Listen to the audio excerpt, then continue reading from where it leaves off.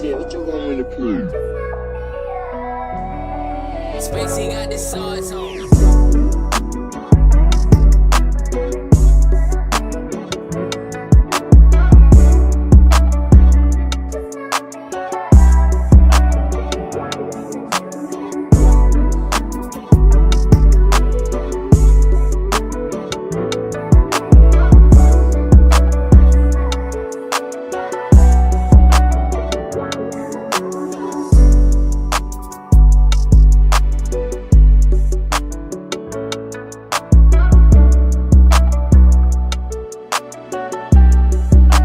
Spacey got the sauce on.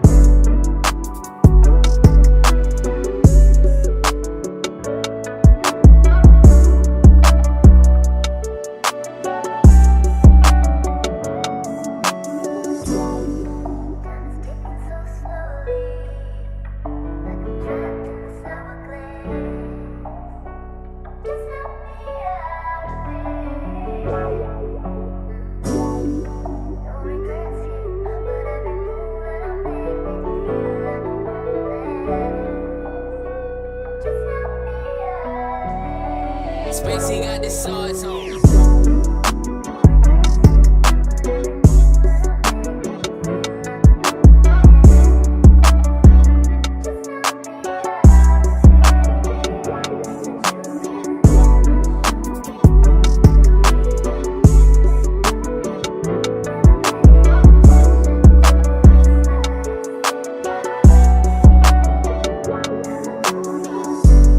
Shout out to the No Cap crew. Shout out to the early No Cap crew here early. We about to talk about it, y'all. The black church versus rap culture, street culture. Which one is worse? Make sure y'all hit that like button before you do anything. Let's get it.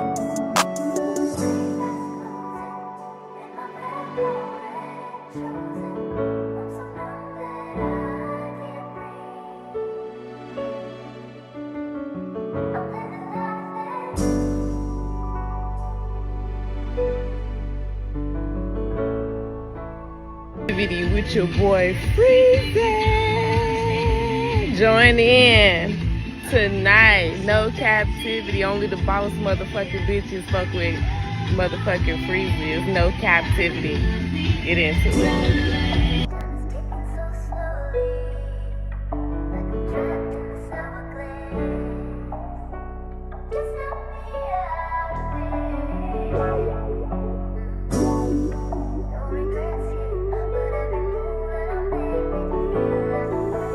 Sauce boy shit. What you want me to prove? Spacey got the sauce on.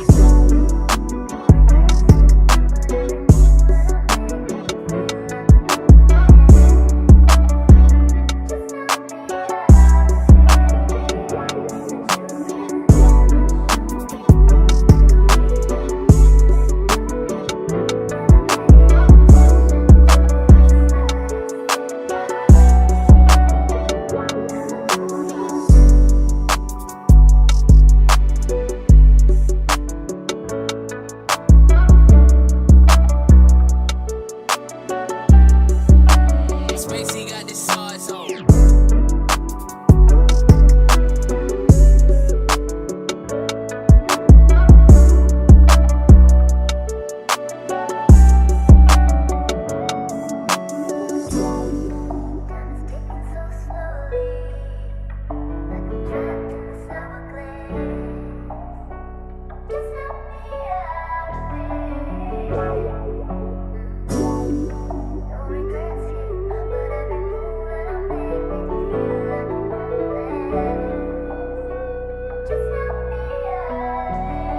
Spacey got the sauce on.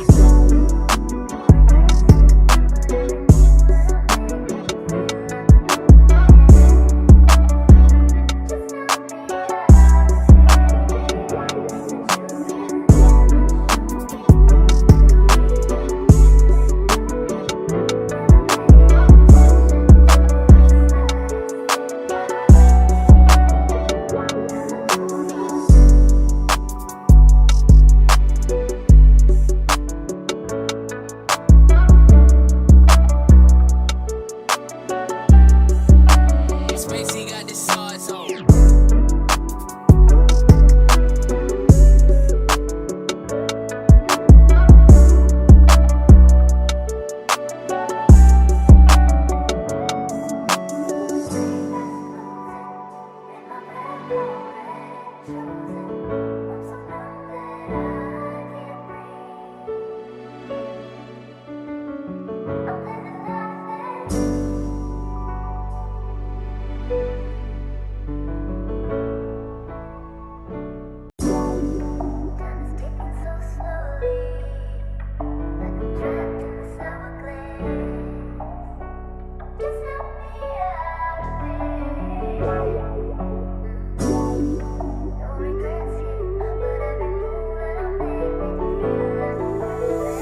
boy shit, what you want me to prove? Spacey got the sauce on. Shout out to Hassan Tahir, Emperor, Kojak 313 in the building. Shout out to Quantum Love, YJ the author, my sister Natasha Vincent in the building. Ricky Webster, appreciate you. My brother Tommy B in the building. Shout out to my sister Phoenix, I see you. Spacey got the sauce on. Hit that like button, let's go.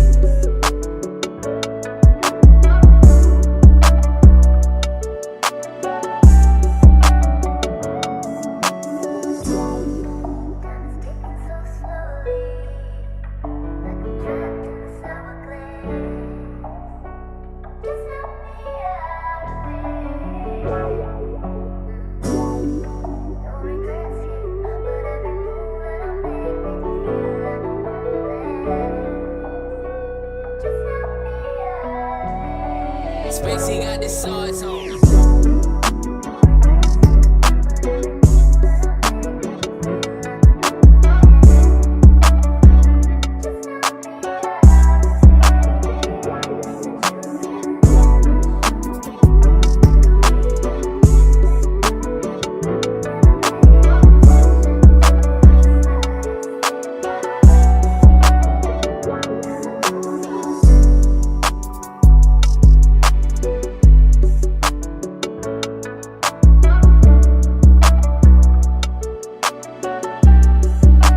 Spacey got the sauce on.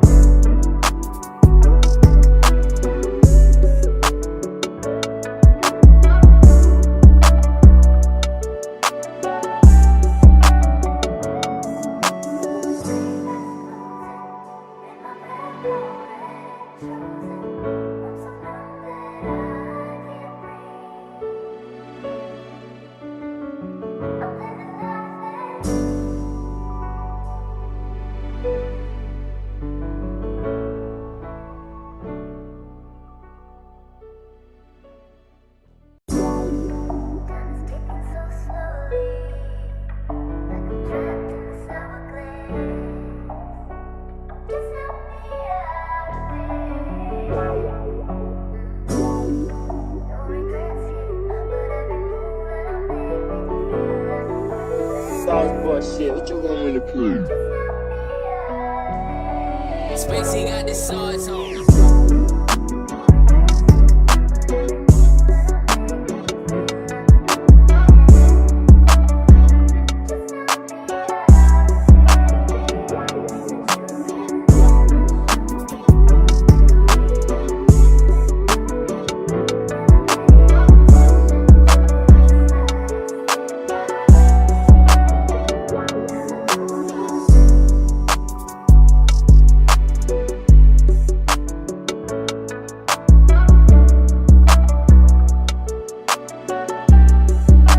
Spacey got the sauce on.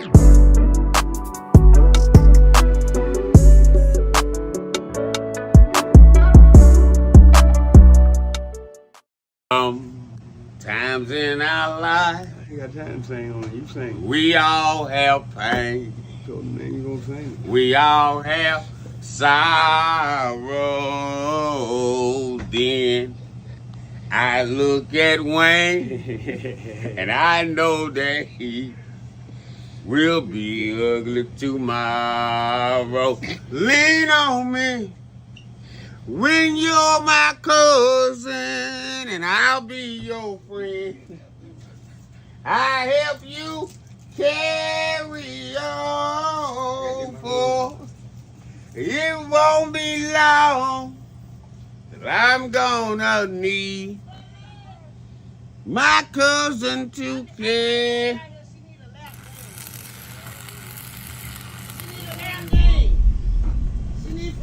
No captivity. Freezy.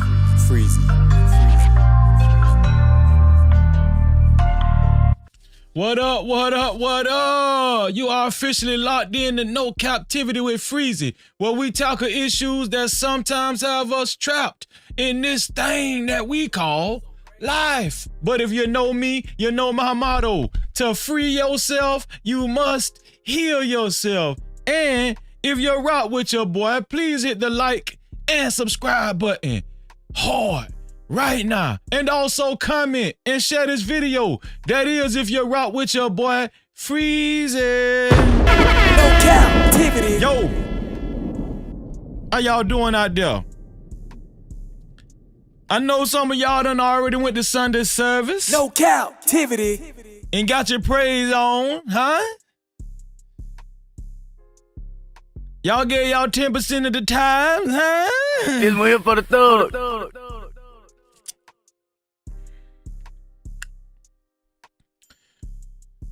Trigger warning. Trigger alert. We talking about what has been worse for the black community. The black church or rap culture? Which is it? It's long overdue, ain't it?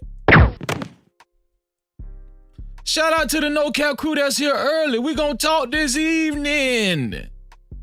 Yes, we is. I gave mostly everybody a shout out already. Shout out also to Jet Core. My sister Jet Core just entered the building. No captivity. Also, shout out to did I say something to Ricky Webster? It don't matter. No captivity. Shout out to Ricky Webster, my dog, and who else is there? 907 Goodies. No captivity. Yes. Let me brush my hair. My grandma used to make me comb my hair and brush myself before I went to church. Listen, before we get started, y'all know the rules, right? We're part of the No Cap crew, so we already know the deal. Please hit that like button, right? Or hit the dislike button. Either or, it don't even matter. Hit the dislike button or the like button, right? Depending on if you like some or dislike something more or whatever so far, right? Also, to support this platform and stories of this magnitude, especially this trigger alert, send a super cap, aka super chat, or a cash cap, aka cash app to $Freezy1976. That's $Freezy1976. We need your support, especially this software. I tell y'all all the time, this software I got, my live stream time is not free. They charge me damn near about a month. So you can best believe all y'all money going right back into the show. We in this thing together. No captivity. It's real. Listen, the black church, right? How good has the black church been to us?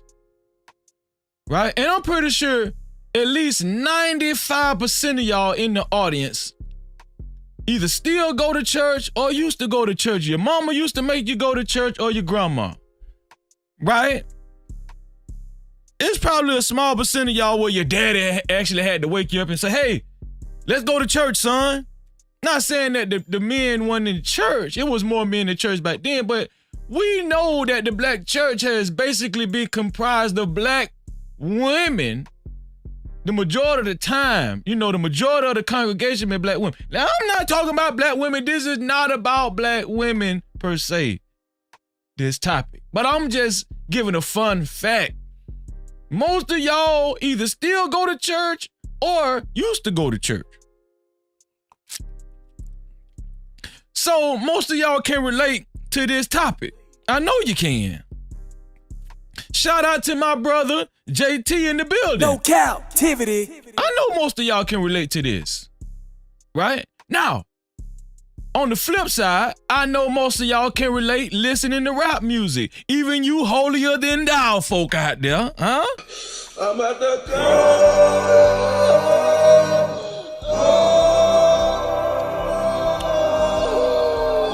I know you listen to rap music. You weren't just listening to Shaka Khan, Shaka Khan, Kaka. No, you wasn't. You was listening to rap music. You black women out there and y'all mamas and stuff who catch the Holy Ghost at 1 p.m. sharp every Sunday, okay? Some of y'all mamas used to catch the Holy Ghost on time every Sunday at 1 p.m. Y'all know I ain't lying. No captivity. 1 p.m. come around, or time to catch the Holy Ghost. But them same people who catch the Holy Ghost, there's some men catch the Holy Ghost too, but y'all listen to rap music too. Soon as y'all leave Sunday service, y'all get in y'all car and crank it up. Boom, boom, boom, boom, boom. I know y'all do. You ain't got to be looking around. It's you. I'm talking to you.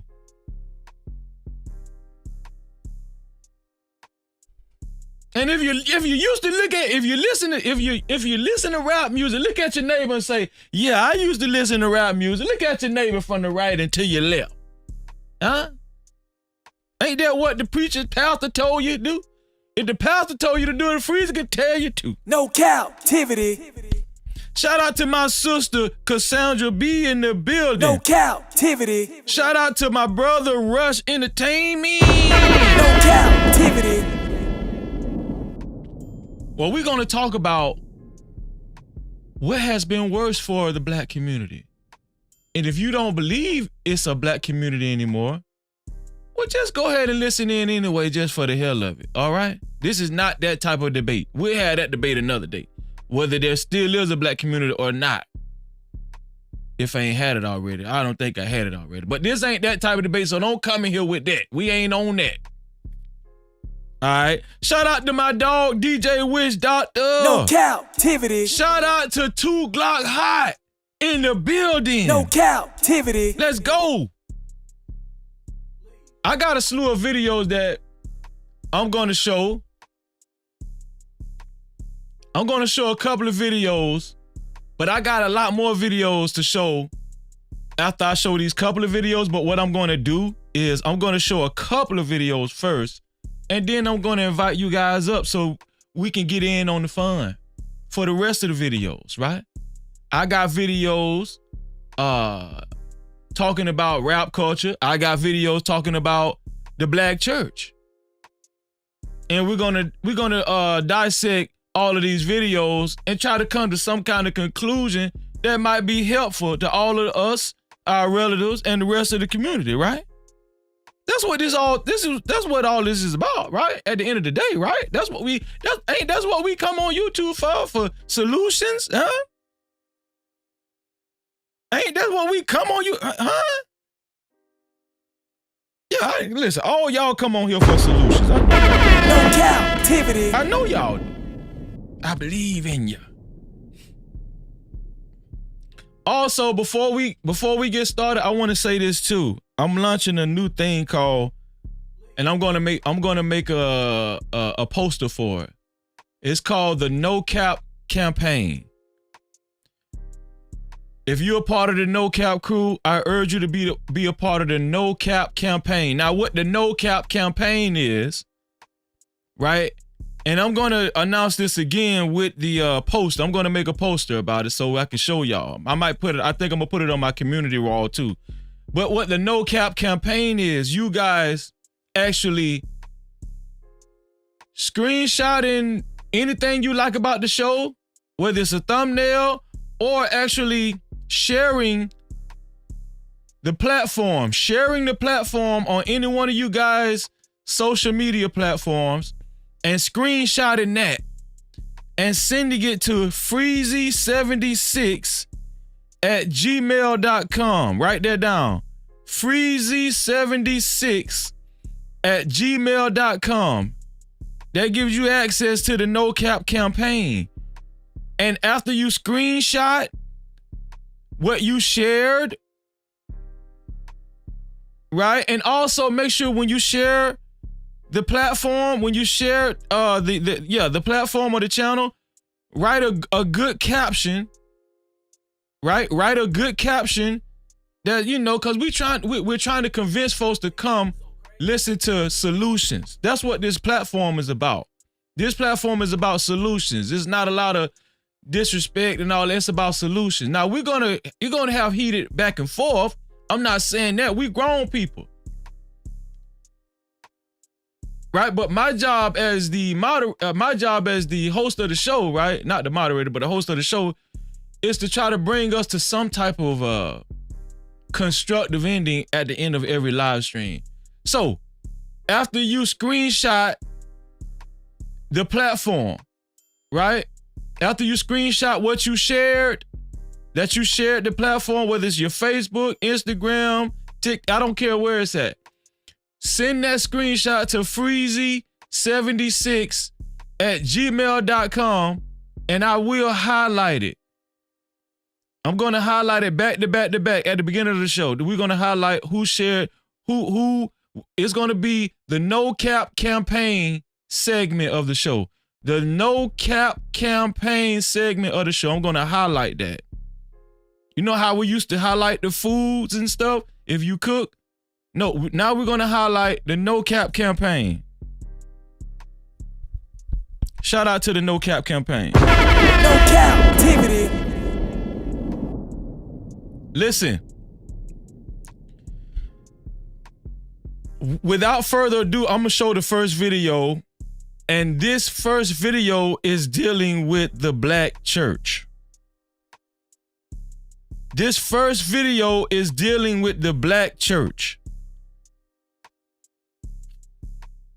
There's two videos I want to show that I felt was worthy of showing first, but I'm looking right now to see which one I think is the best one to show first. Let me see.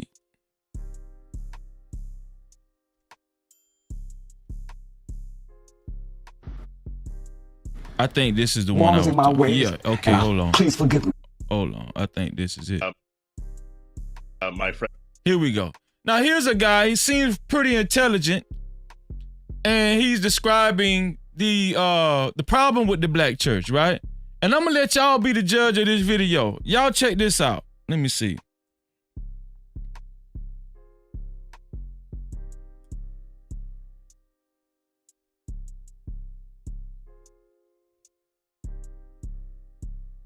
Here we go.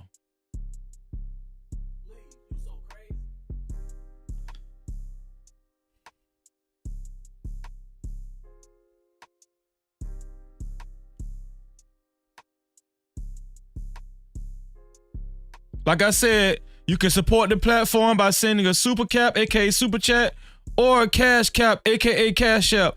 All cash caps and super caps, your comments will be highlighted. Your comments will be guaranteed highlighted in red. Especially if you got something on your heart you really want to, get off your chest.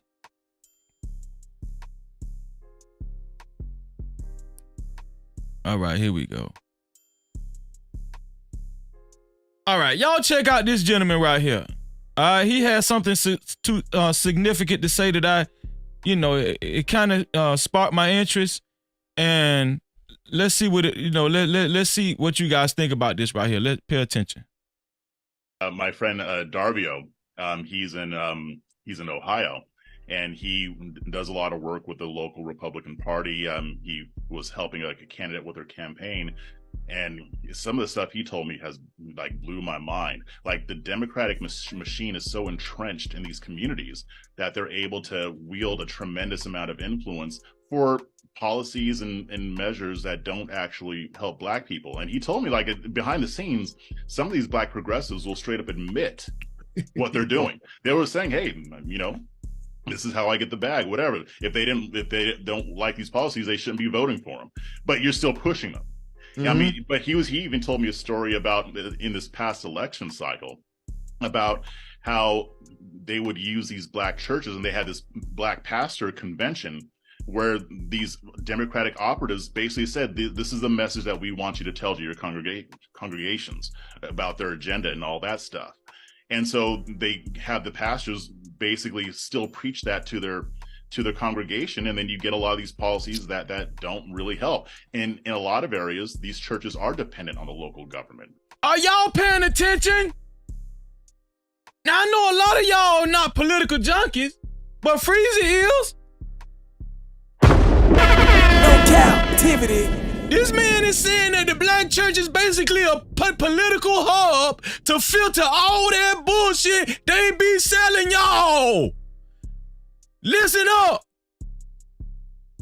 For their funding, because tithes have gone down. So it's a very tricky, very nasty, and very clever. Yeah. Brilliant. Yeah. I recognize the game. It's insidious. It is sinister. It is evil. But they played this very well. That's yet another reason. Thank you, Lady Nevo. I appreciate you. No Cap-tivity. Why Republicans would have a hard time breaking through to black communities. Doesn't mean that they couldn't, but it goes really deep, to the point to where if you're a black person and you're a political consultant and you want to work with people's campaigns, you have to work with the Democrats. You just have to find the most conservative Democrat that you can, because if you dare to work for a Republican, and that Republican, especially if that Republican loses, you're blackballed. Now, I will say this, right? That's been going on for years. My ear has been to the street for a long time. Politicians have been ciphering their messages and their campaigns through the black church for years. I'm talking about when TV was black and white, right? But I will say this in all fairness. Politicians have figured out, hey, we don't have to just go to the black church. The rap culture has embraced politics as well. As we see with P. Diddy started that shit off with Vote or Die. Y'all remember that? Right? Now they got Santana, what is called Santana Moss, Saucy Santana with no vote and no vucking, right? Okay, so these politicians have figured out, hey, we can go to the rappers too. We ain't just got to go to the black church. They sat down at their think tanks and said, dang, we've been going to the black church for a long time. You know what? The small hats own, they own all these rap industries and stuff like that. We can go on, we can filter through it's easier to actually infiltrate the black rappers than the black church.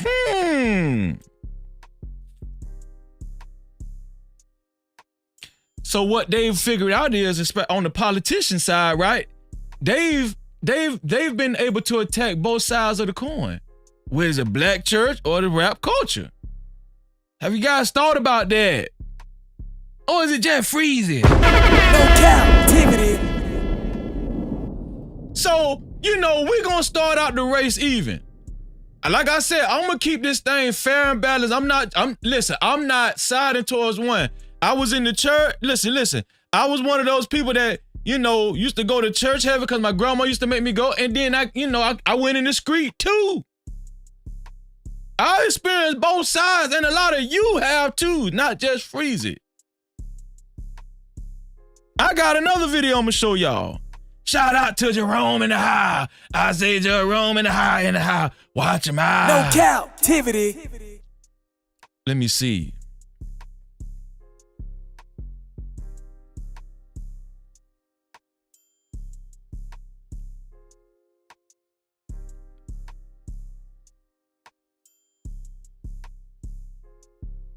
So here's a video that I found describing the setbacks of rap culture, right? And some of you guys don't know this guy, some of you guys do. His name is 19 Keys. 19 Keys is the one featured and speaking in this video that I'm about to show y'all. And I listen to 19 Keys sometimes. Sometimes 19 Keys be going off on some strange shit. You gotta watch what y'all absorb out here, right? But for the most part, he's a highly intelligent dude. And so I'm gonna play 19 Keys right now. Y'all listen to what 19 Keys got had to say about rap culture.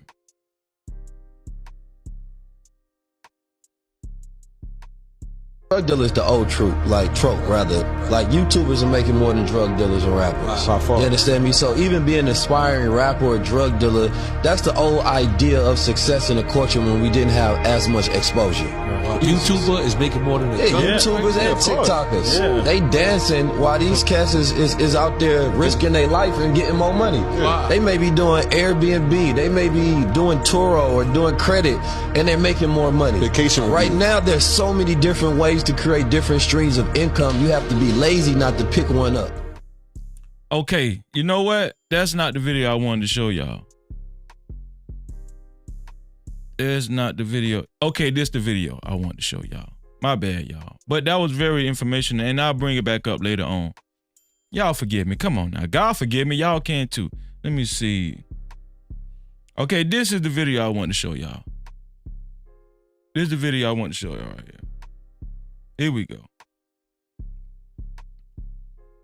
Should I just bring it up right here? I'll just bring it up right here. What does rap music promote? At least one of four things: promiscuity, violence, drugs, or rebelling against authority figures. That's what we're promoting. That's what we're willingly putting in our ears. That's what we're letting our children listen to. This is what we advocate for. Oh, it's just music. It's just art. This art is tearing our community apart because the stuff we promote in this daggone art is absolutely detrimental to the black community. Let me play it one more time. What does rap music promote? At least one of four things: promiscuity, violence, drugs, or rebelling against authority figures. That's what we're promoting. That's what we're willingly putting in our ears. That's what we're letting our children listen to. This is what we advocate for. Oh, it's just music. It's just art. This art is tearing our community apart because the stuff we promote in this daggone art is absolutely detrimental to the black community. Now, was what he said lies? Huh? Was what this guy said lies? Or has rap music actually been very detrimental to the black community? Now, we know the origins of black community, and a lot of people like to say, you know what, Freezy, hip-hop is not rap. It's not just rap. Hip-hop is healthy. Hip-hop is intellectual. There's a lot of history in hip-hop. Hip-hop birthed rap, though. What is hip-hop today? What is that? What has it succumbed to? Y'all can't get me with that y'all can't get me with that hip-hop talk. That KRS-One talk. Y'all can't get me with that.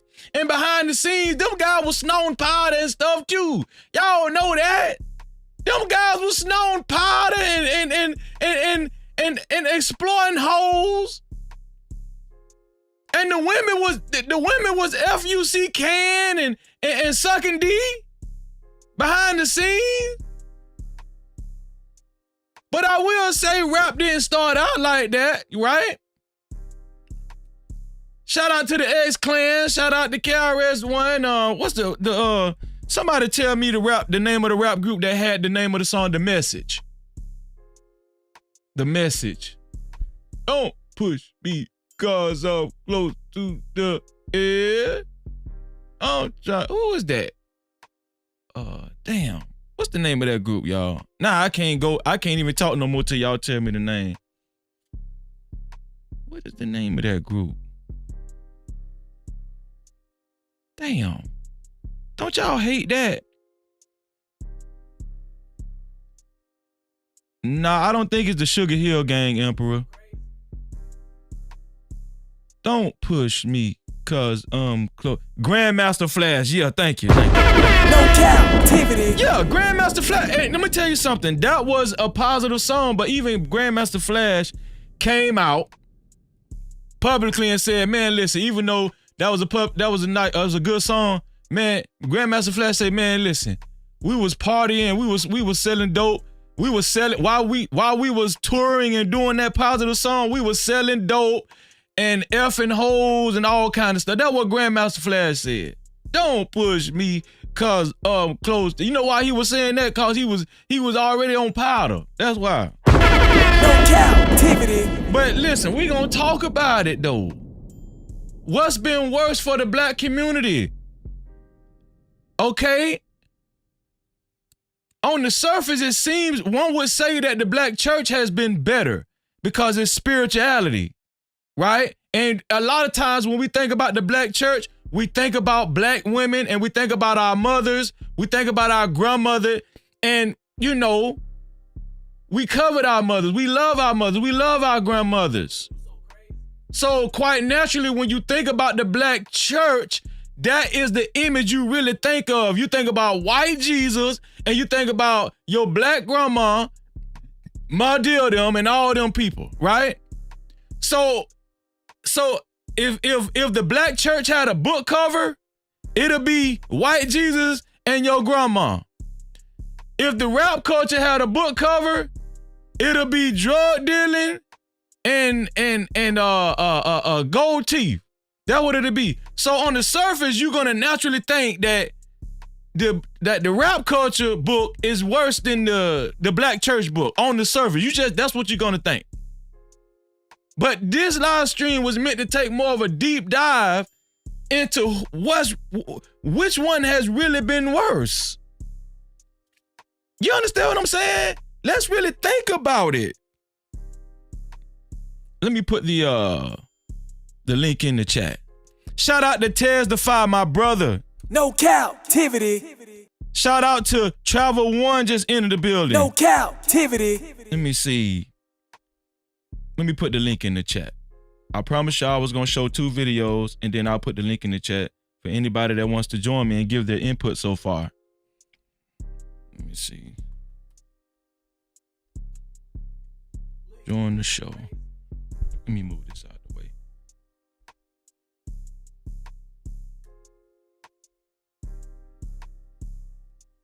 And I'll pin the link to the top of the chat. So the link will be pinned to the top of the chat and it will be in the chat too. Anybody that wants to click the link, listen, anybody that wants to click the link, be my guest. If you're going to show your face, make sure if you're on your cell phone, make sure you turn your phone sideways so we can see the wide screen. Also, make sure you have adequate lighting. Let's try to be professional, okay? If Freezer, let me tell y'all something. If Freezer can be professional, you can too. So what's been worse, the black church or rap culture? Huh? I'm gonna tell you something. Like I said before, is it true that politicians actually see a weakness in black people? Let me ask y'all a question. Do white politicians, we don't steer away from race over here. And if you white, let me tell you something. If you're white and you watch my show, you're welcome to watch my show. But just know we're gonna stay respectful over here, but we don't steer away from racial issues. Because it's reality. We don't steer away from that. Okay, these type of topics and issues are the only way, if we, the only way we can actually get better is if we actually confront them. You feel me? No captivity.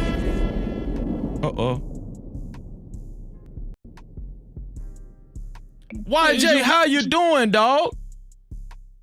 Doing good, man. What's good? You hear me? You see me good? Oh yeah, all praises to the Most High. Let me see. Let me bring my boy up here. Let me see. TT.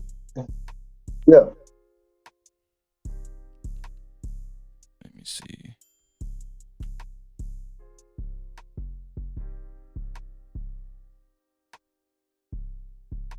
YJ, man, let me tell you something before you start talking. Thank you for coming up. Let me tell you something. Listen, I'll be up here by myself, but anytime y'all come up here and join Freezy, I feel a little bit more comfortable. Thank you, man. No captivity. So have you been listening for the most part a good bit of the show so far since it started? Oh yeah, man. When I seen the title, I talk about this a lot, man. What the detriment that rap culture has done to us and what it promotes and whatnot. So Yeah, when I seen the title, I was like, hey, I'm about to tune in and see what No Captivity talking about. You feel me? It's YJ.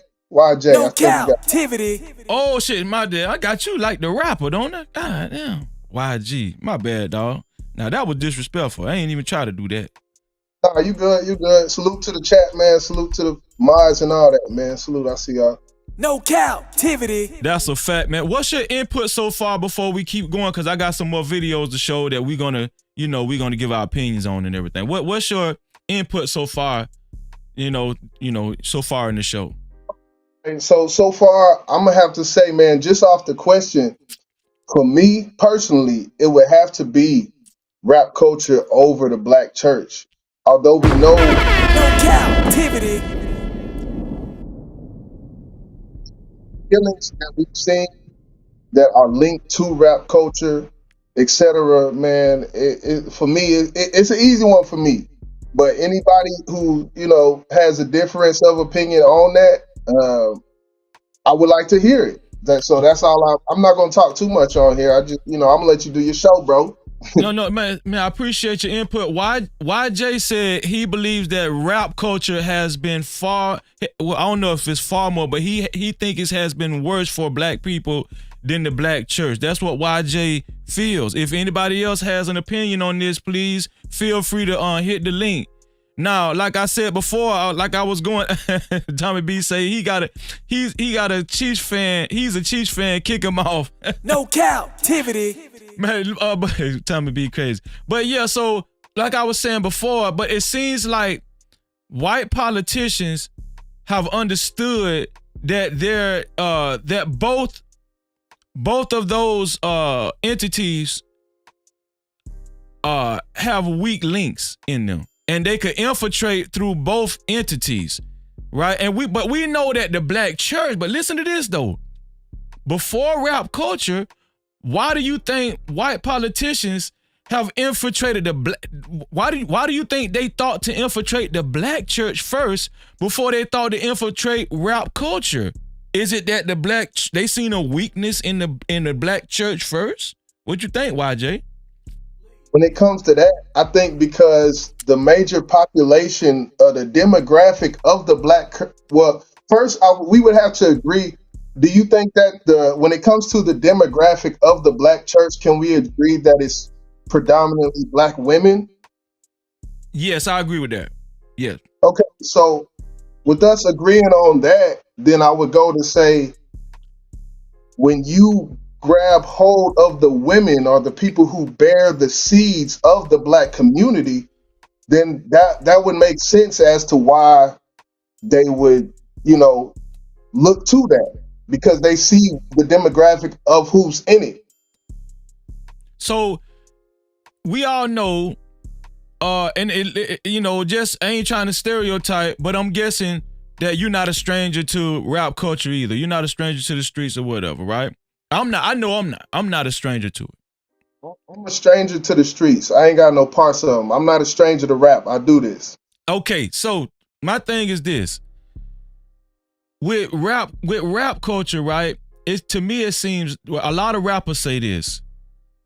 The drugs that we done sold and the guns that we done possessed.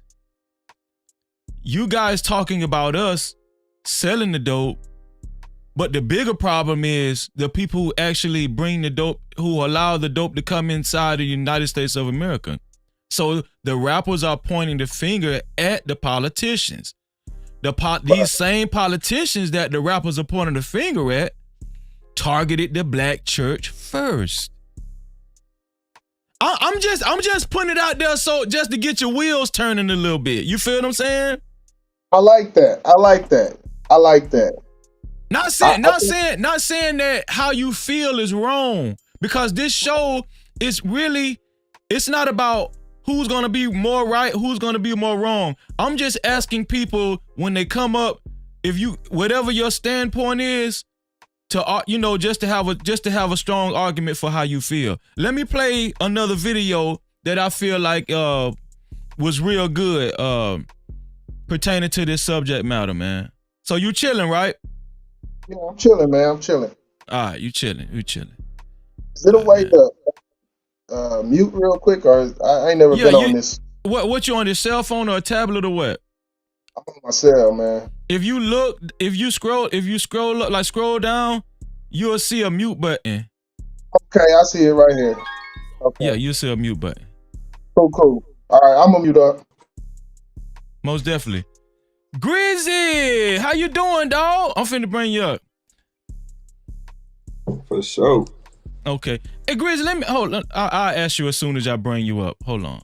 I'll ask you as soon as I bring you up, bro. Let me bring Grizzy up. Dang, man. Thank y'all for showing up, man. Appreciate that. It's a blessing. All right, let me see. Grizzy, YJ. Let me change y'all names.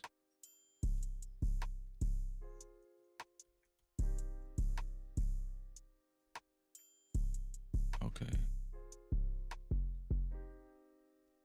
All right, got you. There we go. Everybody can see. Man, thank you, bro. I see you turned your phone sideways too. Thank you, bro. Listen, Grizzy, let me ask you a question. Do you got a platform? No, not as of yet. But I'm definitely looking at to get all that going this year. The upcoming year. Okay. What about you, YJ? You got a platform? Yeah, most definitely, man. YJ the Arthur, that's my channel name. You know. Okay, because I like to promote all my brothers and sisters' platform, but we'll be. I talk about everything, man. If I'm interested, I'm gonna touch on it on a short or something. I do music as well, man. Been doing it for a long time, so That's a fact. That's a fact. Me too. We share something in common, man. Me too. So I'm gonna show this next video, and I want y'all thoughts on it. Okay, let me play it. Let me see. Matter of fact, I'm gonna put us down here too. Let me see. I'm gonna put us down here too.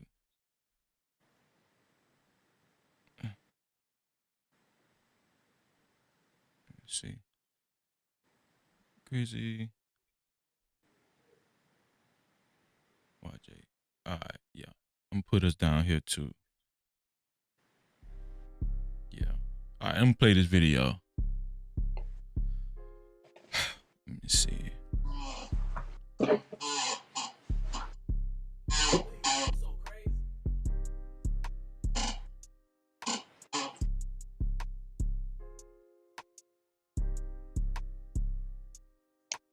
Here we go.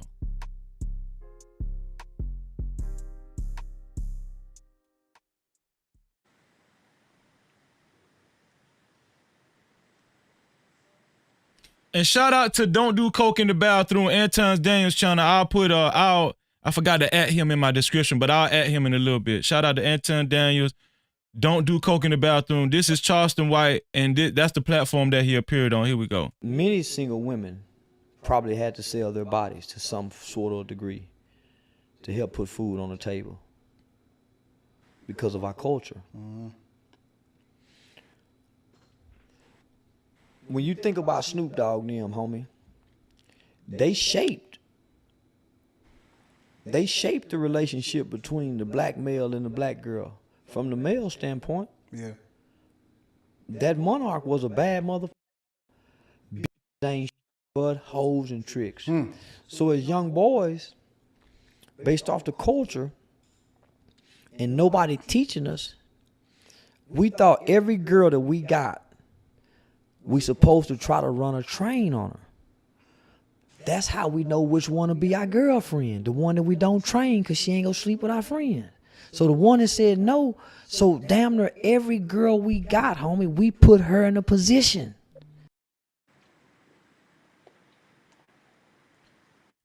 What y'all think about what Charleston White said, bro? Or if y'all need me, now listen, this show is informal. This ain't got to be no proper thing, all right? Listen, we just hanging out. Don't feel like this some proper shit. Okay? Your freezer a little ghetto. I'm just letting y'all know that now. Might have some dry spot. Don't worry about that shit. Right. Yes. But if y'all need me to play it again, let me know, cause I want y'all to actually, listen to it, cause I want you, some good feedback on it. If you don't want me to play it again or what? I mean, I heard it. Matter of fact, I might need to play it again, cause hell, I wasn't really. I was doing some other shit. He was basically saying, like, that the music, the same thing with your caption said, the music industry right shaped a lot of the way we live, and I agree, because if you look at the way we live nowadays, bro, a lot of us was raised by mama, bro. Mama raised a lot of us. That's So facts. that's a lot. That's a lot of what you see nowadays, bro. Like, even when you talk about Karens, bro, what you see, the white man be way more, chill than the white woman. You feel me? Yep. And even with the black woman, the black man is way more chill than the black woman. So when he's saying what he's saying about, Snoop Dogg and them lyrics and all of that, I agree, because we had Uncle Lou, Too Short, you know what I'm saying? Everybody went to talking about booty shaking music and fucking and all that. So you know what I'm saying? That's what kind of shape, and then when you have it in our face as much as it is, then it's kind of hard to, stray away from it. You got your peers getting into it and everybody that's around you. So now it's like more of one of those things to where it's like it's hard to, be the one that be like, nah, I'm gonna go the other way. You feel me? Yeah. Now, YJ gave his opinion on what he thought has been worse to the black community. Let me get your thought so far, just right off the top, because y'all opinions might change by the end of the show. I don't know, because I got some more videos on the show, and there might be some more people join the show. Grizzly, right now, the way you think right now, what you think been worse for the black community, the black church or rap culture? The black church, most definitely, hands down. So we Cap-tivity. see what I'm saying? That's why this is an important show, because I know everybody ain't thinking the same. I know they ain't. Let me see. I respect it. Yeah. No, bro, but that's what the show for. That's what the show for, bro. Yeah, I say that, but look, this is why I say that, though. I say that. Go ahead. Rap music only been around, 50 years? Right. The black church been around hundreds of years. So, you know what I'm saying? Like, from the time, if we want to keep it all the way G, that shit was given to us. That religion was given to us. That's a good point. You know what I'm saying? So it's like, that ain't even our religion to be G. Like, this white man, you know what I'm saying? That ain't even what we supposed to be even into. We don't pray. You know what I'm saying? We talk to the ancestors, the people that was in our life before, the people that's a part of our bloodline. That's who we talk to. We don't talk to no blonde haired, blue eyed man. That ain't what. But you know what I'm saying? They had to do that in order to control. You feel me? It's all about control. This whole thing is about control, bro. So you saying because the black church has actually been around longer than let's just say rap culture, because rap culture started relatively, if I'm not mistaken, I might got it wrong, I don't know every damn thing, but I think it started in the 70s. Rap did. Right, so because they just had the 50th anniversary. Right. Hold on, man. They rolling in, man. Shout out to my dog. I know it's finna. No Cap-tivity. Man, my dog came up. He came up slanging the jersey, man. Man, what's going on? Y'all set me up. Nah, I'm just...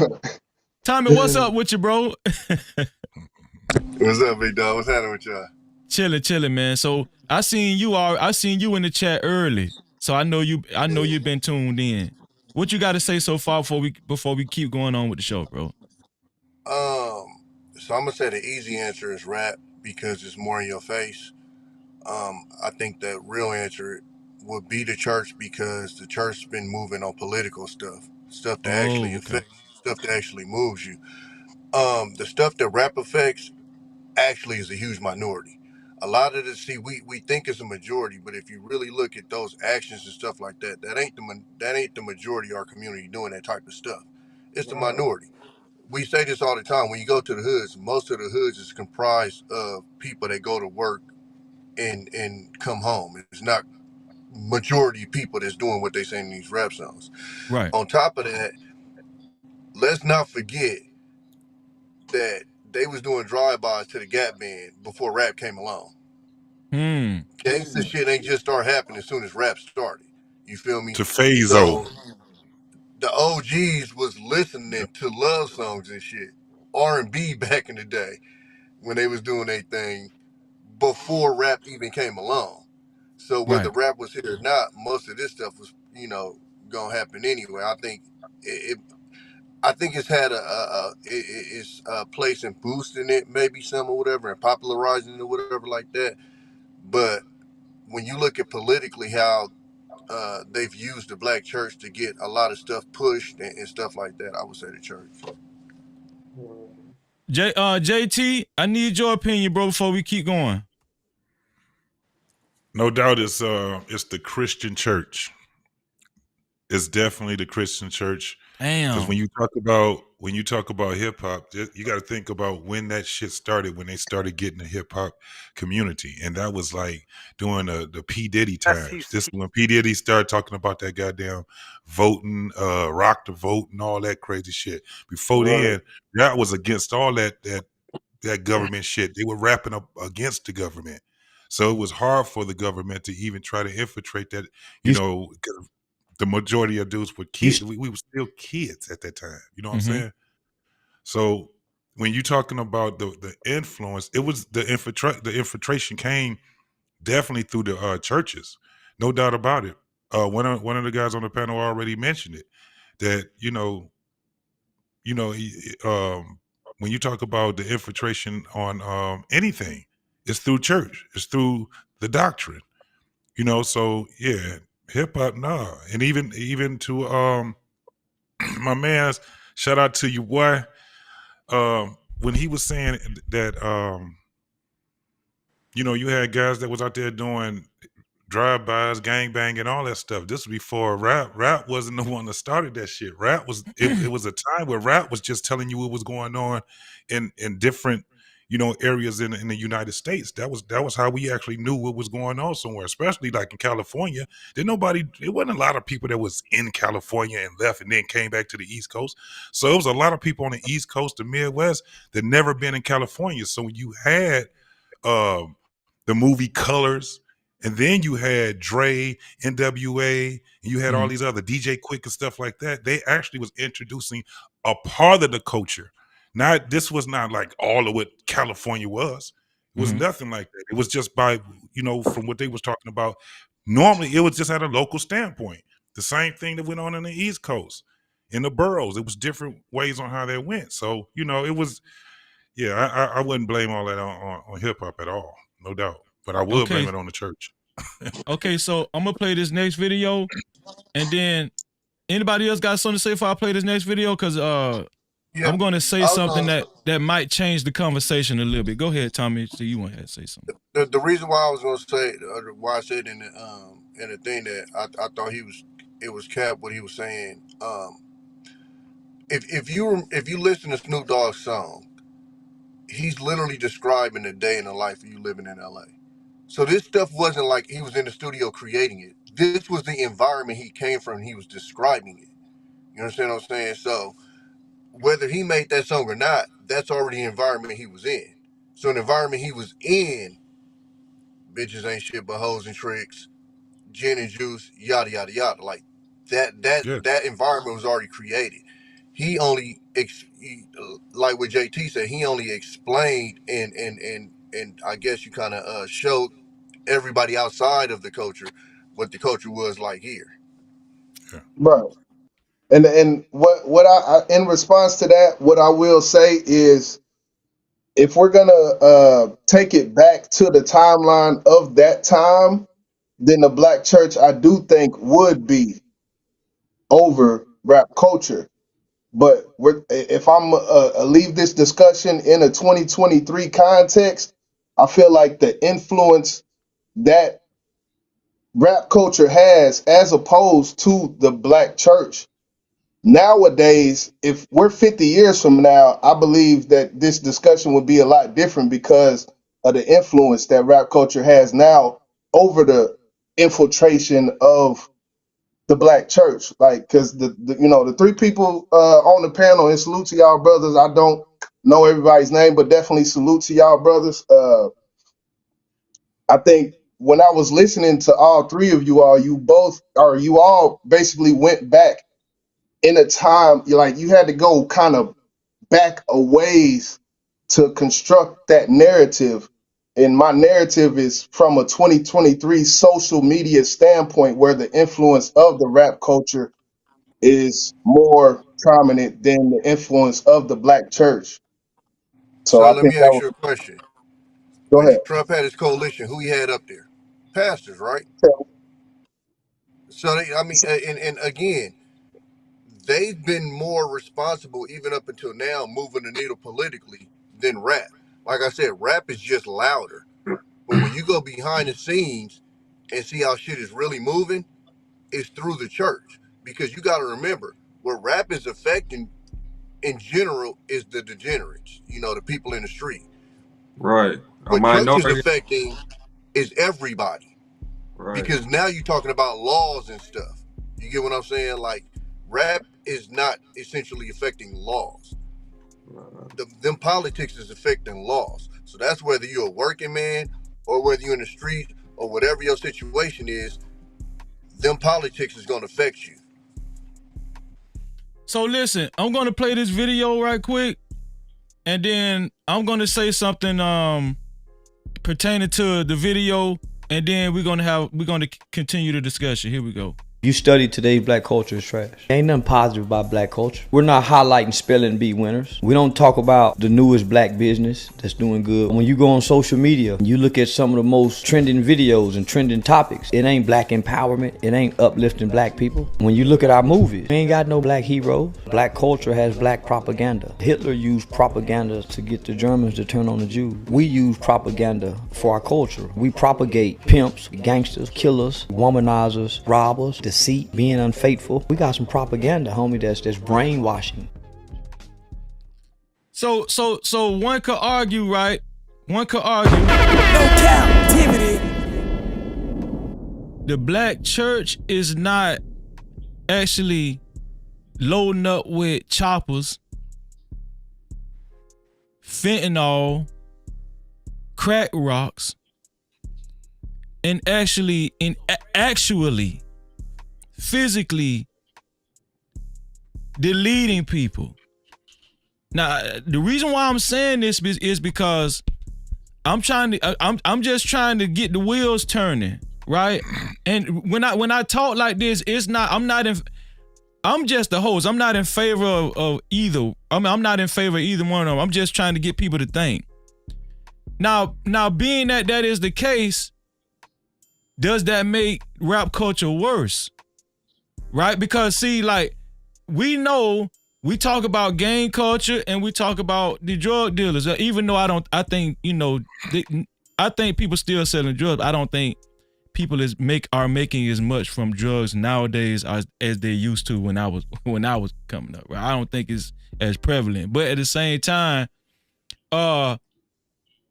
is that an important dynamic that I just brought up? Would you say that could actually put rap culture over the top of the black church? Me saying that, y'all chime in on that right there. I would say no, because I go back with what bro was saying about it being political.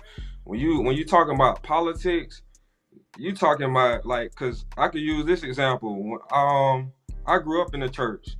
I don't know if, because I'm from Florida, but I live in Georgia right now. And shout out to Florida, man. I don't know if y'all ever heard of Sheriff Grady Judd. Yeah. He's a prominent sheriff in Florida. So my what pastor, you know about Grady, man? No captivity. I just said I'm from Florida. I live in Georgia, but I'm from Florida, so I know. You from Polk County? Yeah, I'm from Polk. Yeah. Man, shout out Lakeland. to Pope. Man. No Cap-tivity. Yeah. So but yeah, my pastor endorsed him right before he even became the big Grady Judge. Like he endorsed. So when you talk about politics, I'm talking about a sheriff. So think about now. You think about policing. Now, how many police have killed black men out here? You know what I'm saying? So it's that big, and it goes deeper than that. You know, even from when back in the early 1900s when they came over and created all the chaos. Like it's deep, bro. It's deep.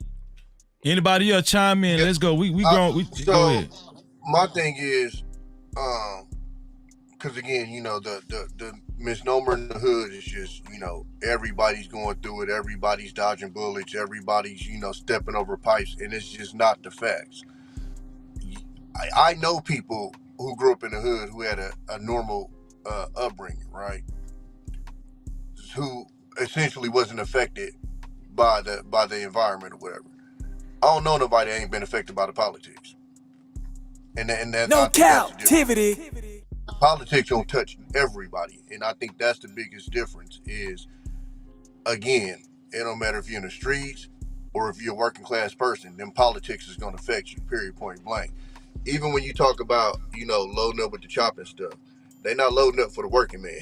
They loading up for other people in the streets, which is again the minority.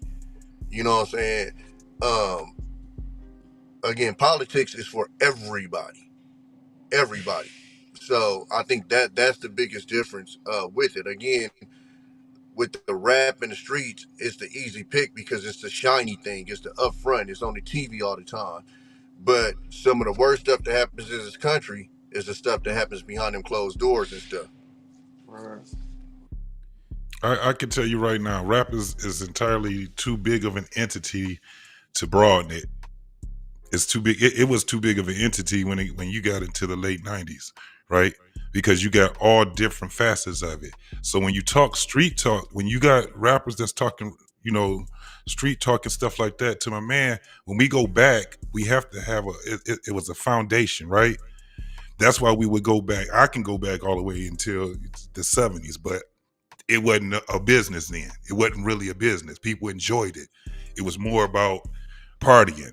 And this was the craziest thing. It came from disco. And all those motherfuckers that was rapping conscious shit and all that shit, they was cokeheads. And the motherfuckers was, if you see how they was dressed, they were dressed like rock stars. So that was their reference. So when you start talking about what hip hop or what they call gangster rap and all that shit, it is totally different now than it ever was then. Because it's like the influence is on a specific genre of people now. It was on a specific genre before, but now rap is not as influential as it was in the 90s, in the early 2000s. The early 2000s was when it was probably at its peak, when it was at its plateau of influencing people. But now it's just it's like it's bottleneck into a certain amount of people to influence. The ones that's actually doing something and rapping and doing stuff that people be like, damn, that shit is dope. They got bars and all this shit. They ain't making records and shit like that where people are buying that shit and it's on the billboards and shit like that. They have to get their exposure a whole different way. And now they're trying to figure out how to do it because guess who you got right now that's in everybody's face? That minority. All these female rappers talking about shaking ass and all that shit, eating ass. All that shit is not influential on the majority of the people now. It's just a certain demographic of people that's right to that. It ain't everybody. What we always talk about is, damn, it's gonna be to those goddamn children. Cause it ain't gonna be on the grown people. Grown people, they just listen to it. Like I'm one of those dudes. I was a DJ. So I had to play shit that I didn't even like. I had to play that shit, but I didn't have to, some people, they listen to it and it's cool. That's just what it is. That's why I still say it's the religion of it. Its religion is way more, or the church is way more influential because of the type of people that you end up getting. And those are the people that are working people, 9-to-5 people that's paying taxes and bills and stuff like that. And you have women that's in the church. And they are the number one voters especially when you talk about black women, they're the number one voters. Black men, shit, most of us, especially now, most of us be like, man, fuck that voting shit. So it's definitely the church, bro. Okay, so here's another dynamic I wanted us to think about. I'm gonna play this video. Who did I lose? Who was that? Oh, that's Tommy. Yeah, I'll wait for Tommy to come back. But here's another video. Shout out, if he don't come back, shout out to Tommy B for coming through, man. Here's another video I wanted us to think about. Not just the killing and the drugs and stuff, but here's another dynamic. I'm gonna play two videos back to back that I want us to think about, right? Let me see. Before I do that, I wanna thank everybody that just came in. Ada Miha, Jet Cora, Jordan, the Clark Wade. Thank y'all for coming on through. AWOL, I see you. Thank y'all for coming through. Bolo TV in the building. No Cap-tivity. Dante is. Wait, hold on. Wait, let me see. Is that your name, Dante? Yeah, that's me. Okay, yeah. I was looking at your avatar. My bad, bro. Okay, so, but man, shout out to you anyway. Snuggles, thank you. Rizzy, and 2 Glock Hot. If y'all don't bring y'all ass up here, let me stop. No, shout out to Rizzy and shout out to 2 Glock Hot. The more opinions we have on this matter, the better. You know, it's already a good conversation, man. Yeah. But shout out to everybody. Shout out to everybody that came through so far. Hot Sauce, what's up, dog? Hot Sauce, you hear me? What's up? I'm here. What's up? Hot Sauce, I'm gonna have to start doxing you, man. You be late, dog. Man, come on, man. It is my lunchtime right now. I just got on lunch. Okay. All right. Okay, I'll give you a pass. So listen, go ahead, JT. Hey, you forgot where he at. He on the other side of the damn world, man. Yeah, that man in Africa. That man in Africa, man. But listen, we're gonna talk about African rap too, and I'm just bushing. Listen, here we go. Listen.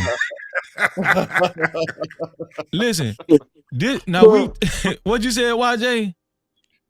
Nah, I just wanted to respond to the brother that was just speaking, I guess. Yeah, go ahead, dog. About politics. And I think, yes, I agree with what y'all when y'all say how the meeting of the politics and the church do go hand in hand, and that I do agree. So yes, the church is more influential only if you believe in the system of the politics that you are talking about is as powerful as you say. Right. So that's a good point. That's a good point. No Cap-tivity. That's a real good point, dog. So can I add my 2 cents real quick? Or go ahead, bro. Go ahead. Just jump in. Anybody can jump in. It don't matter. Yeah, so I'm gonna say the black church has destroyed the black community much more than rap ever could. The black church reaches different generations: boomers, Generation X, Gen Z, Gen Alpha, right? Because grandma brings you to church, mom brings you to church, whatever, right? Mm-hmm. So you got different generations on Sunday at the church. The church, black church, makes about $50 million every Sunday around America. That is $50 million. That's $50 million that can be going to kids for tutoring, so black boys can read better. That's $50 million that can help people pay for medical bills, because that's what the church is for, right? When y'all can't afford those medical bills for that diabetes or cancer, whatever, right? That $50 million that can go to healthcare for the older black people. That's $50 million that can go to scholarships for people going to college. $50 million that can help a nigga get out of bond when he falsely arrested, right?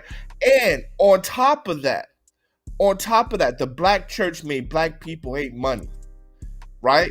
It took away our aggression and our it took away our aggression and our gumption, and I can't think of the word right now, but it's when you want to. It made us docile. Thank you, but I'm looking for a word that makes you want it to become better, right? It's not aggression, but it begins with A. But it made us docile, right? Because we kept hearing the root of money is evil, right? So we looked at money as being evil instead of looking money as a tool to make us more competitive against other races. Also, the church made us love everybody. instead of understanding you have enemies. And then on that, it taught us to turn the cheek on your enemy. That last point that you just said, that was a very good point. Go ahead.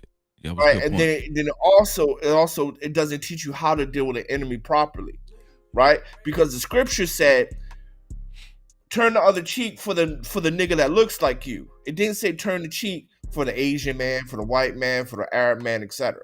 It didn't tell you to go shop in the Korean beauty stores, right? So fundamentally, matter of fact, when you look at Birth of a Nation, Nat Turner, before Nat Turner was a freedom fighter, they used the church to keep people docile on the plantation. Right. So no way rap can compare to that. That is 400 years of kicking niggas in the teeth on the church. Listen, I want to say this before we keep going. If there's anybody that's watching from the clouds or anybody in the chat that at this point in the show believe that rap culture, drug dealer culture, street culture has been worse for the black community than the black church, please come up and give your humble opinion. All opinions are welcome. Okay? And I'll land on this. And the pastor's fucking your wife. I'm done. God damn. No Cap-tivity. Damn, man. You had to end on that, didn't you? But I just want you to know this, Hot Sauce. You stole my damn segue, bro. Because we was going into the money. We was going into the money, and who's actually drained more money out of the black community. So I'm gonna play a couple of videos, and then actually I'm gonna just play this video. No, I'm gonna play a couple of videos. And then we can we can have a discussion after that. Here we go. Now let me go. No, that wasn't it. Hold on. What I did with the other video? Okay, here we go. That's it, Ryan.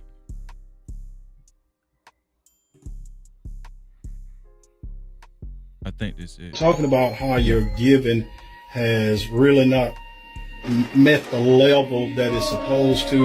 You're really not. So just in case it's a little muffled, the pastor is talking to this guy. He's a member of their church. He's talking about how much he been given so far, right? The pastor saying he might need to do a little better. You might need to do a little better. So here it is. Deeper. Hold up. Here we go. Let me push it back a little bit. All right. Talking about how your giving has really not met the level that it's supposed to. You're really not tithing, and we really would prefer that all of our members tithe when they come to. Let me tell you something. I give $20 a week. Some of them folks put $2, $3 but see, you make more than $200. I feel like you're targeting me. Oh, no, we're not. You know, because you know me, you know I make a few dollars. Can you love your boy? Love your boy? Yeah, this ain't no lie, bear. Okay, well, we have to deal with the elephant in the room, and the elephant in the Pastor, room. I'm just be honest with you. Look, I'm not going to come up here and give y'all all my money that I make every month. I'm just sorry. I've been fair. Well, we're not looking for you to give I put $20 a week. Yeah. And then sometimes I feel good. I have $20 a week is like giving a dollar. Can I say something? Is that your 10% of your earnings? That's my business. That's what it is. I wrote it. Well, she wrote what you make, and see, it does not reach. Well, I got to just find me. I'm not going to let y'all attack me. Yeah. Well, I really don't even believe in the 10%. Right. I'm gonna just be honest with you. I think that was man-made. You feel me? Because back then, when they came up with 10%, ain't nobody had jobs. So where the money come up with 10% at? Who told you folk didn't have jobs? What job was? Everybody paying everybody with apples and oranges and bananas. They had jobs. They had livestock. They had what black folks you know? Okay, so that the first video right there, right? I got another video I'm gonna play, and then we're gonna compare the two. Let me see. Now that was my first time actually seeing that video. I don't know if y'all seen that video before, but that's my dog, man. That was a skit, but it was funny though. I figured it was a skit, but even though it was a skit, Can I tell y'all the reason why I It's took to that? definitely some truth in that shit. Right. Yeah. The reason why I took to that video, that actually happened to me. Right. They tried me like that in church. That actually happened to me, dog. And I was like, is this real? You know what I'm saying? But let me play this other video. Here we go. Now this video right here it's a little long, but I ain't gonna play the whole video. I'm gonna just play enough so we can get the gist of it. Here we go. Let me bring this. Okay, here we go.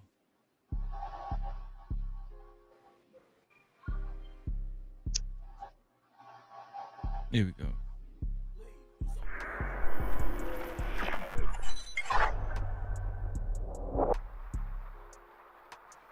All right, here we go. We've done lots of interviews in the past, but this is the first time I'm actually at Boosie Estate. Boosie Estates, to be accurate, on 88 acres with a huge house.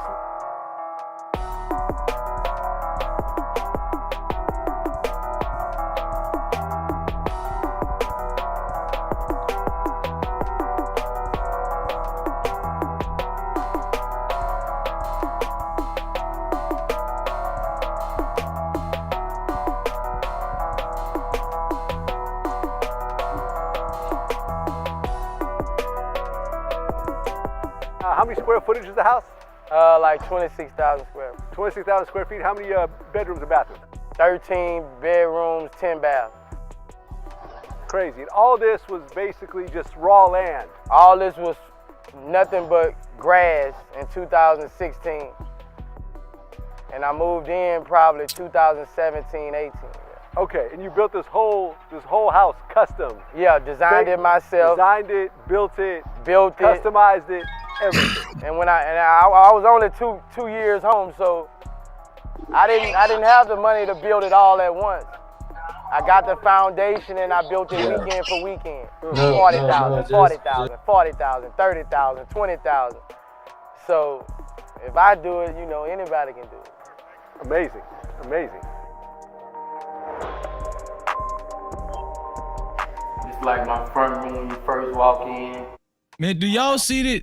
Oh, let me keep playing. Y'all, I know a lot of y'all ain't think Boosie was living like that, but got the chandelier up there. Paid $1 for it. You ain't the only one. This is my red room. So I ain't gonna play too much more. I'm gonna let a couple more seconds play and we gonna talk about this. If you look good, I got gold flakes in the ceiling, but you gotta really look. This is like my red room, where I put all my people who I done lost. Me in Trouble, Bleak, Ivy. I mostly have Boosie pictures on the wall. I mean, I'm my own motivation. I'm gonna just stop it right there, man, Cole. He getting a little, his ego showing up just through the roof. But so the reason why I played first of all, shout out to 2 Glock Hot just entered the damn building. No Cap-tivity.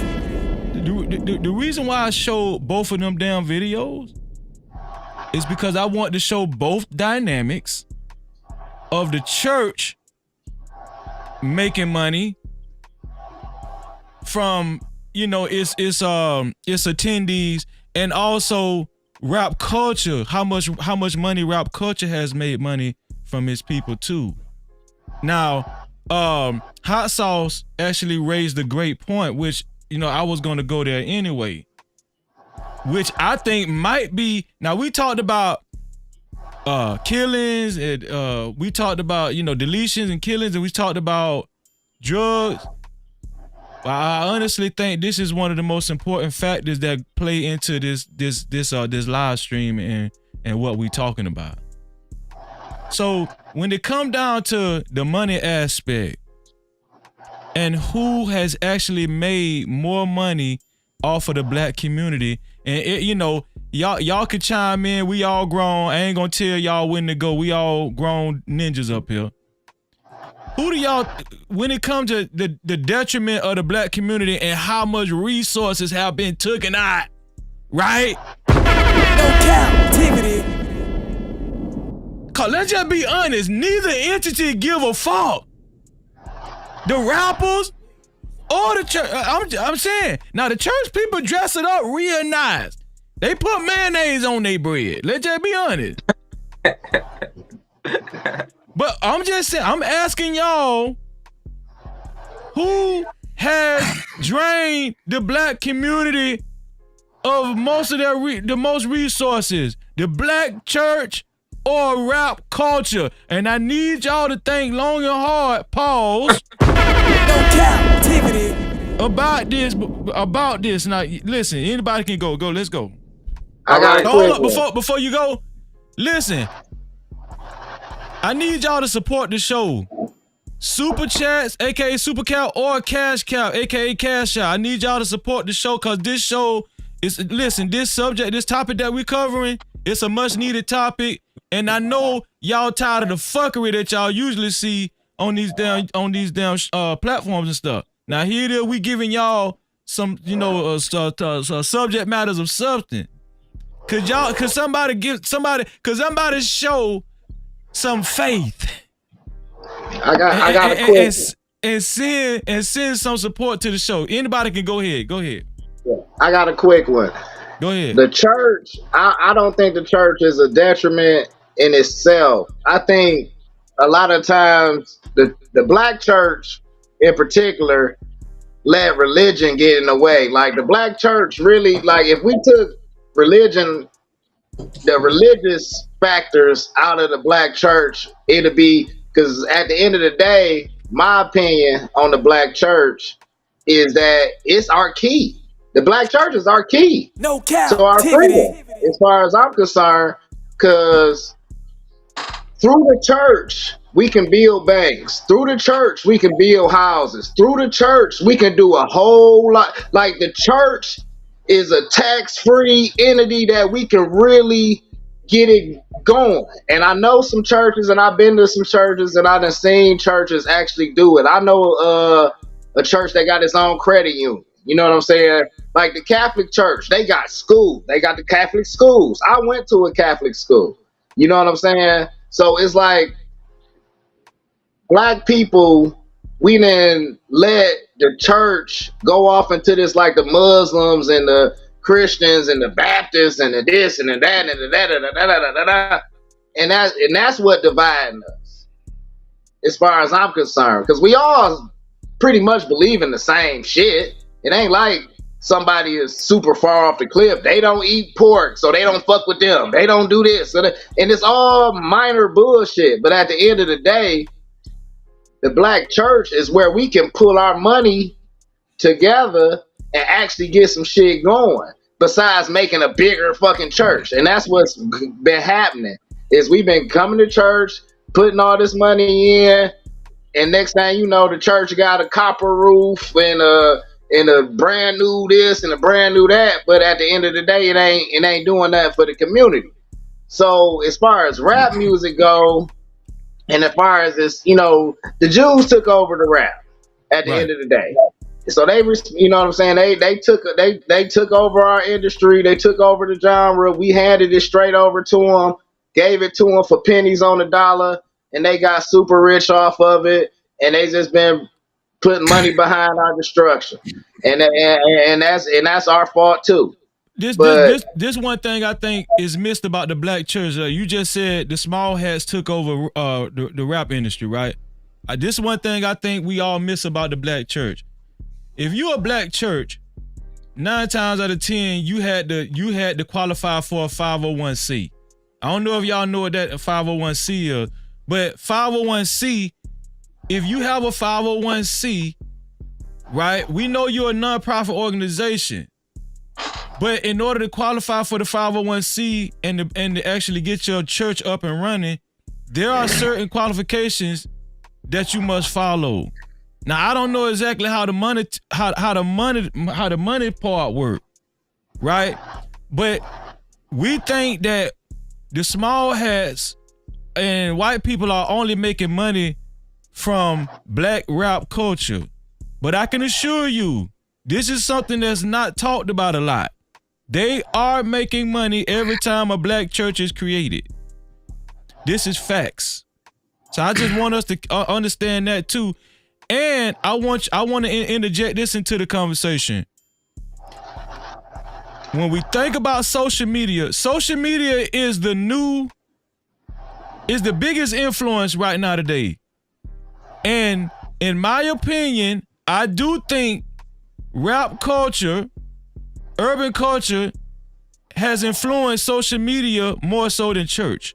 Now I just throw that in there because I want us to understand it's a lot of dynamics to this conversation. Now anybody else could come on. Hold on before y'all go in. Super chat. Shout out to Sister McCall Faith and Fitness in Motion with the $5 super cap. Thank you. No Cap-tivity. She says, just showing support. Much love to the No Cap crew and Freezy. Chiefs Kingdom, laugh out loud. KCMO. Hashtag he. Have to rep my city, even though I'm from Dallas. Appreciate you, McCall. No Cap-tivity. All right, I said what anybody could. Go ahead, y'all chime on in. Go ahead, let's get it. Nah, I agree with bro. Like the black church most definitely, man, has been most detrimental as far as when you say money, because and going back to the point, so what bro was saying, like that's what the black church used to be. I was born in '86, so I can only go from what I was told or what I read or whatever. And they say the black church used to be all of those things where we can go for revolutionary purposes.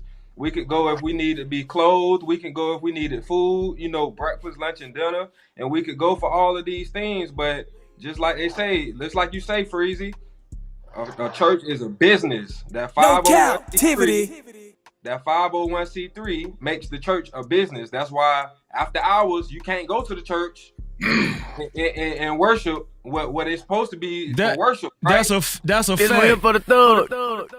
So yeah, like and you have to follow guidelines if you want to reap the benefits. You have to follow these guidelines, and that's when the politics come in. Before anybody else go, man, 2 Glock hot, man, what's going on, dog? No Cap-tivity. Oh, let me make sure let me make sure your audio right. Okay. Yeah, you good now. You good, yeah, you good, bro. You good. What going on with your dog? So, if I know correctly, I know you've been tuning in. Just give us a general synopsis of what you think about the show so far and how you feel about the black church versus rap culture. Just a general synopsis. You know what I'm saying? You ain't got to get too extensive, but just say something. Well, bro, I'm gonna have to go with the church, man. If I'm gonna say which one more detrimental, no Cap-tivity. Because for one, the church actually has a responsibility. Like hip hop, they don't owe us anything. They showing you what they're about, what they represent. So why we even comparing the two? The church actually has a responsibility. And that's besides a good point. that, everybody on the panel plus any rapper that we name, the first institution that we all was a part of was the church. So basically, it's all the product of the church. Cause Grizz, I think he said he from Polk, right? Yeah, from Polk, yeah. So if he from Polk, he know any town in Polk, like any city you go to in Polk. If you go to the hood, it's 5 to 10 churches in every hood. And on every block, bro. Liquor store in the hood. Liquor store in the church. Liquor store in the church. But if you replace the church with any other institution, bro, and put it in the hood for that amount of time, we'll be much better off where we at. I mean, we'll be much better off in that situation than where we at now. You can, so basically they've been in the hood for what, 50 years, 100 years, and they make no difference? And it's one on every block, and it's still no change. So, I mean, it's a liquor store next to every church. What'd you say? I said it's a liquor store next to each one of them churches as well. Each one of them, bro. And the school, too. Hold on 1 second. Hold on. You so damn dumb. Check the cash out. bitch. Shout out to Leonard Hodges, a.k.a. Invisible Wounds, with the $5 cash cap. He said, great conversation. Leonard, appreciate you, bro. No captivity. So y'all telling me that right now the way the shape that the black community is in, y'all see the same bullshit Freezy see. And I'm not saying that. Listen, I got love for my people. But we know these hoes off the chain. And a lot of these dudes, they ain't shit. Come on, I feel like y'all holding back. But there's no cap. There's no cap with no captivity. Bro, but Freezy, they all came from the Christian church. The same hoes you talking about. Yeah, they did. They did come from the Christian church, but what's the biggest catalyst for all this buffoonery that we see right now? No captivity. Think about it now. The money. The Jews giving us the money. The coon is way more beneficial than the money to do right. And so, just like you showed that video with Vlad showing Boosie new crib or whatever, that's what entice people. That's what get everybody going. That's what people think they got to do. So they gonna listen to Boosie and they gonna follow Boosie. You know what I'm saying? And then some people gonna look at their preacher, their pastor, and they riding around in this big car, this big house, this, that, and the other. So they gonna try to finesse the church. You know what I'm saying? Everybody finessing. And that's what they promoting to us. Like, you know what I'm saying? Like TD Jakes and everybody else, all them other preachers that get on TV and this, that, and the other. All that is propagated by other people. Don't know. Ain't nothing getting on this TV, on YouTube, on anything else without the permission of a Jew. And that's what they want us to see, and that's what we follow. Okay. Whether we like it or not. No, most I know people, what you're saying. most people don't like Listen, I know what you're saying. Let's say small hats from now. Let's say small, because you know they're watching. Okay, my bad. Say small hats. Yeah. Small. Okay, all right. Small hat. My bad. The small. Right. See, that's what I'm saying. That's how powerful they is to the point where we can't even. And that ain't even a derogatory term. That's what they. You know what I'm saying? But we can't even say it. You know what I'm saying? That shit ridiculous. And we talking about black issues, and one of our adversaries, one of the people that's really on our head, and we can't even say their name. You know what I'm saying? Like, this shit is ridiculous. So right. And then even when I told you to do that, I felt like a pussy, man. Damn. You can say pussy before you say that. Crazy. Man, we can say nigga all day long. We can say nigga. Like nobody thinks Sexy Red is a dope rapper. Nobody. But guess what? Your kids listening to her on their way to school. Like, it be so ridiculous in the morning taking my kids to school. I call myself turning on the radio so they ain't got to listen to the wild shit I be listening to. And the radio worse than the shit I be listening to. What up?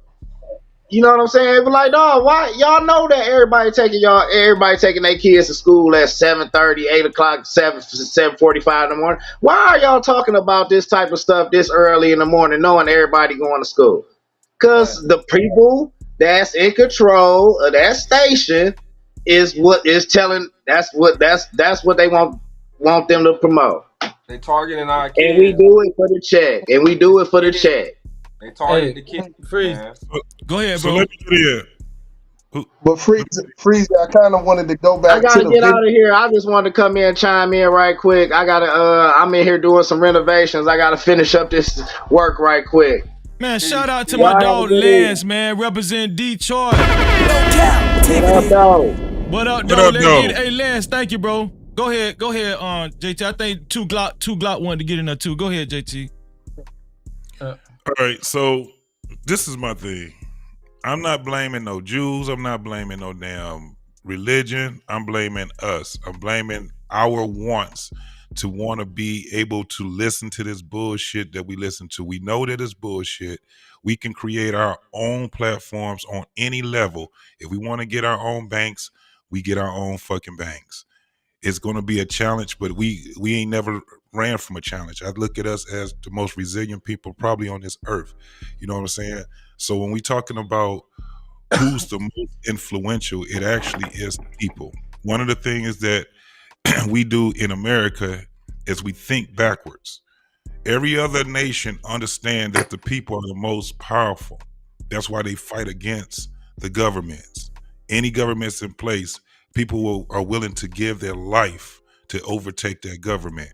You look at Egypt. You look at what's going on right now with the I don't want to say what country it is, but you know the two countries where these motherfuckers are fighting over land, fighting over power. It's always going to be that. In America, we too goddamn lazy and comfortable where we don't want to change the trajectory. That's what we talked about last night on your panel last night. Right. When it comes down to it, we have to hold the accountability for this shit, and it's gonna get worse because we get older.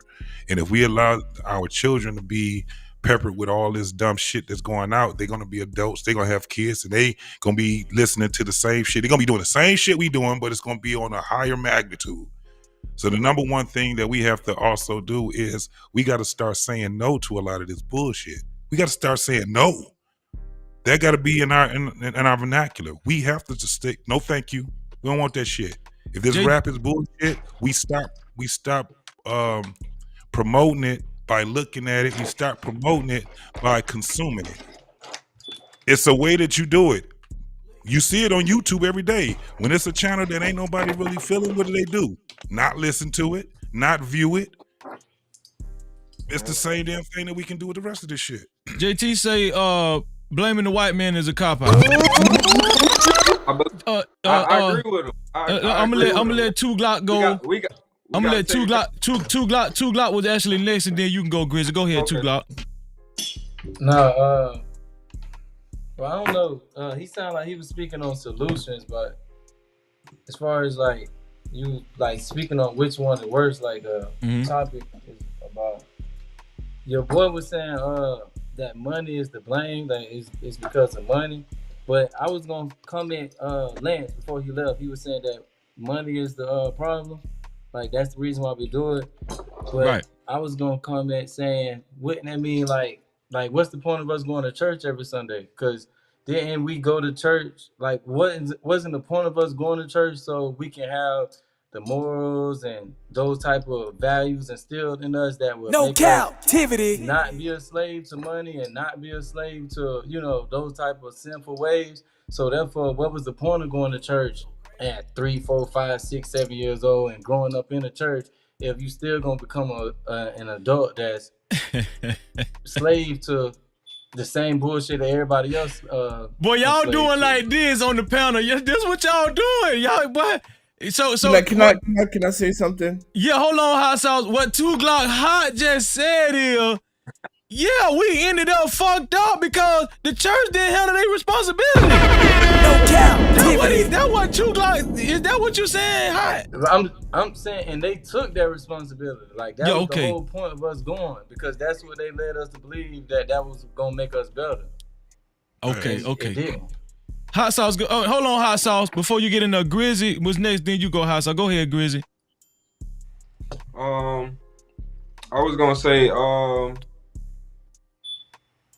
I actually forgot what I was gonna say because we done ain't been no going. problem, bro. We still up. Ain't no time limit. Ain't no problem. Go ahead, Hot Sauce. Go ahead, Hot Sauce. So, what 2G just said was my point, right? Yeah. Where he said was like we're supposed to be doing stuff more than the simple things. You see, the black church took away our ambition, right? And it took away our healthy love for money, for success, and for thriving. Because that's what the world is about. And at the end of the day, we can listen to all the rap music we want, but rap music never took away our ability of having ambition, our ability to have a healthy desire for money, and our ability to produce better people that can compete against other races. And to JT's point, brother, it's always the white man's fault.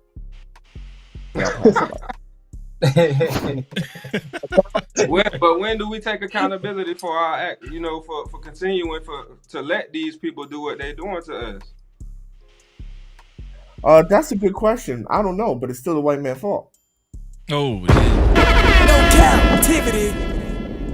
No, I'm kidding. We got to take responsibility for ourselves, and the time to do that is now. And and I apologize. I want to say one other thing.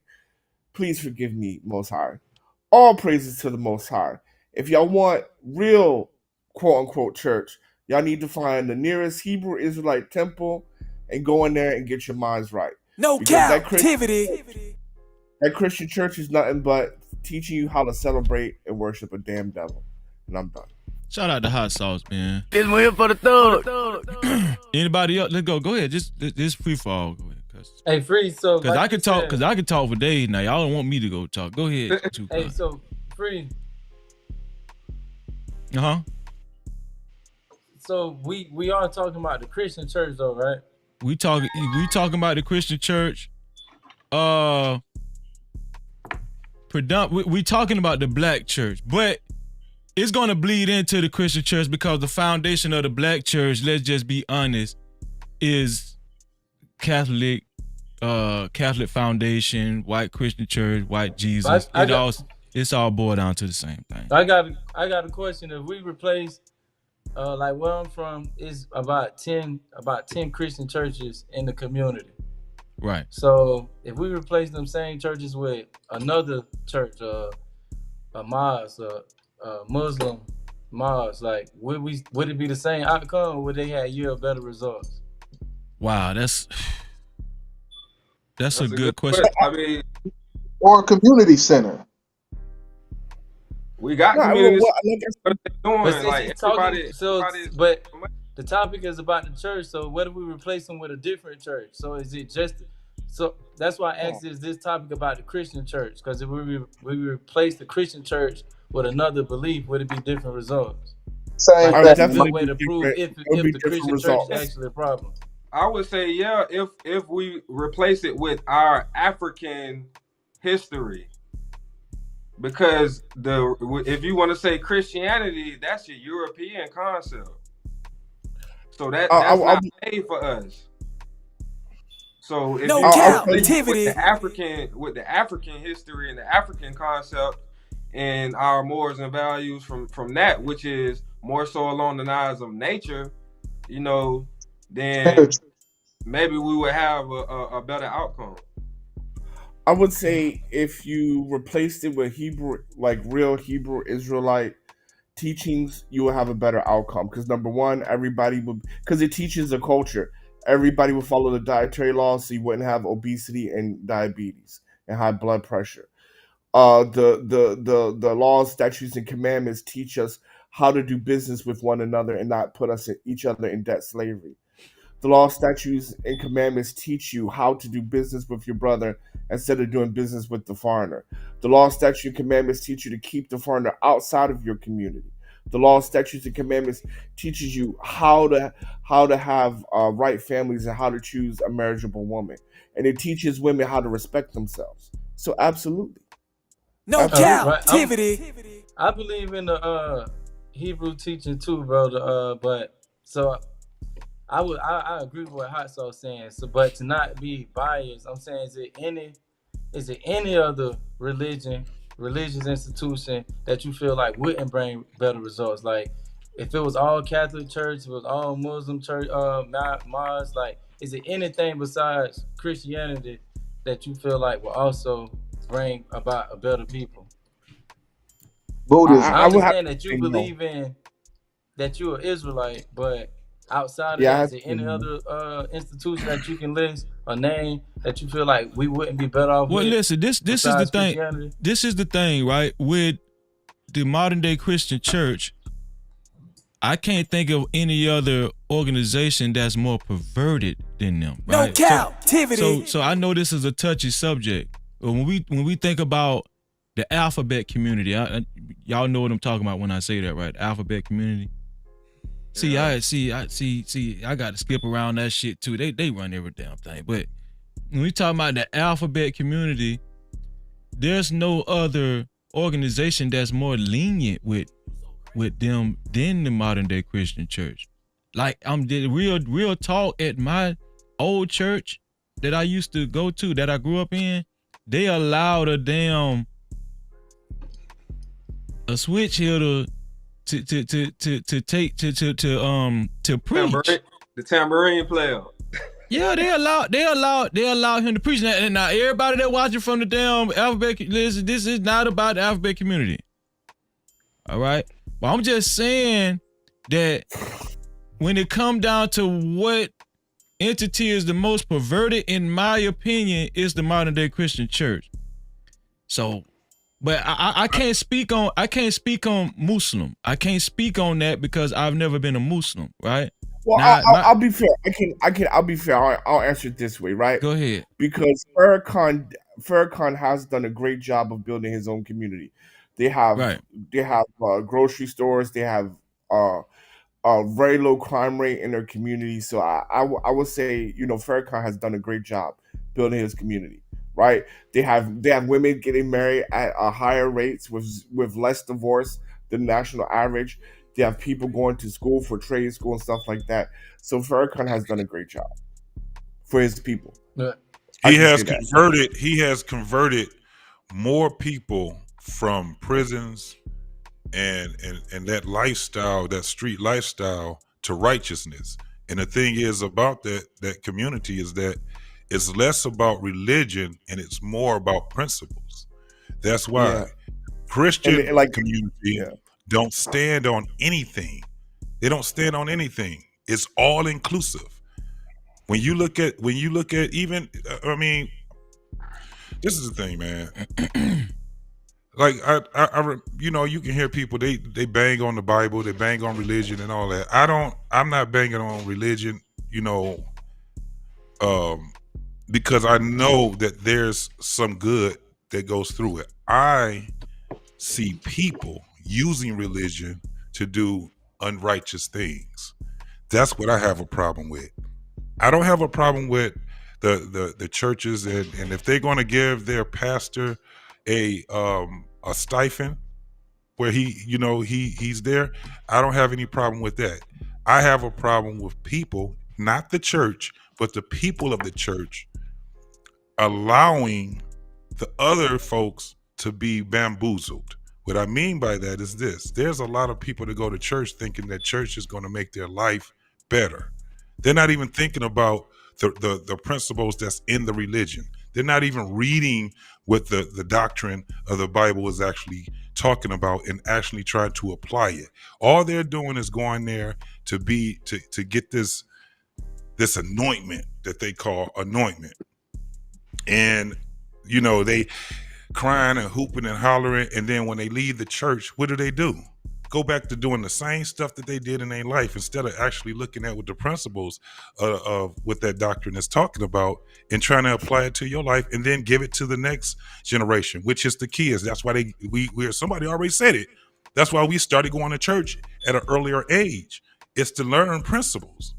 That's basically what it is. And a lot of stuff that I see right now, man, I don't see it actually doing good for us. I see it doing a whole lot of bad shit, and I'm not just blaming the preachers and the deacons and all them. I'm blaming the body of the church because they perpetuate all of that stuff.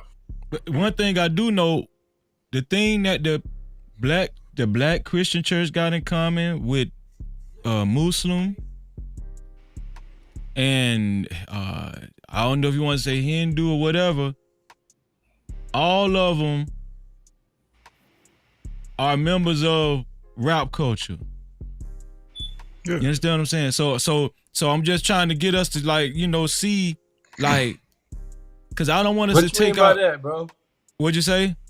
What you mean by you said they members of the rap culture? All of them are members of rap culture because it's like my thing, we know it's a lot of, like JT said they've converted a lot of felons and convinced them to join Muslim. I think a lot of them joined what is it called? Fruit of Islam or Nation of Islam? Nation of Islam. Right, and I think that is a little different from your traditional Muslim or Islam, like a Sunni or whatever, right? I don't know the specifications, but I think it is a little different, right? But what I'm saying is that one could say it's more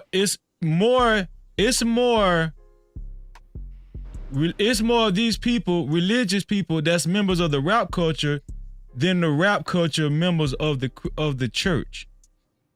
Or do y'all think I'm kind of off on that? Is it more? Rap is an art, man. Rap is an art. Right. That's what I'm saying.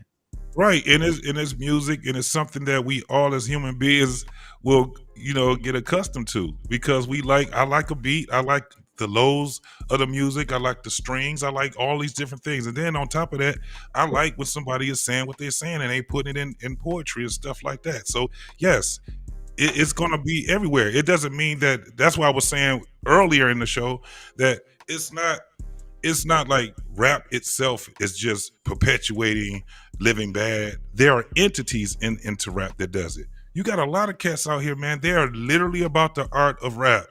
These cats are really out there, really rapping about stuff, man, where you just like, damn, how did he even put that in there? You know what I'm saying? So it's not that rap itself is a bad thing. It's what they take with it. Once you start having people talking about doing unrighteous things in rap, this is where you're going to start having your problem. Because guess what? No matter how you look at it, it's always gonna be geared towards the youth. As we get older, we kind of chill the hell out. You know what I'm saying? I'm 50.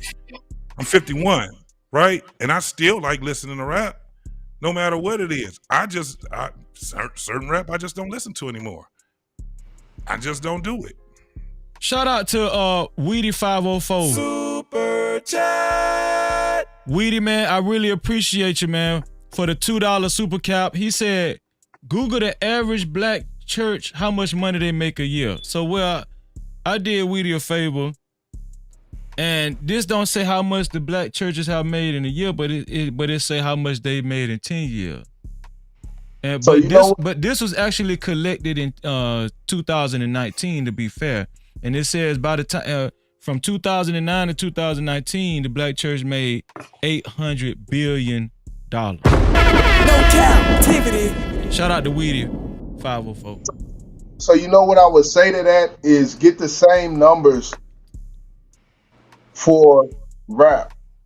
Right, but YJ, that's the thing. I think it's a little unfair, because can we really say how much the rap culture has made from, I don't think they made. But freezy. Black churches make much more than raps. There's more pastors with planes. You really think so? Yeah, absolutely. Absolute pastors. Hot sauce. Think about what you're saying, bro. Come on. I'm saying, bro. Okay. Listen. $800 billion in 10 years. So put up how much is the rap industry? Just quickly Google. It's not 800 million. If you type in the what is the industry, what is the net worth of the rap industry, is nowhere near 800 billion. Nowhere near. Right? If you are broke, the best thing you can do is become a pastor if you're broke. That's the fastest way to get some coin in your pocket. That money don't get taxed either, right? Yeah, there's no comparison. That's a good point too, Block. That is a good point. By far, the black church makes way more money. You're talking every generation, boomers, X, Z. You're talking every generation of black people. I think y'all, I don't know, man. Hundreds of years. We talking hundreds of years. We talking about rap is 50 years. And out of those 50 years, how many of the years have they really been exploiting it, to that point? Right, we got Nat Turner used to go around preaching the Bible, talking about be docile and respect your goddamn slave master. And that's in the 1600s, bro. That's in the 1600s. Yeah, that's way before KRS-One. 1600s. And The think rap about this too, industry, man. If you had a bunch of people in church that were critical thinkers, you wouldn't have as many members as you have. Most of these people don't know shit about what this preacher is talking yeah. about. Hey, So he they can followers. remix it and give it to him any way he want to. You know what I'm saying? How many They how all many people got planes? Drake, Jay-Z, Beyonce. How many pastors got planes? All of them.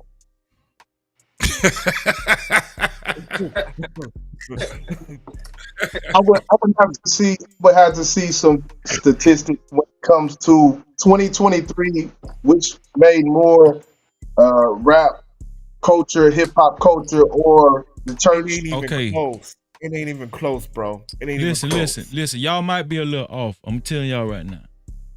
Let me Now, look look at at the this. number, y'all. Look at this. It say hip hop merchandising industry was worth $74 billion. This just the merchandising, just in 1 year. No Cap-tivity. I want y'all to think. I ain't saying y'all wrong. I'm just telling y'all what you think about that. So Freezy. Oh, No, it says but- how much? 74, right? No, it said The other 300 one said million for the 800 billion in 10 years. So 10 divided by 800 billion is 80 billion. That was only merchant. That was only merchant. Like No merchandising there. That's like clothes. That's like clothes, everything. And it Right, we're says the talking top about like earning, records. Though. top earning collectively made nearly 300 million. Right, 1 year. 300 million. But this 2020. 74 billion in 2020. But the last statistic says 80 billion per year in Black church. Yeah, in the last 10 years. So 10 divided by 800 is 80. Yeah. Okay, you right. I was trying to get you. Listen, I'm finna play another video. And I want y'all to tell me, because I got some videos, but there's another subject matter I want to bring. We talked about the money, right? We finna talk about something else after this video. So y'all pay attention to this video, and we're gonna talk about it. Here we go. Hold on. Let me bring us down here. Here we go. For the 9 people that are gonna watch this video. Now y'all bear with me because this video is probably about 8 minutes long. All right, but it is entertaining. I promise you won't regret it. If I knew it was that good, I would have recorded my reaction because this is crazy. Hey! This pastor Hold on, let me fast forward. Okay, here we go. Kelvin Mayhorn claims his pastor seduced his wife away from him instead of providing marital guidance. Pastor Marcus Hatton claims it was the plaintiff's wife who did all the seducing. All rise. Court is now in session. The Honorable Judge Lauren Lake presiding. You may be seated. Good morning, Your Honor. Good morning. Good day, everyone. Good day. This is the case of Mayhorn versus Hatton. Mr. Mayhorn, you are suing Mr. Hatton for $10,000 for alienation of affection because you say he had inappropriate relations with your wife. Is that correct? That is correct. Please explain. Hold on before he explains. Hold on, let me see. Let me make sure. You know what? I'm gonna let it go.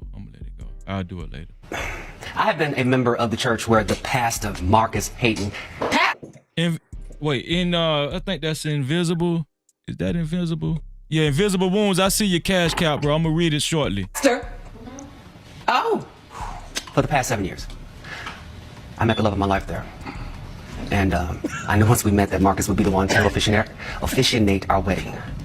About 3 years into our marriage, we started having a few problems because I had some medical issues, we were struggling financially, and we both being leaders in the church decided we need to go see our pastor for counseling. Marcus suggested that we do counseling individually before we came together to do something collaborative. So we both agreed. About 3 weeks later, I did notice that she started to seem a little bit happier, better spirits. You thought it was working? I thought it was working. And then a little while later, she came to me saying she wanted to go down to Greenwood to be with her mother for the weekend. So I'm thinking, okay, baby, do what you gotta do.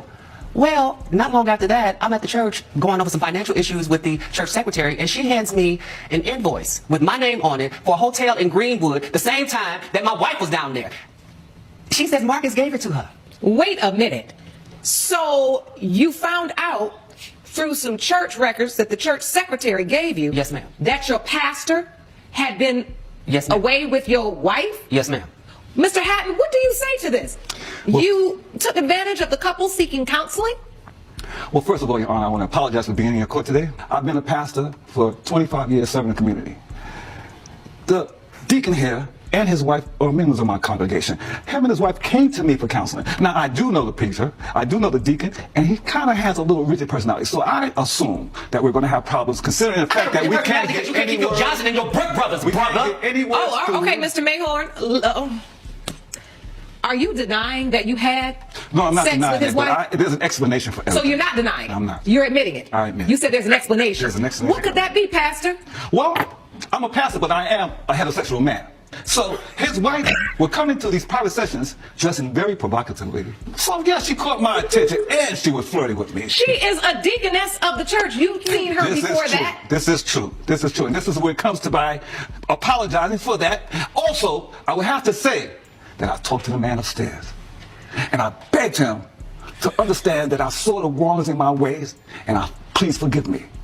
And knowing that I am a pastor and that he is a member of my congregation, I want to do right. So I'm here saying that I am agreeing with him in terms of that, but I'm not going, it's not him. It's his wife, Your Honor. It's that Jezebel is the reason I'm here. You narcissistic, gaslighting son of a biscuit eater. Stop it. Hold on. Mr. Mayhorn. Is that the way you talk to your pastor?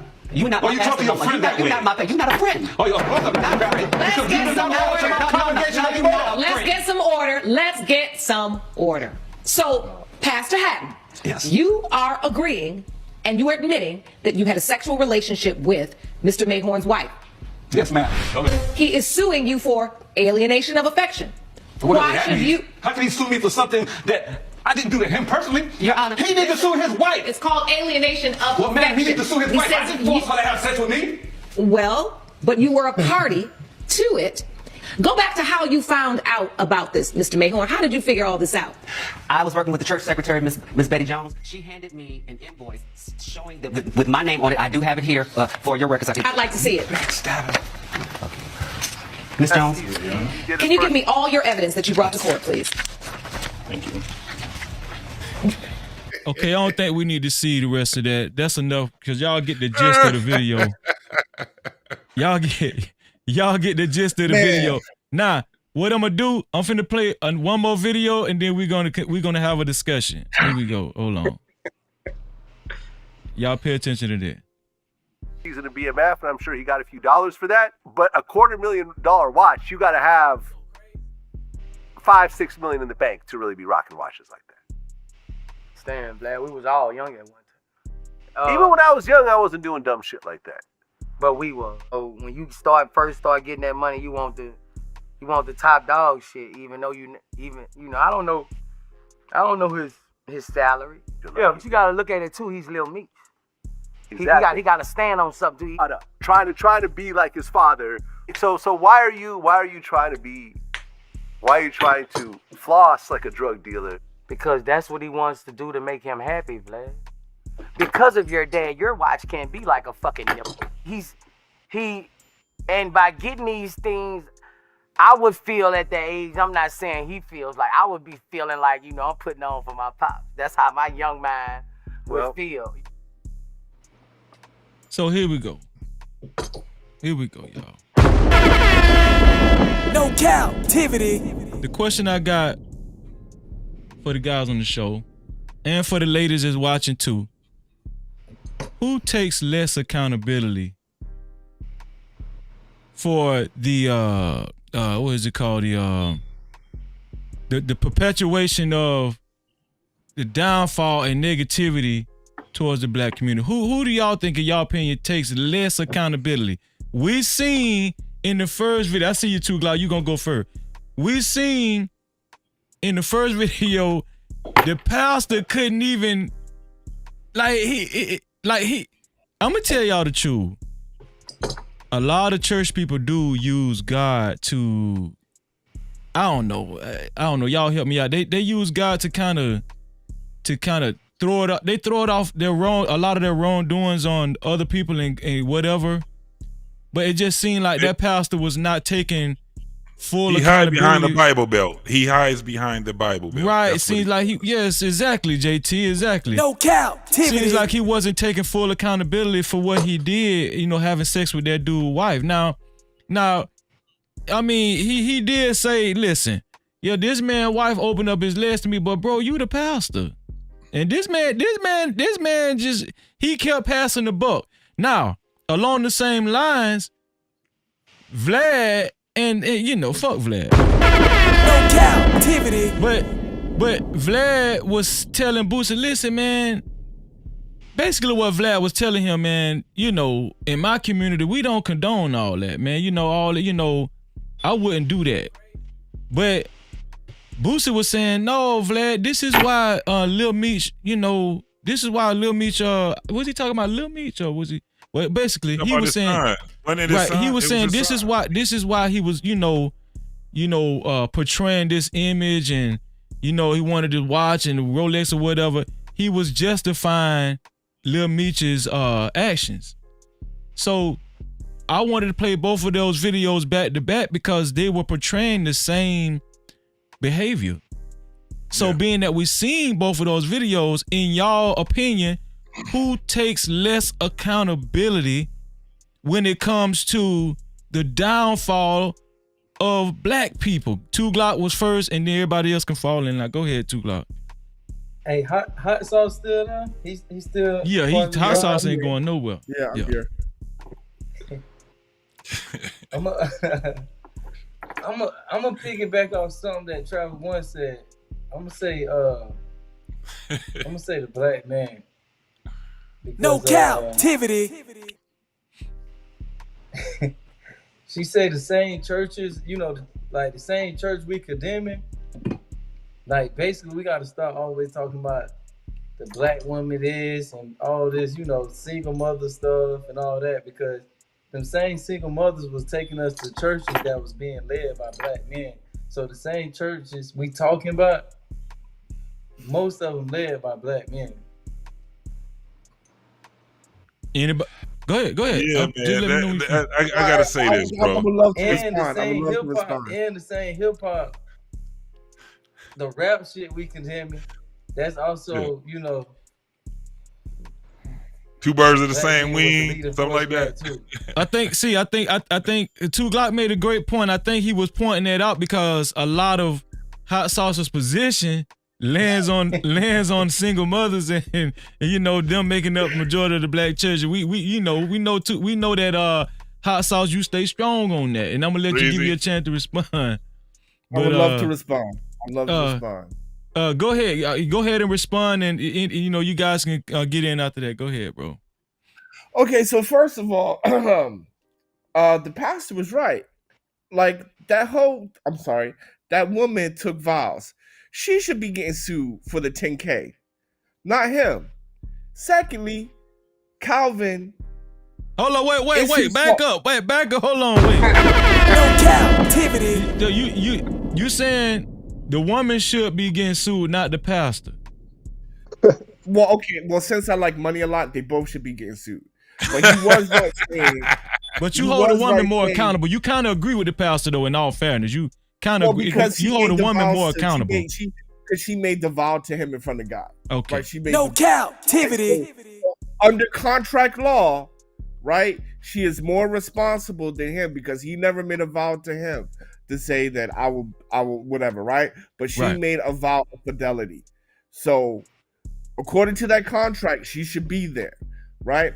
Second point, it's Calvin's fault because we all know if you're dating an American black woman, the husband is the government and the pastor is the side piece. So I don't know why he's upset, right? Because he knew he was fourth in line anyway, right? They get the pussy first, right? I don't understand why he mad, right? Let me tell you something, bro. Let me finish.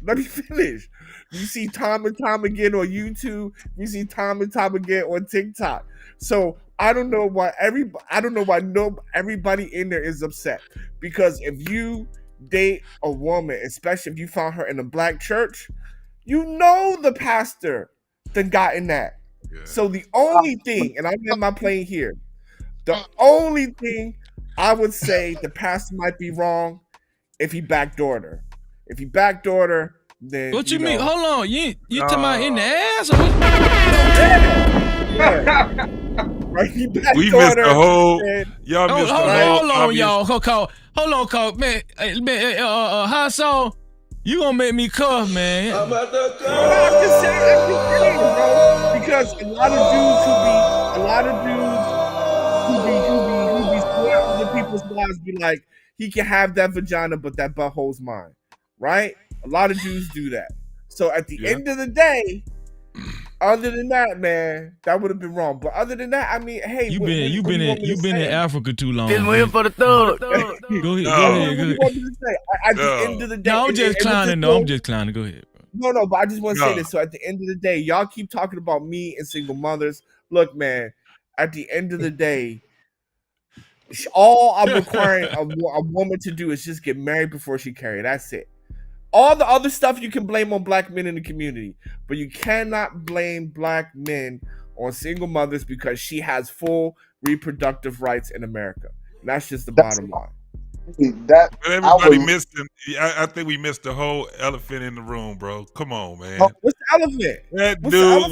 That dude was all 5 sugary, bro. Cap-tivity. Right, so that proves my point, right? He was probably going backdooring his wife. That should have been sacred between them two. She should have just gave the pastor the vagina and been on about his way. But let's go with principles, though. First and foremost, man, you don't go to no damn man talking about you need him to fix your family. Nigga, you in a vulnerable position. You don't do no shit like that. Fuck that pastor. Let me tell you what. That's why the pastor did. That's why he did what the hell he did, because he knew that was a little ass man and he was out 5 sugar. That's what it is. Now, if it was a regular dude, I would have slapped the damn later taste out that goddamn dog. I'll beat that pastor's ass. I'll whooped his ass. I'll beat the hell out of him. Did you hear? He gonna tell this man in court. Just waiting for the thug. Hold on, JT, I have a question. He gonna sit there and tell me you gonna talk to your pastor like this after he done screwed up like this? Fuck you and her. He belittled him from the beginning, man. He knew who he was dealing with, so that's why he tried. Right. So we can't have a reasonable expectation of your wife not fucking a pastor, right? That's too far, right? Not if you going to that motherfucker looking like with your hat in your hand. Fuck that. Right. That man was not a man. That was not a man. No. That man was out there. He was so doggone. She been playing him from the beginning. Yeah, I think what Hot Sauce is saying, that still she still took vows. She knew he was fruity. She knew he was, she knew he was sweet, and she still violated. Is that what you're saying, Hot Sauce? Yeah, I mean, look, if she's an adult, she took vows. So y'all telling me whatever he was, we can't hold her to a reasonable expectation of not upholding her vows. Why couldn't she just divorce him and then go with the pastor? Right? Because she's a hoe. She's a Jezebel. Even the pastor called her a Jezebel. That's she a hoe. So then how can you not blame her? She took vows, bro. Because that man had no business marrying a woman. That man wanted a man. You see, but that allows women to be on some bullshit. That allows women to be on bullshit, bro. It does. It allows women to be on some bullshit.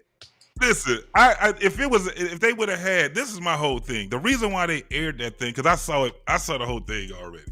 The reason why they aired it, because that was the elephant in the room. That man was not a heterosexual man at all. That woman, man, if you hear the dang on story that they were saying, it was crazy. It's like, I don't know if this is real or not. You just don't know. But I've seen that, and I'm just looking like, yeah. Well, just like what the pastor told him. Well, why ain't you suing her? Why are you suing me for alienation of affection? No. If you're gonna do something to the pastor, you're gonna have to make him understand that he ain't supposed to be touching your wife at all. And at the end of the day, dudes don't understand shit but what? The loss of money or the loss of life. That's what it's gonna come down to. If that man really cared about his household and that pastor did that to him, I would have either whooped the shit out of him or I would have had to shoot his ass. That's just what it is, bro. But the pastor doesn't owe that man affection. Alienation of affection is No, to your he spouse. don't owe him shit. He don't owe him shit. That dude owed the pastor an ass whooping. That's what it is. But I mean, so when the pastor said you cannot be suing me for alienation of affection, that is correct. The pastor don't owe him affection. His wife does. I agree. I'm just saying the pastor don't owe him shit. He owe the pastor something. Yeah, I ain't saying. make your wife suck my dick. Your wife wanted to suck my dick. Captivity. That ain't nothing we about to argue about. That man he did not want a woman, he wanted a man. The pastor seen that shit and the pastor said, well, fuck it, I'm gonna be justified. The pastor, just like when the pastor, he didn't even have an argument. The lady said, are you denying what he's saying? He said, no, I'm agreeing with what he's saying. I did. I slept with his wife. I mean, and what he gonna do about it? That's all he was saying. He disrespected that man all through that court. I'll be like, all right, then. I'm gonna give y'all some ratings today. But that was a little dude. Hey. He was real sugary, and that pastor never did respect him. And you don't go to that man with your hat in your hand, bro. I'm gonna tell y'all something. That pastor was from the street, dog. This one here for the thug. The way he answered that the way he was talking in that courthouse, that man, I said, that man that from the street, he ain't shit, man. For real. No captivity. For real, dog. He used to be in level 5. Oh, That's yeah. where he used to be Most at. definitely. He used to be level 5, for real. No doubt. I'm gonna go ahead and jump down, man. I definitely enjoyed the discussion. I'm gonna kind of leave on this note by saying basically what I said in the chat, man. The majority of what the church preaches has to do with morals. It boils down to morals, man. Boils down to morals. The 10 Commandments, it deals with morals. So if the pastor is preaching whatever he's preaching and however it makes us feel docile or however it makes us feel, when it boils down to it, he to a certain extent is preaching morals. So if rap music is preaching violence, then I'm gonna always go with the person who's preaching morals. So that's kind of how I sum it up. I mean, I'll be willing. But who? Okay, so who do you think takes less accountability though? I think they equally take no accountability. I hate to be like that, man, but both of they ass. You seen Boosie and you seen the. I mean, it's like, man. No captivity. I could say on Boosie's end where he does take on. I mean, the thing is about what Boosie is, man. He got a lot of toxic shit in his life, man. And so even though I wouldn't agree with his premise, I understand exactly what he was saying. I want to turn on for Pops. You know what I'm saying? That was the only thing he was saying. This is what we do. I know it may not be right, but this is how I grew up. We want that, you know, with the gold chains, and we want to turn up, and I'm going to turn up for Pops. It ain't like he was saying it for people to agree with him. He was just saying, this is just what it is. This is how, you know, how I grew up.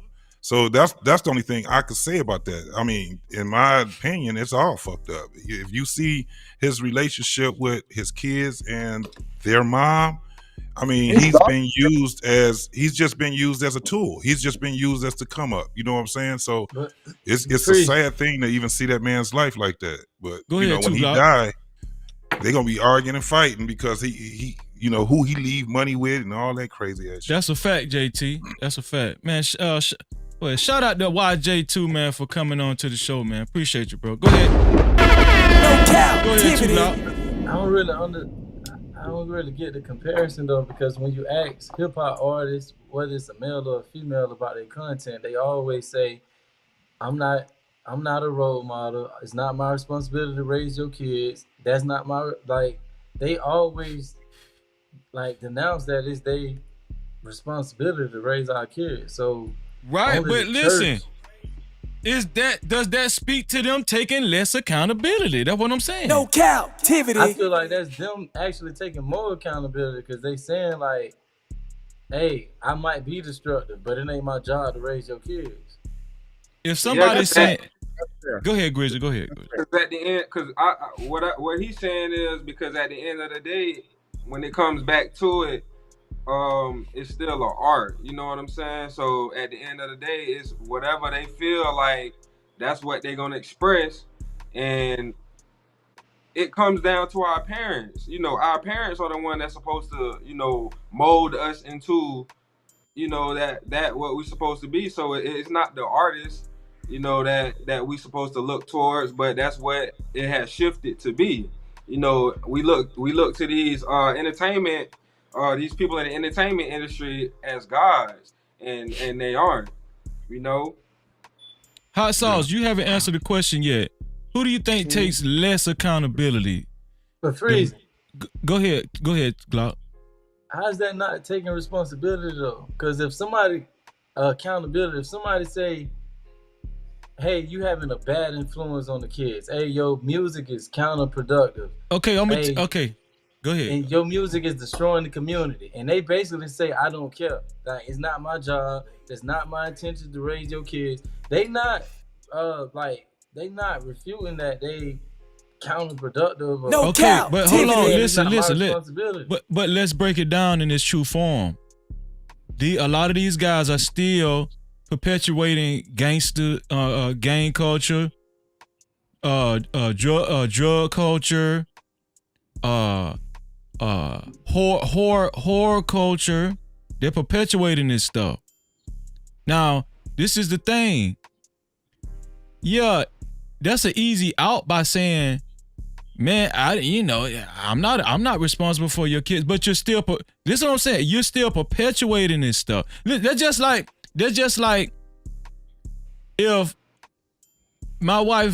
I find out my wife been cheating for 10 years, and then she end up. No, let's just not say my wife because she made vows. Let's say say if she was my girlfriend. Let's say she my girlfriend, but we never really talked about. I never asked her, "Hey, are you gonna be faithful to me?" I just assumed that because she decided to make a commitment to me and said, "Yeah, I want to be your girlfriend." So that's what come with being Freezy girlfriend. Well, let me finish. So when I do catch her cheating after 10 years, she hit me with some bullshit like, "Man, I just signed up to be your girlfriend. Listen, I ain't tell you I was not gonna be effing no other dudes and stuff like that. That's on you." No. So is that not her taking accountability? I mean, come on. That's a big difference. Why you think that? Why you say that? Bruh, the president can betray his people. The pastor can be stealing money, which is betraying his people. Future can't betray you. He never said that he was here, that he never took any role to be your role model, to be your leader, anything. He never took that position. He can't betray you. Right, but at least more so than not, you will hear the black church say, "Yeah, that was wrong." Like what we just seen in that video. A lot of people that go to church would say, "Yeah, that the pastor was wrong. He was wrong." I'm pretty sure a lot of church people will say that. But Freezy, this is the thing. That husband that found out that his wife was screwing the pastor ain't gonna be just sitting there gloating that he was screwing this man's wife. It's gonna be some repercussions and consequences, homie. That's the point thing is this. That's right. The point So I'm it's not up to us. It's not up to me, you, and everybody in the congregation to say if that man was wrong. It's up to that other man to get that man consequences so he'll know where he was wrong at. We ain't about to argue about this shit. We ain't about to argue about it, man. Oh, but he said the pastor ain't gonna sit up there and gloat about screwing your wife. Future, the dude on your thumbnail, will absolutely gloat about screwing your wife. That's wrong. Is that wrong? What before you keep? Is that wrong? Is that wrong too, Glock? Is that wrong? Can I answer the question? Hold on, hot sauce. Morally speaking, is if Future did that, is that wrong? I want you to answer that question. Is that wrong? Morally speaking. Morally speaking. Yeah. For me, that's wrong. Like, you don't play with marriage on any level. But I don't know Future. Bruh, this is what I'm saying. And like, Future has never proclaimed to be pro-black in any manner. So How you don't know that Future don't give a fuck about black people? How you like? Why we looking to him to be something that he's not? Like he's not claiming to be what you expect him to be. Like bro just said, the pastor won't gloat about screwing this man's wife. He ain't gonna sit Right. there and do that. Future will absolutely do that. And I don't know what his moral compass is. I don't know like his religion. I don't know anything about him. Bro, actually Future could be atheist as far as I know.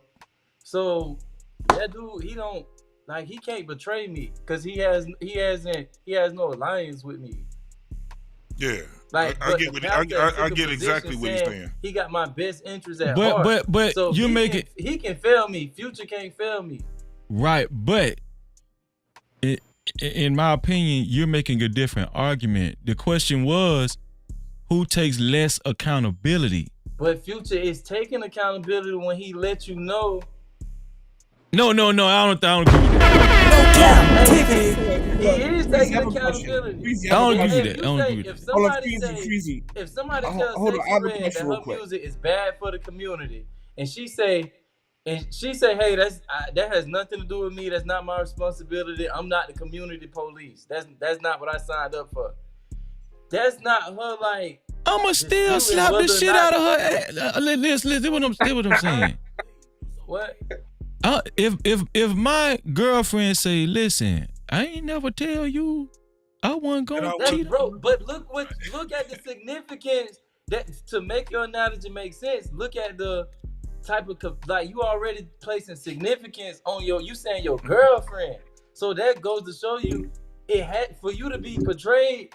I see what you're saying. Sense. I'm expecting her to be Expecting that. That's why the analogy I feel what you're can saying. only be used by a girlfriend. That's the only way the portrayal can even take place. It got to be some form of commitment, some form of expectation.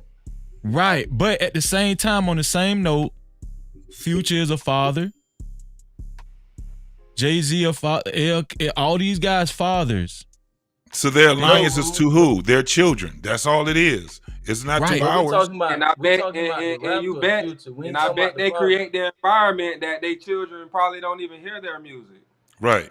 And that's what we have to do. We have to create the environment, because if we create the environment, then there's no way our children would know this stuff. But Grizzly, Wait, one second, Freezy. Go ahead, Hot Sauce, because go ahead. This is good conversation. Go ahead. When you're saying that who takes less accountability, are you asking me who is avoiding responsibility or who has more responsibility to the black people? What are you asking? Who is avoiding responsibility the most? Oh, Black church. Without a doubt, Black church. Without a doubt. Go ahead and explain. So, for example, right? And not only that, they're motherfucking enablers. Because when a woman comes to church, a teenage pregnancy happens, what do? Praise her and blame. They do what JT does. Blame the man. Random ass man. What do they do when 90% of them can't find a man, right? They start blaming y'all for not trying to marry them, right? So not only do they not take accountability, they enable other people not to take accountability. Do y'all hear y'allself? Huh? Listen. Freeze it. I think you might have to clear make yourself more clear, Freezy, because bro. Hold on, wait. Hold on. Let me highlight this comment. Shout out to Rizzy. Rizzy say accountability and responsibility is not the same thing. I agree with that. That's why I asked that clarifying question, and then you said avoiding responsibility, right? So now we're on the same page. Right. So that's why I asked that question. This is what I'm saying, right? Plainly speaking, what the black church perpetuates is wrong. What rap culture ultimately perpetuates is wrong. In my opinion, you're going to hear more church people say, yeah, that was wrong, or we don't supposed to be doing that. If they did it, that's wrong. But what I'm saying is, sometimes cause I'm gonna go back to what JT said. Rap culture is just not gangster rap. Rap culture is comprised of, it's an art form. It's comprised of different genres of rap. And you still have you do have rappers that actually do take accountability and say, man, we need to improve what the youth hears. Some people done stop rapping because this shit done got out of control. That's taking accountability. Listen what I'm saying. No, hold on, hot sauce. What y'all trying to do is y'all trying to paint this picture like every rapper is Future, and that's not the case. No Cap-tivity. You're missing this point where we're trying to tell you and you refuse to hear it. Go ahead. If I am not responsible for you, then I do not have accountability to you. But especially if I make it clear that I'm not responsible for you, if I'm letting right. You So know rap and rappers are clearly saying time and time again, I'm not your role model. I am not responsible for you. I am not responsible for you.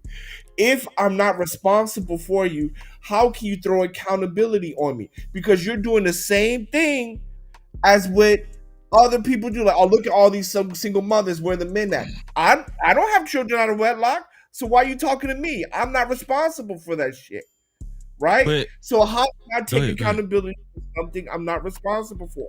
And what you're trying to do is you're trying to put responsibility on hip hop and rappers when they're telling you, I am not responsible for you. And if we want to keep it 100, I have never brought a rap song in my life. I look at that shit on YouTube. I steal it from the Chinese or whatever, right? So.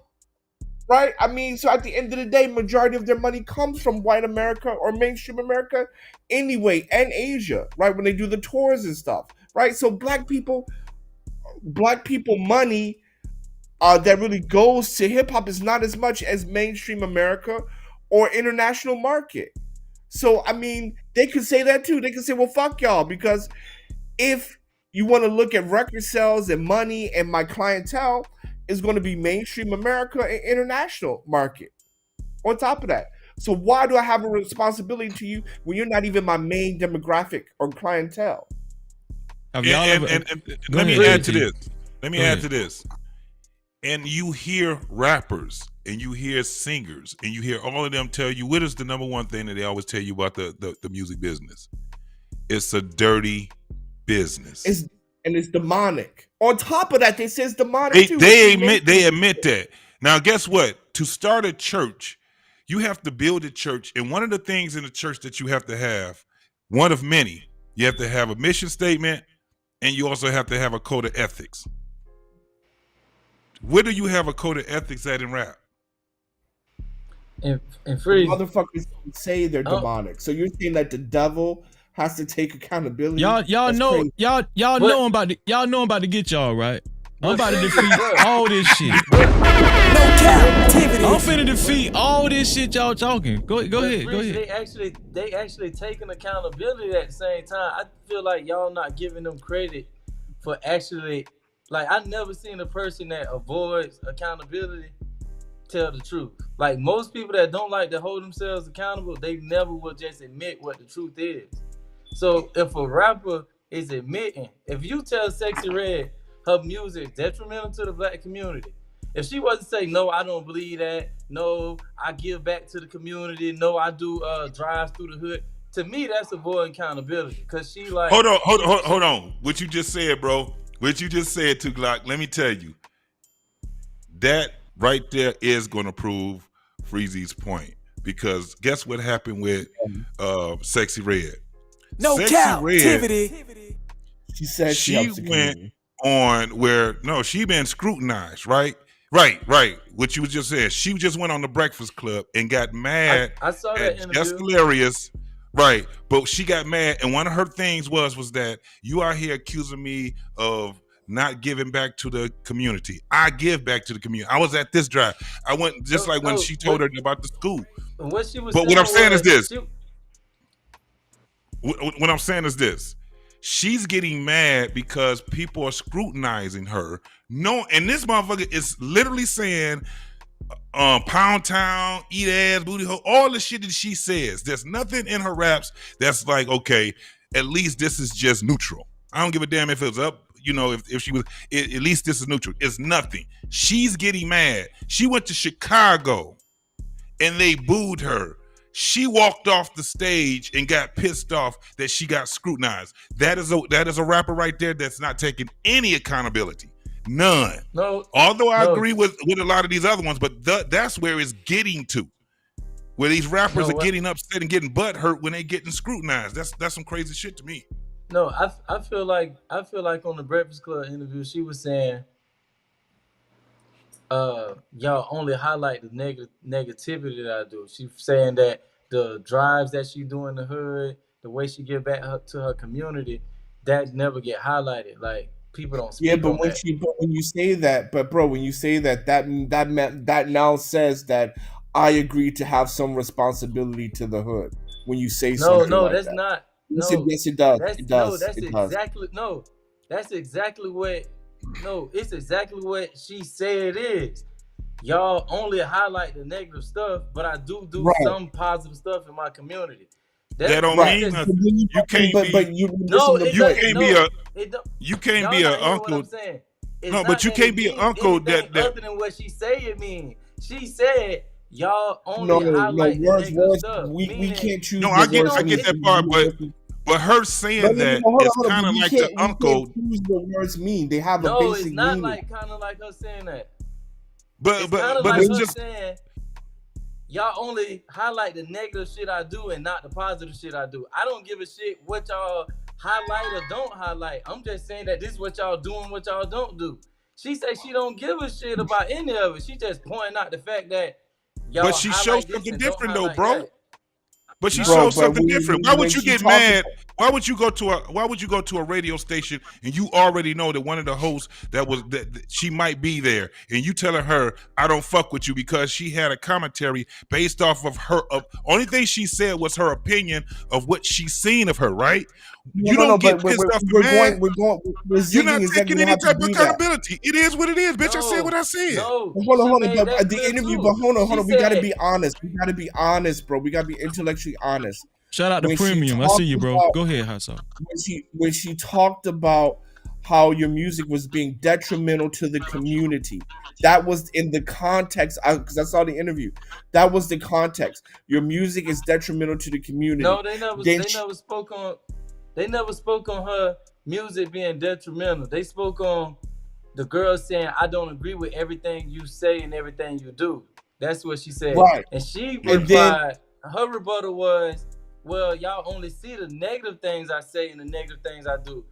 Yes, but that was some positive things as well. But she also said she don't give a shit about what nobody thinks. Okay, yes, she said she don't give a shit, but the point is this. In the context of the conversation, right? She said it was detrimental to the community. Bro, that's the context of the conversation. And then she says you only highlight the bad shit I do. You don't highlight the good I do in the community. And then she gave an example, which was the drives, right? No. That was, so yes. you telling me that the girl that rap about booty hole brown and pussy pink and chlamydia and fuck, like, you think she really care about? No, she don't. I agree with you on that. It doesn't matter. It doesn't matter if she, because here's my point, and I'll let my plane here. She was not saying. The point is when just keep bashing me up. She was just having a conversation saying, "Hey, I do some positive shit too. Like, I do negative things in my life. If that's all people talk about." I do some good things too. That's not me combating that. The point, but the point is, hold on, hot sauce. Let him get his point out, hot sauce, and then you come in. You gotta let me land first, right? I was trying to land go my ahead, plane, go ahead. Y'all so the point is, all she had to do was just like, well, I don't think my music is detrimental. I think it's fine, and left it there. Right? Then that would have been. That. But she could have left it there, right? But when you offer information about what you're doing for the community, then that's what the conversation is about, right? No, if she say, yes, because all she had to say was just that I disagree. That's all she had to say. Well, I don't think it's detrimental. I disagree. And left it there, and I'm gonna leave it there. Yo, what's good, guys? Right? That's all she had to say. Premium, what's going on, bro? No, I'm at work like always, man. Like I'm about to get a camera and a microphone very soon. But Yeah, the what do you ladies do? want to see your face, bro. The ladies want to see you. I got to shave first. Though. I look like DJ Khaled right now. I ain't gonna Man, lie. they don't care about that shit here. As long as you got $40, I'm just playing. Go ahead. No, we'll talk. Okay, so what do you do? Said that she walked off stage in Chicago. Oh yeah, she said she was in Chicago. She did a concert in Chicago, and they booed the shit out of her. And she walked up. She like, I ain't doing this shit no more. They here booing me. I'm not gonna stay there because they booing me. So if she don't care about what people, so if she don't care about what other people think of her, why would she walk off? I would right. That was my point. That was my point. Because they booming. But you're an entertainer. You take on a. This is the thing. You're an y'all not know entertainer. that Lil Wayne just walked off stage because the people wasn't crunk enough, like they weren't turned up enough. He took him and his artists and walked off stage because he said that was wrong too. That was wrong too. Listen. That was wrong too. Nothing to do with my responsibility to the black community. That got everything to do with y'all booing me, so I'm walking the fuck off stage. Shout out to Judah Israel in the building, man. No captivity. There's footage of Casey and JoJo doing a concert, right? I think it was either JoJo. He passed out, got unconscious, and laid on the stage, and KC was still performing. Yeah. So it's like, hey, it doesn't really matter. This is what I think y'all ain't realize.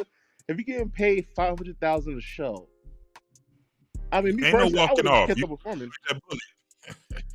What y'all talking about right now? Y'all talking about entitlement? Not entitlement, but like, dude, like, if you got paid, or like, I don't know. But then again, if you get your second half, you know what I'm saying, to do what you gotta do. Me personally, I would have kept on performing if you got that motto or that mantra of nobody hurts me, I'm gonna do what I want to do attitude. Like she said in that Breakfast Club interview or whatever. Hold up, before we go forward, let me get a couple of cash caps out the way right quick. Hold on, let me see. Shout out, hold on, let me see. You so damn dumb. Check the cash out. Check the cash out, bitch. Shout out to Myron Applewhite. Is it Titan Jump Pros? AWOL. My bad, AWOL. No captivity. Shout out to AWOL for the $2 cash cow. I very much appreciate it, dog. Also, let me see. Who that? That's next. Oh, yeah, my dog, Next Level. Check the cash out, bitch. For the $5 cash cap, he said, much love, bro. No captivity. We gotta. Okay, y'all can go ahead. Whoever was talking. I don't understand y'all takes, because if she's entitled, she's entitled. If she got entitlement issues, if she feel like people can't boo her, so she don't have to keep performing, yeah, that's a problem.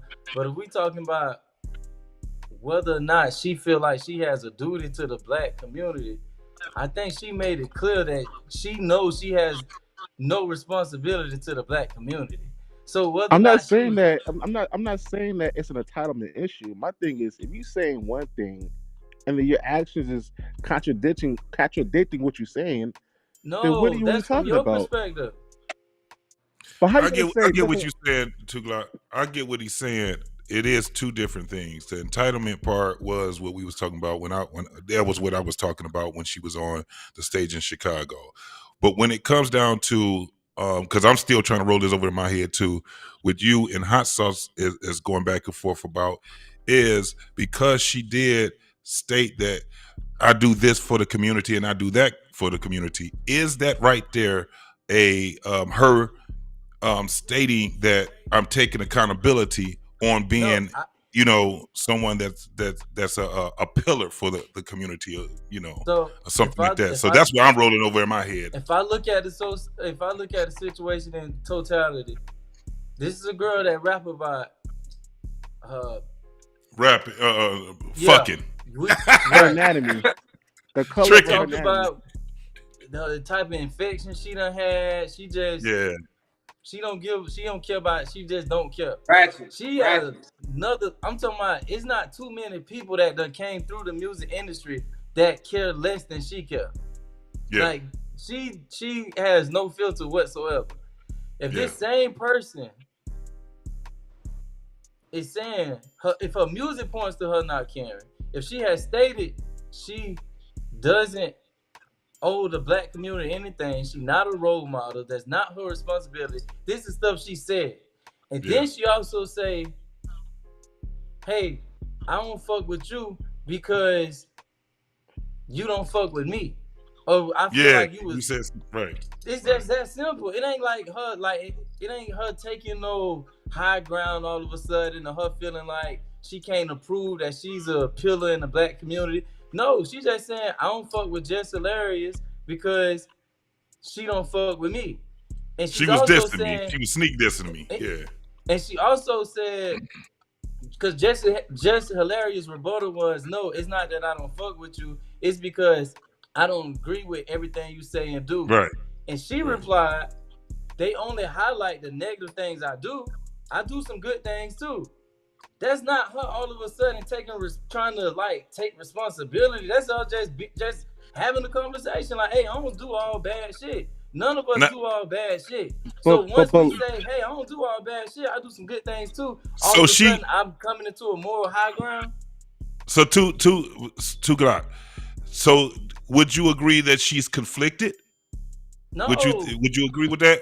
Now, this is why I say this. She has a line of lip gloss, and if you guys don't know what it is, it's about, they're named after venereal diseases. What? I don't know if y'all know.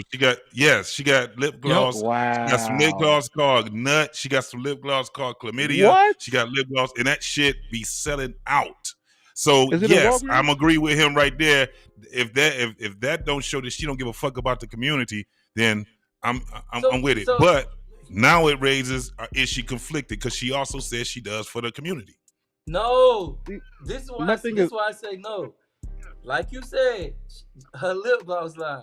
We hear her music. A video of her fucking got released on the web for everybody to see. Just because she said, I do some good things sometimes, I don't think she conflicted. I think she just doing what anybody would do. That's just like a criminal that done robbed 30 banks. Just because he say, hold up, I ain't robbed that bank now, that don't mean he denying that he's a fucking bank robber. He just saying, hey, right. Do that. Well, let's look at it from this point of view, because we stand on the rappers, but I want to get back on the church, because y'all still saying that the church is more they're showing less accountability. That's what most of y'all still are saying that. And one of the reasons y'all are saying is that the rap culture is not professing. They wasn't professing any real responsibility towards the black community from the jump.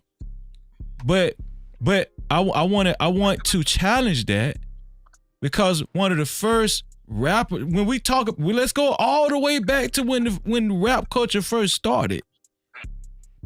And I think JT was the one that wrote it in the chat, because I couldn't think of the name of the group. Grandmaster Flash and the Furious Five. Yes. The origins of rap culture was positive, right? The name of that song was called The Message. Now let's go back to the black church, right? Y'all ain't never heard pastors say, listen, y'all come to church, but y'all need to be responsible for y'all kids. That ain't all on the pastor. Y'all need to work out y'all own salvation. I done heard the same thing that y'all saying rappers say to get out of that bullshit. I done heard black church say the same thing. Listen, y'all need to read the Bible for y'allself.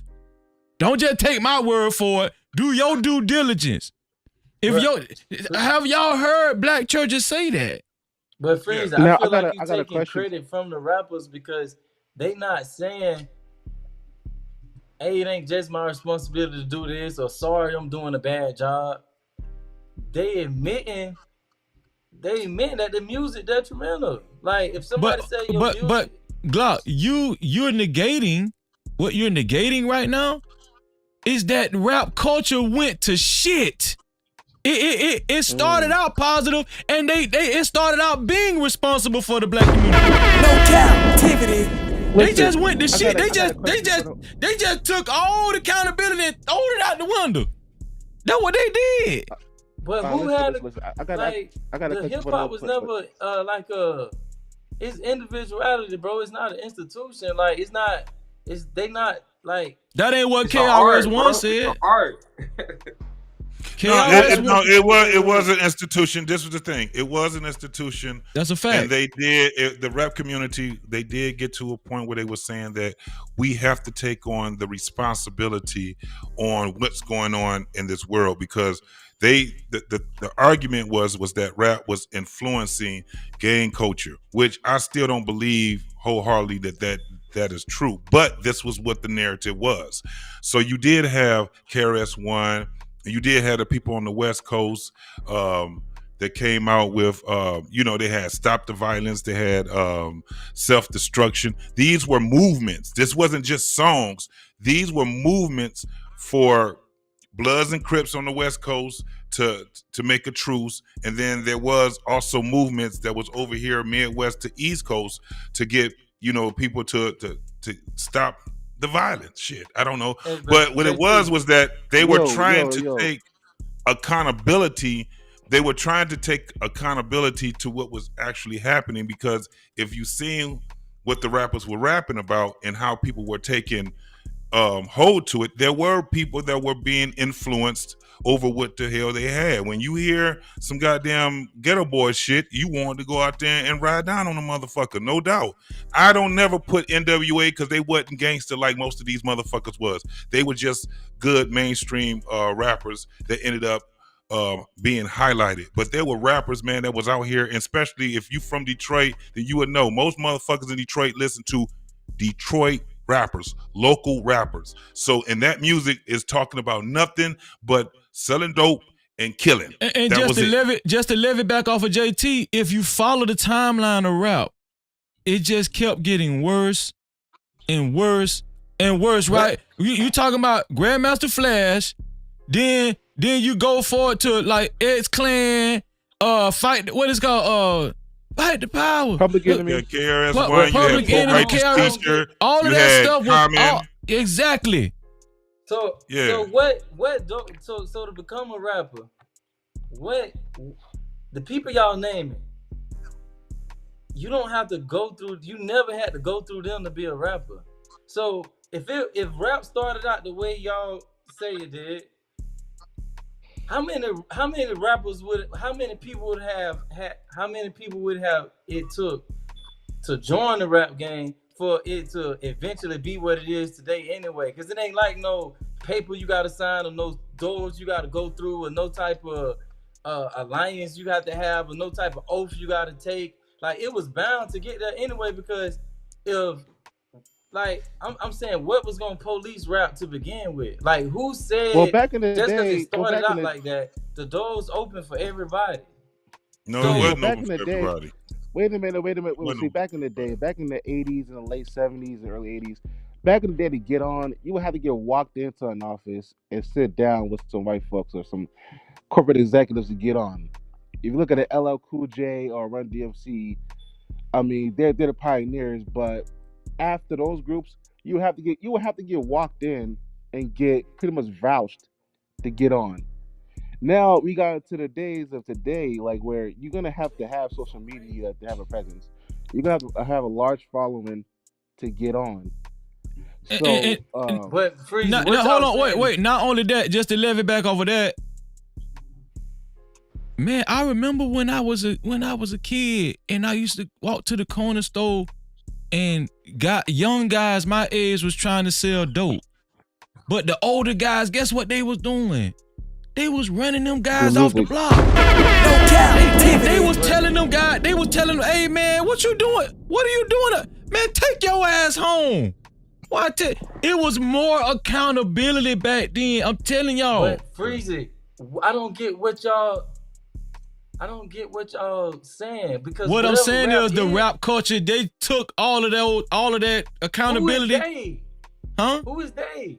This is what I'm telling you. It was a it was more of a mindset. Whatever it was is what it became. Like, can't you say the same thing about the black church? Because there used to be a time. Yeah, you can. Right, but listen. So if you can say the same thing, they're on the same. We could talk. We could talk about both the two on the same lines. One actually had a responsibility. Somebody just said you had to go sit with white men. When did them white men ever have any type of? When did they ever owe us anything? Because it's still a money game. So if you had to come see them at one upon a time, and the rap game that y'all talking about was such a positive thing, them same people allowed whoever to infiltrate it. So whatever it is, it started from whatever y'all talking about. That just was the beginning of what became. So, but as far as the church, when does the church supposed to always had order, always had principle. The church is in the black community led by who? Black men. But he just said it was a time in the rap game where you had to go sit with a white man. If that's true, then you was never in control of the white game. Of the rap game. Why you talking about these responsibilities, these morals, and all this shit that was never there to begin with? You talking about the beginning of something that started out positive, but it never had any real gatekeepers. And if it was, it wasn't the black people that y'all talking about. KRS-One, you ain't have to go through him to be a rapper. Just cause that's how it started. Hold on. I think you might. I think you might be a little off on that. No Cap-tivity. So this is the thing. In the music industry, and we talk about this all the time, right? In the music industry, there was a Bro, you never owned the music industry though. No, I agree. I agree. I feel what 2G saying. I don't feel like it was, gatekeepers. It was, like I say, I keep going back to it. It was an art. So if you wanted to express how you felt, then you just did that. It's just open to you to do that. Yeah. No. Hold on, wait. You didn't know how to monetize it. That's what it was. No, it wasn't monetized. Listen to what I'm saying. Y'all, you never had to sign a record deal. You never had to sign a record deal to KRS-One or Big Daddy Kane or any of them people you talking about. They never owned the rap industry. Yeah. No, but nobody owns the rap industry. Nobody owns. They're not regular execs though. They're rappers. That, you know what I'm saying? Like, no, but you got. Hold on. Wait. You got. Wait. No, you're wrong. You're wrong because even back then, you still had to know somebody to get through the door. Yes. Listen what I'm saying. They had to walk you in. Who owns the door? Who owns the door? Listen. Okay. Listen. We just own the door to walk through the door. I just covered a huge story with P. Diddy and Cassie. You had to know P. Diddy to get through the door. Right. So what I'm telling you. This what I'm saying. So what I'm saying is comparing P. Diddy to the Christian institution. But no, what I'm telling you is the rap community is more gatekeeped than the black church. Yes. And that's a fact. By who? Freezy, I got a question for you. I can't believe y'all. Go ahead. Okay, Freezy. Okay, what's easier in today's age to do? Start your own rap label or start your own church? Because I don't really think you need to your own church. Talk to somebody. It's easy to start your own church. Start your own church. Listen, Ron Hubbard started his own church. He didn't have to talk to nobody. That's a fact. Jim Jones started his own church. He didn't have to talk to nobody. Yep. But if I want to start a record label, I would have to get on with a Warner Brother, Atlantic. I mean, well, say that back. Artists who don't sign to no labels. But no, that's the thing. They're not. So they're not going to get. Hold on. They're not going to get. This is the thing. Those ones that are not signed to any labels. Most of those guys are the rap that we need to be listening to. They're not getting any. They're not getting signed because it goes to what you guys were saying earlier. When you start talking about the small hats and shit like that, when you want to get up on there and they get you up on billboards, and then you got to deal with Grammys and all these other motherfucking things right there. Now you in cahoots with some other shit. But rap itself it was always governed by the streets. You bring your ass around in Brooklyn, and your But ass is it's out here funded talking by about the shooting white niggas man's and money, shit like though. that if you want to. Go to them concerts, and them niggas gonna get at your ass. You go to goddamn on the West Coast, and you talking about how much you a killer. Those niggas on the West Coast gonna try your ass. Those are gatekeepers. You come to Detroit, there's a no-fly zone in Detroit. You better check in, nigga. I think we missing one element. I think we missing one key element. The church always was spiritual, and that's a powerful element of the church. Right. But guess what? Guess what though? I know y'all don't think so, but guess what the rap game has became as well? It's became a spiritual entity as well. I think all of it is spiritual. The church, Freezy, has presented itself as being spiritual. That's all that shit is. And it marketed itself as being spiritual. Y'all talking about somebody just said to get signed, you had to go through Warner Brothers and Atlantic and Universal. Who own Warner Brothers, Universal, Atlantic? Who own these labels? So who you had to go to get signed? White folks.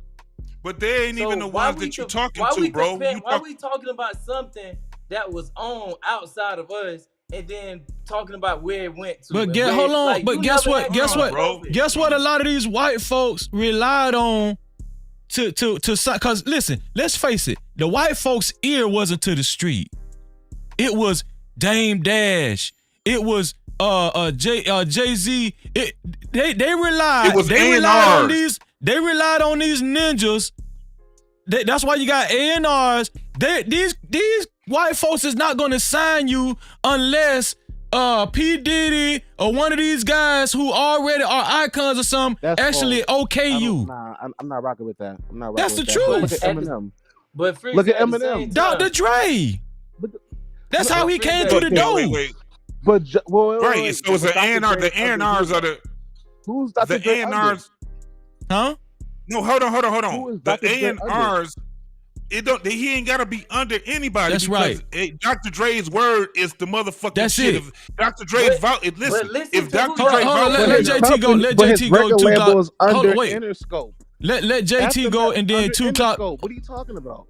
Hold on. We heard your premium. We're gonna let JT go. Then 2 o'clock. Then premium. You go. You pick it up after that. Go ahead, JT. I got you. So when you talking about Dr. Dre, his word was gold. If Dr. Dre vouched for you, that's exactly what happened with 50 Cent. That's a fact. It went from Eminem to Dr. Dre. That's what it went to. At the end of the day, when you signing a fucking contract, guess who you gonna be signing that contract with? Dr. Dre or an RNA that's up under his regime. You're not gonna be talking to nobody that's Jewish. You're not gonna be talking to them motherfuckers own prisons. They own baseball teams, basketball teams. These motherfuckers is trying to make money. The ones that's actually out here that's doing the work that you see visibly, those are the ones that's running this shit. At the end of the day, that's what it is.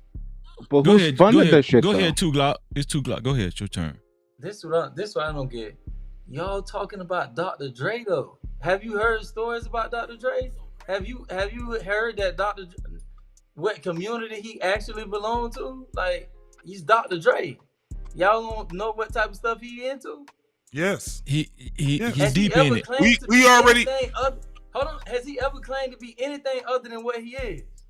Has Bro, he claimed to all the years he been in the game, he never been a role model or took that type of position? I've heard more negative things. I've heard that he like abusive, that he beat up every woman he ever been with. Heard that he's not actually heterosexual. It's a lot of he. So that's like everybody. That's what we said earlier. But 2 o'clock. That's what we said earlier, bro. It's a dirty game. I'm not exonerating these motherfuckers and making them motherfuckers out to be goddamn Jesus and shit like that. I'm telling you, it's a dirty fucking game. At the end of the day, it goes right back to what Freezy was saying. Who has to hold the and what you said too? Who holds the onus on this shit? So now y'all putting it right back on the white man. That's what y'all doing. No, I'm taking it off the rapper because the rapper is telling me he's a villain. How I'm finna be? So it makes your point. I stand corrected. It makes your point, then. It makes your point. If it's a dirty, Yeah. Right? Listen, He's all a I'm gonna say villain. is- But he's a. Go ahead, Premium. My bad. It's your turn. Go ahead, Premium. all I'm gonna say is this. You know, you all can say Dr. Dre is the ear to the streets, Puffy is the ear to the streets. But if I was to make a YouTube channel right now and play California Love, that video would be taken down. And they'll have a reason of why you got taken down. And they would say, this video has been taken down under the copyrights of UMD or Sony Records or Atlantic Records. All these parent companies are the ones who's making it possible for these dudes to even have their ear in the streets. That's all I'm saying. So you could be a Dr. Dre in the streets, all that talk, all that jazz, but at the end of the day, you always gotta follow the money. Who's Yeah, these but hold companies who on, have bro. Listen, partnerships? we men. We talking about accountability. I'm not listen. Just because somebody want Freezer to put on some damn lipstick for on the for some money, that don't mean I'm gonna take the deal. I'm gonna still maintain. But that's your choice, though. You saying we men? Yeah, but y'all missing y'all missing the point, man. I'm saying what's your definition of a man versus Dr. Dre's definition of a man? Dr. Dre like to screw other men. So what I'm saying is, Allegedly. I'm saying if the dude is your definition of a villain, right? And when you explain it to him that you view him as a villain, he say, okay, maybe so, and I don't care. First of all, most people I know who don't like to accept accountability would never admit to any fucking thing. To me, that's big. Like, if you're willing to even admit, yeah, that's me. How is that not accountability within itself to even say that? So I'm gonna add on to that too. So this is what I'm gonna say. This is what I'm gonna say to that. That's not accountable. Okay, I understand what you're saying, right? Now, if he would have said, yeah, everything we do is wrong, but that's just me. Okay, now I would say the accountability. But if never say, this is what I'm saying. This is what I'm saying. If they never admit that what they do is wrong and that kids should not, like, listen, this is what I'm saying. I think we missing this point. They saying that though. Listen, I think we missing this point though. What rap started out as, the rap industry started out as positive. They started out actually taking accountability, taking responsibility for the black community and for these kids. That's how rap started. How many rappers was that? Huh? How many rappers were that? No, listen, in the beginning, that was like majority of rap. A lot of early rap was backpack. I'm saying how many rappers were how many rappers was it back then? I can't answer that question right now. But LL Cool J was the first person assigned to Def Jam. Big Daddy Kane, Curtis Blow had the first released the first hip hop single, had the first single make charts or something. He gets acknowledgement for the first basketball. I'm playing basketball. Yeah. So basically you can say it was one nigga at Def Jam, it was Kurt Blow with his single, it's such and such on the West Coast. You talking about 10 people, 11 people. Anything that continues to grow and keeps the doors open for anybody to come in, the shit gonna be negative, especially if the people that claim they pro-black and claim they gatekeepers, not actually gatekeepers. So we judging rap, something that's like an open institution for anybody to fucking join, compared to something that really has a responsibility and really supposed to have principles. But let's listen to the message that we giving right now to people that's watching. We're saying that if you go to church, or if you become a preacher or a deacon or something, or usher, you automatically assume responsibility for the black community, right? That's what we're saying. Right. But we're saying, hey, if you want to alleviate yourself from any accountability or responsibility, just become a rapper. That's what we're telling people. We're saying just become a rapper. You ain't got to worry about getting blamed for nothing. And And I don't think it should work like that. No, we're accountable and responsible for anything we do. You just said earlier you put the responsibility on black men more than black women. You said that. So if we're black men and we're the leaders, I don't give a damn if Freezer become a rapper. Listen. I'm responsible for what I do in my community. Just like I know how, bro. I know how to step outside of myself. Just like Hot Sauce said earlier, he was saying we need Hebrew churches on the corner. We need Israelite institutions teaching people this, and that. I believe in the same thing he believes in, so of course I agree. But I can't just end it at that. We can also put, even though I wouldn't go to a mosque because I'm not Muslim, we can also put Muslim institutions on each corner, and it'll have some good results. So what I'm saying is that, like, I'm not just gonna stop at what my definition of a man is and what I think these people should be doing. Yeah, I think black men have a responsibility to black women. Future don't believe that. I'm not right and he not right. It's just a matter of opinion. So I can't say, oh, this is what the black man should be doing. No, them dudes should be doing whatever they want to do. But what you say they should be doing is what you should be doing, and that's what I should be doing because I believe in the same thing you believe in. But if these dudes are saying they don't believe in what you believe in, it's nothing to talk about. It's just like somebody hold on. You can't hold them to the same responsibility that you will hold me to if I claim that I believe in the Israelite teachings. If the dude next to me is an atheist, you can't have the same conversations with us. So what if I can tell you who can hold them accountable. You saying I can't, you're absolutely right. But guess who can hold them accountable? Who? What if I'm a rapper, but I'm a member of a mosque? I'm a member of a Nation of Islam. What if I'm a rapper and I'm a member of First Presbyterian Baptist AME church? What if I'm holding? Hold on, listen. What if I'm holding both titles? Only way somebody that's in the Nation of Islam can hold any rapper accountable if that rapper is claiming to be part of the Nation of Islam. That's the only way you can hold him accountable. Okay. But if he's saying that he's not Muslim and he don't take part in that, nobody can say shit to him.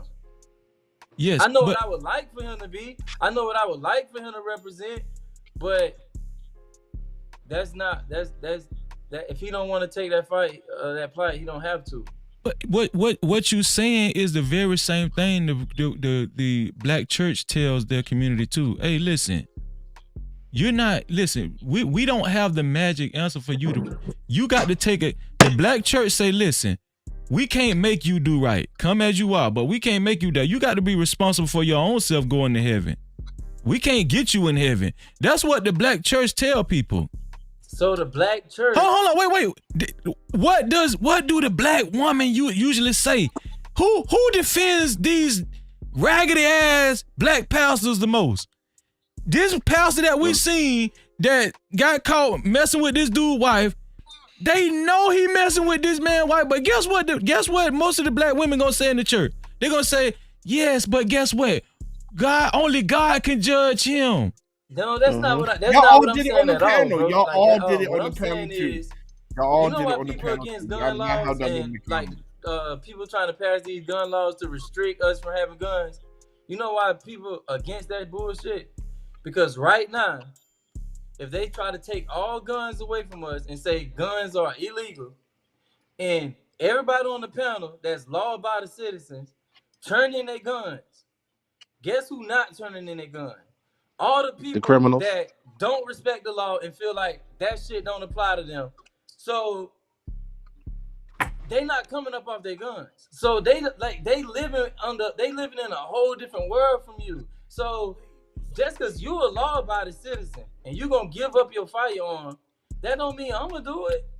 So you trying to apply things to individuals that they just don't live in the same world. It's criminals that's gonna say, I'm not giving up my gun regardless. Well, I think and what it's you, law-abiding people that's gonna say, "Here go my gun." I think what you, I think that's why they're against it, because they know, hey, the stuff that apply to me don't necessarily apply to him. He don't live by the same rules. He don't believe in the same shit. If I give up all my weapons, he ain't giving up shit. So Okay, it's so- like that with everything. Like Future don't believe in what you believe in. I think what you're ultimately saying is, and you can tell me if I'm wrong, Two Glock. The black church has a common book that they follow and that they should abide by. The rap culture does not have a common understanding of what rules they should follow. Is that what you're trying to say? Oh yeah, I was yelling, but let me. Yeah, so the analogy I was giving. Do you get what I'm saying though? Like, you and I live in the same country, the same state, under the same laws. Mhm. If I'm a criminal and you're a law-abiding citizen, and they told us to hand over our guns, you would give up your gun. I would not give mine up, because we live in two different worlds. We abide by two different things. So certain shit just don't apply to me. I understand what you're saying. I was just saying that it's so many different ideologies and beliefs that the black church done adopted. Now, some churches believe this, some churches I've seen the same way I've seen rap culture morph into a worse culture is the same way I've seen the black Christian church morph into a worse church. If that's even a thing. I'm just saying, I'm just saying, but I do understand what you're saying. I don't get the comparison though, because it's like saying you seen somebody that was religious and was law abiding and was educated and had a career. You seen them get worse and worse and worse, and you seen their life go down the drain. Versus you seen a crackhead get more and more strung out on drugs and get worse and worse and worse and reach their demise. Like, one of them things, like, this person a drug user, a street person, and they of course they met their demise because of their lifestyle. Like, I just feel like it don't compare. Like, if somebody is a fucking crackhead and somebody else is a teacher, why you expect this shit here to go down, like, to get worse? But if you seen this other person's life go down the drain, you would have expected more of them. I don't know. So ultimately, because we finna watch these last two videos, and I got one last question on the table I'm gonna ask y'all, and before we get our final thought, you're saying that the rap culture is not even in a position to even take accountability. That's what you're saying. But we wait, no, freeze. Listen, the last 5 to 7 years, I've seen plenty of rappers take accountability, or other rappers holding other rappers to accountability. Me personally, certain things we don't hold other rappers accountable to.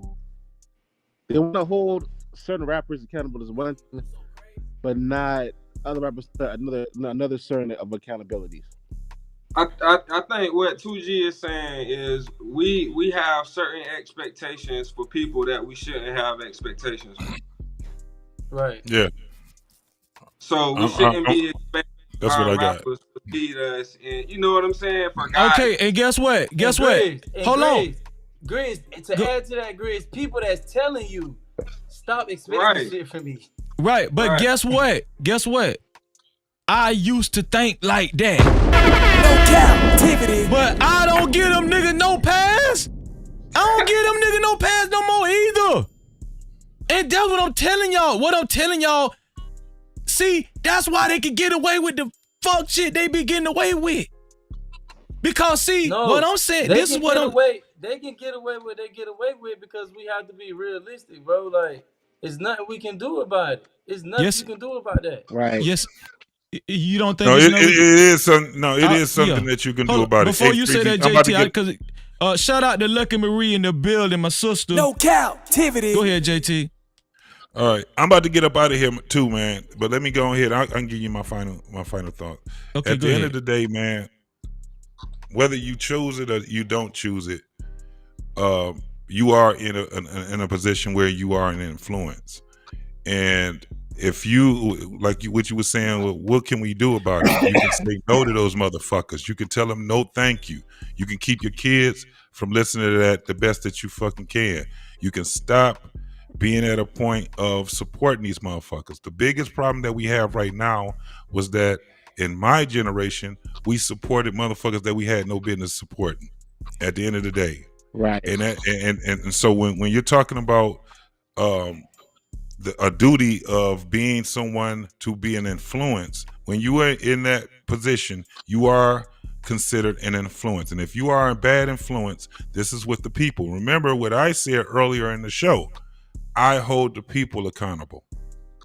I hold them accountable. So at the end of the day, if you got a rapper that's out here talking about booty holes and ass and shooting each other and killing each other, it's up to the people to get rid of that shit. It ain't up to whoever we consider to be government or the man or whoever the fuck it is. It's us, because we consume this shit just as much as our children are consuming this shit right now. So it's all on us. All this shit is on us. If it's in the church, and if we had a fucking church and the church is out there doing shit that's unlawful, doing shit that's that goes against all the principles that the Bible has spoke on, it's up to us to get that motherfucking church shut the fuck down as people. And if that's not it, then we're gonna have to have a civil war with each other. Just like how we talking on this panel right here, and we got different ideas and shit like that. That's what the world needs to start doing, instead of having a bunch of silent ass bitch ass niggas and women that's out here just letting motherfuckers do what the fuck they want to do. No I'm gonna end that right captivity. there. I'm gonna end that right there, because there's still some things that we had conversated on, man, or conversed on, that I'm still gonna be rolling over in my head, man, and it's gonna make me put some shit on my platform too, man, because you guys all had some great points. Freezy, you my brother, man. Same thing. All you brothers that's up on here, man. I appreciate everybody that's on here, man. But I got to get Hey, the what's hell up your out of here channel? because I got to go to work. Yeah, tell him What what your we know- channel what's your is, channel? JT, before you get up out It's of here. what And we- before you say it, make sure y'all, cause somebody put JT's link in the chat too. Go ahead, JT. It's What We I'm Know gonna check it out once podcast. we're done.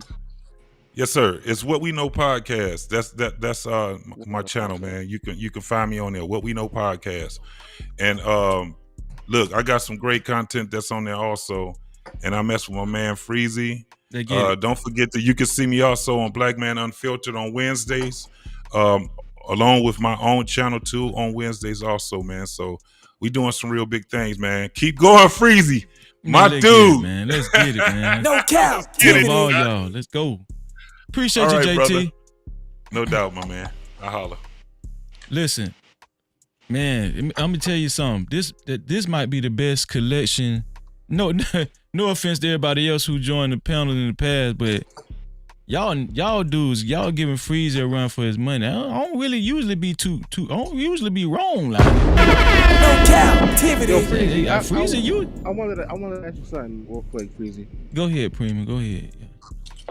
So like, okay, so when Nipsey Hussle got unfortunately slain, right? And Kodak Black was talking about trying to get with Lauren London, and Mhm. like half the hip hop was on his head, and they made him apologize. Ain't that a form of like holding him accountable? That's exactly, boy.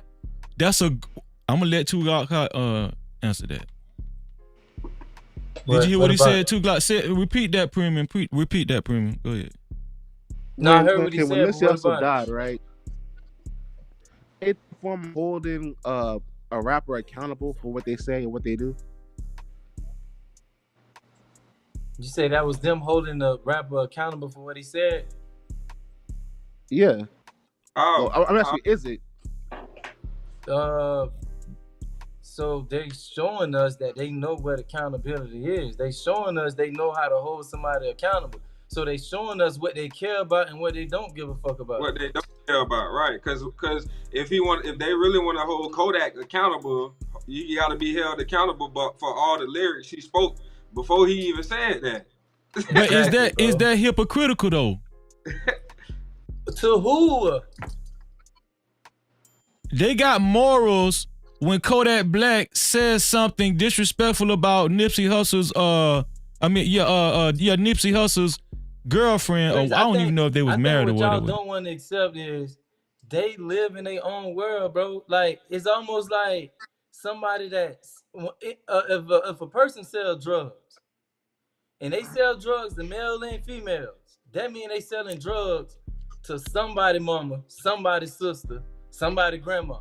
They ain't gonna sell that shit to their mama, their grandma. But if you gonna say, oh, he a hypocrite, he a fucking drug dealer. Like you think he care about But what that's kind you of claim is different. That's hypocritical? different when I'm. So hold on, I But just that's want to kind of say something different really than what I'm trying quickly. to say though. Let me say something really quickly. The biggest problem is when we're juxtaposing the church, which claims to be the leader of the black community, and the entertainment industry that doesn't want to be. The biggest problem right now is that black people always want to assign motherfuckers roles that people don't want, and then Man, turn around hey, and Freezy, drop the complain, no cap bomb, man. No right? And captivity. then turn around and Drop complain that stuff, man. when they don't want it, right? I mean, like right No now, captivity. you guys have been going back and forth, and trying to put responsibility on rappers that tell you outright, I don't want that shit. Same thing with the conversation was like, oh, black men are responsible for black women. The fuck we are? This is America, right? The government is responsible for them, right? And then they turn around, well, y'all the leaders. That's why we cutting up because y'all ain't shit leaders. No, that is dog whistling to just say, let me act the way I want to act with no responsibility, right? We got it, black people. We got to stop this shit. This shit is utter madness. We're not responsible for black women. Black women are adults. In America, an adult is responsible for their goddamn selves. Number two, rappers are entertainers. No other group of people look at their entertainment and be like, "Yo, you're responsible for us. You're our moral compass." Who the fuck on white side be like, I "Oh, I this is the I don't moral know about all compass that, of the dog. white community"? No, fuck no. We got black people. Please stop. It makes us look Listen, crazy. Right, man. We like I listen. said, White folks, people no, put wait. these White people up on folks pedestals, are man. also notorious for holding celebrities to Yeah, a we putting high. these people up on these No, pedestals. no. You're Yes, we missing are. my No, no, point. brother, no, no, No, no, no. brother, Please don't twist my brother. word. No, no, no, no, no, Wait. no, No, no, no, no, listen no, to no, me. no. Let Listen him to finish me. his Wait. thought. Let him finish his thought, hot But sauce, and he's then you can twisting go. my Go ahead. he's twisting my word. He's twisting my words. Okay, but Because I'm not just saying let what him get it out. my Let him get it out, and then let him all know he was wrong after that. Go ahead, all premium. right. Who Okay, that? listen. White folks. Premium. I seen white folks idolize John Wayne, Arnold Schwarzenegger.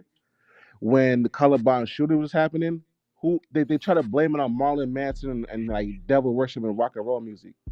So like like they always trying to whoever they think they trying to like tie into something for something bad happening. That's more of a culture thing, especially in America. That's all I had to say though. Like it's not just black folks idolizing other people. Like it's also other races as well too. That's all I'm trying to say. So that is historically and factually wrong, and I'm going to give you two examples of that. One is when like the whole mothers against drinking and driving. The mothers did not go after the alcohol companies. They went after legislation to change laws. Second, Tipper Gore actually when white people mainstream community start listening to Tupac and Biggie and all them, they didn't attack Biggie Smalls and the record companies. They went through legislation. They went through legislation. Tipper Gore, Al Gore went through legislation to start putting on parental guidance and start minimizing how rap music were distributed. And then Tupac came with that clapback, was like, fuck you. When same thing with Dave Matthews Band, right? When white people have an issue with their celebrities, they don't go and say, well, you got to be accountable for the white community. No, they go to legislation. They go to laws, and they change the laws to change how their people are consuming shit. Yeah, Bottom line. that happened with Uncle Luke. That happened with Uncle Luke when he got censored. Right. They go to laws. They don't sit here and say, hey, Marilyn Manson, hey, Smashing Pumpkins, you got to be morally obligated to that. No. That's They what get they them did, censored. though. But they got That's them what they did, censored though. through legislation. They don't talk about, hey, you have a responsibility to our children. That doesn't Right. come out their mouth. What comes out of their mouth is, I'm going to censor you, I'm going to sue you, I'm going to take legal action. That is the difference. We're saying that we're telling people for the last 2 hours that, hey, rappers, you have a social responsibility. And they don't. That's why you're factually wrong. Because white Not at people all. don't go to their celebrities. White people don't go to their celebrities talking about social responsibility. They do that to corporations, but they do not do that for celebrities. They just censor them. Right. Next level, man. Appreciate you joining the show, dog, as always. No Cap-tivity. Before I show these, oh shit, I got my boy. I ain't put my boy. Before I show these next videos, who I'm missing? Somebody dropped off just then. Hold on. What it was down there? I think that was JT. Oh yeah, that was JT. My bad. Okay. Next level, man. Before I play these next two videos, what you got to add to the topic, bro? What you been listening to so far? I think everybody been making valid points on both sides, you know what I'm saying? But I think everybody failing to realize what's the common denominator in all of it. And it's black men. And the quality of black men been on a slide decline since the 60s. No and it just been getting Cap-tivity. worse and worse. You know, from the drug dealing, the gang banging, from the pimping, from the black churches to the entertainment industry. The common denominator is the black man. And if we as men are leaders, we are leading to destruction. Anybody want to respond to that before we play these videos? Yes, I want to we say know you gonna respond to it, hot sauce. We know you gotta come by.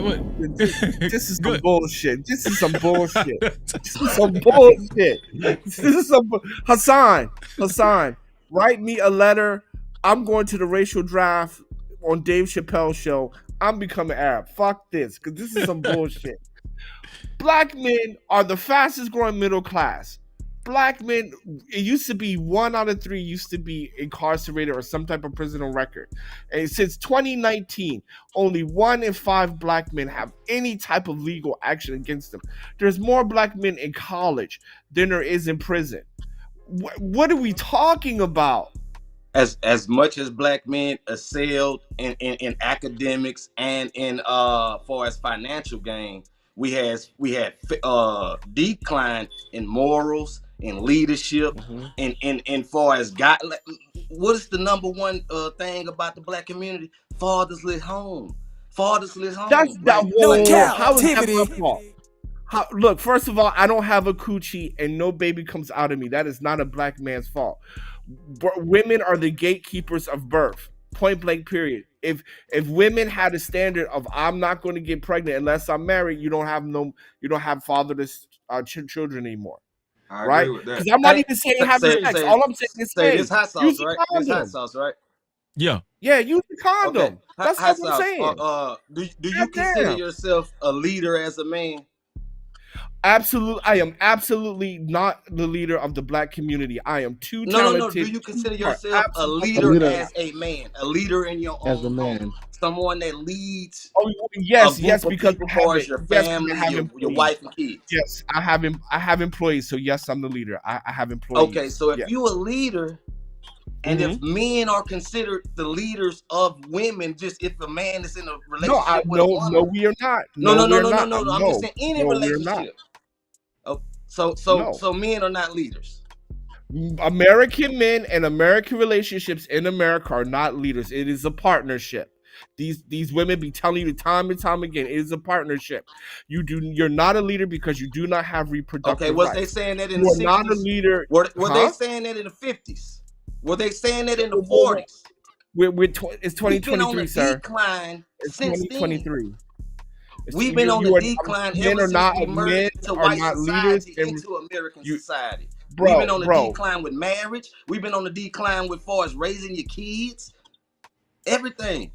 Black men don't have kids. Black women have 1 million more motherfuckers kids than black men.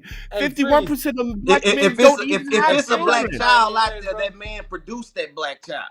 If it's a black Right. child, Yeah. So talk to that like, what do black you man. mean? It ain't me. It ain't me, and it's What not do you majority mean? of men. See, The the problem majority of is, black it's a lot of majority men. It's a lot of men that majority. can't hold. No, it's They that is like that is hold that is themselves factually accountable for. incorrect, Like, sir. I'm just saying, like, That is we as that is men is factually incorrect.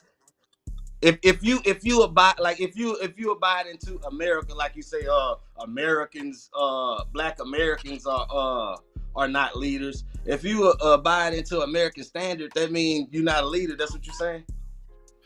I am absolutely not a leader in the. I'm absolutely not. Fuck no. No, absolutely not. And on top of that, See a worker? right? On top of that, in American marriages, it is a partnership. You're not a leader because the person who gets the child and have more reproductive rights is the leader, and 80% of the But time that's that is not a more fact, women. though. That's Let me that's land my plane. opinion. Let me land my plane. Let me land my plane. I'm gonna land my plane here. By you guys telling black men this fucking delusion that they are leaders in their own home in America gets them on child support, gets them That's in not true. divorces. That is factually true. No, That is So you factually think true. I That is got factually true. kids. Say Black freeze. marriages are 70% divorce rate, 80% initiated by women. That is factually true because you coming on some, oh, I'm the man, blah blah blah blah, and then she graduates your ass. Right? I don't get Black what men in I- America Hey, are Freeze, fucking y'all chime in delusional. next, bro. Go ahead, Two Glock. Honestly, I agree with a lot of stuff Hot Sauce be saying.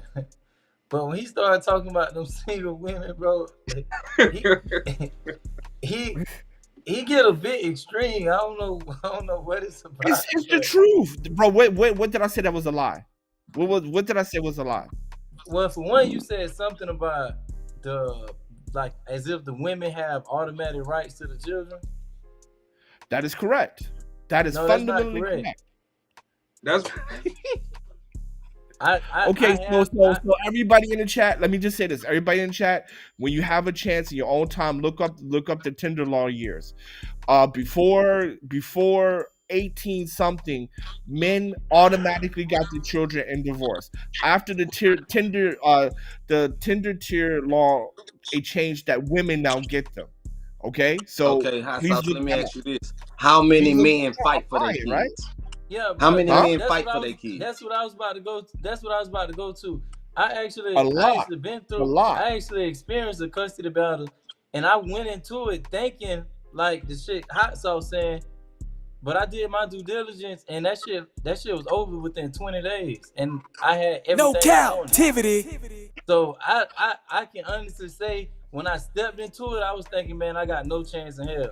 But when I got in there, it was fair. And I we have actually plenty came out on rights, top. bro. We got plenty rights. But the My thing girl, is, it's a lot of men that Hold don't on, even next take level. those Let me steps, get Grizzy in like there. Hot Sauce. Hold, let me get go ahead, Grizzy. yeah, we got plenty rights. My girl actually works for Department of Children and Family child support.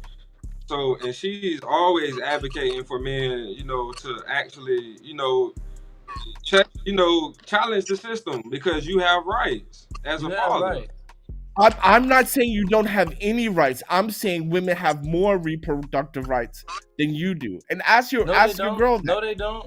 No, they don't. Only time they do Okay. is if you wasn't at the hospital when the baby was born, so you didn't sign a birth certificate, or you don't have the necessities. You can't provide. Like if you do your due diligence, bro, you can have your kids. Just like if you're saying if y'all was if side by side, if the man was 100% doing what he was supposed to do, and the woman was 100% doing what she was supposed to do, that's what he's saying. Who would get the child? Who y'all think would get the child? 80. So first of all, let me just enter some statistics instead of personal stories, right? There's one group called Men's Right Group that actually is an institution that talks about how to fight for custody for your children in an unfair system. Now, there's always going to be some people who get their children, but in general, custody, when men and women fight for their children, it still goes to the women approximately 80% of the time. Matter of fact, you can look this up. Child support in California alone is a $30 billion business that the courts get. Talk to divorce lawyers. Divorce lawyers will tell you, or family lawyers will tell you, that the state has an incentive to give the child to the woman because men pay more child support than women, and they're able to tax on it. So even though you guys fought for it, and that's fantastic, and I'm so happy for you, brothers. But when we look at things systematically, and when we look at the numbers systematically, the numbers do not agree with you when men. Please listen to me. When men are fighting for their children, matter of fact, most men get exhausted after the pricing, because when both people are fighting for custody, right? We're talking thousands and thousands of dollars for middle class men. Hey, I want to see the statistics on how many men actually fight for custody, because most dudes I know would much rather just get their kids on the weekend. Like most of them just go for, man, as long as I can have some type of right for my child. So, Dennis Sperling, lead attorney, they all talk about these cases that they actually tried, and they are lawyers. They'll all say the same thing right now. That's a good point. They do talk. Divorce lawyers. That's a good point, Hustle. They do talk about that. No Cap-tivity. Lead attorney talk about it in general and talk about how much the system is stacked against you. So while you talk about your personal experience and why I talk about the data, it doesn't really matter. You're having black lawyers on the black manosphere talking about how and why the system is stacked against you, and they are the professionals. And I think a lot of what they talk about, I think a lot about what they talk about on the legal side. Now, maybe you're right as far as child custody, but I know the lead attorney talks a lot about, what does it say, like divorce court. And on that side of the game. He talks about child support too. He talks about child support. All right. Because he said he was, he used to be something at Lydium or something like that. And he talks about his cases. Right now they're the professionals, right? So I don't care about what I say. Don't care about what you guys say. Go to his channel and he lays it out how the system is stacked. He a paid lawyer. That's his business.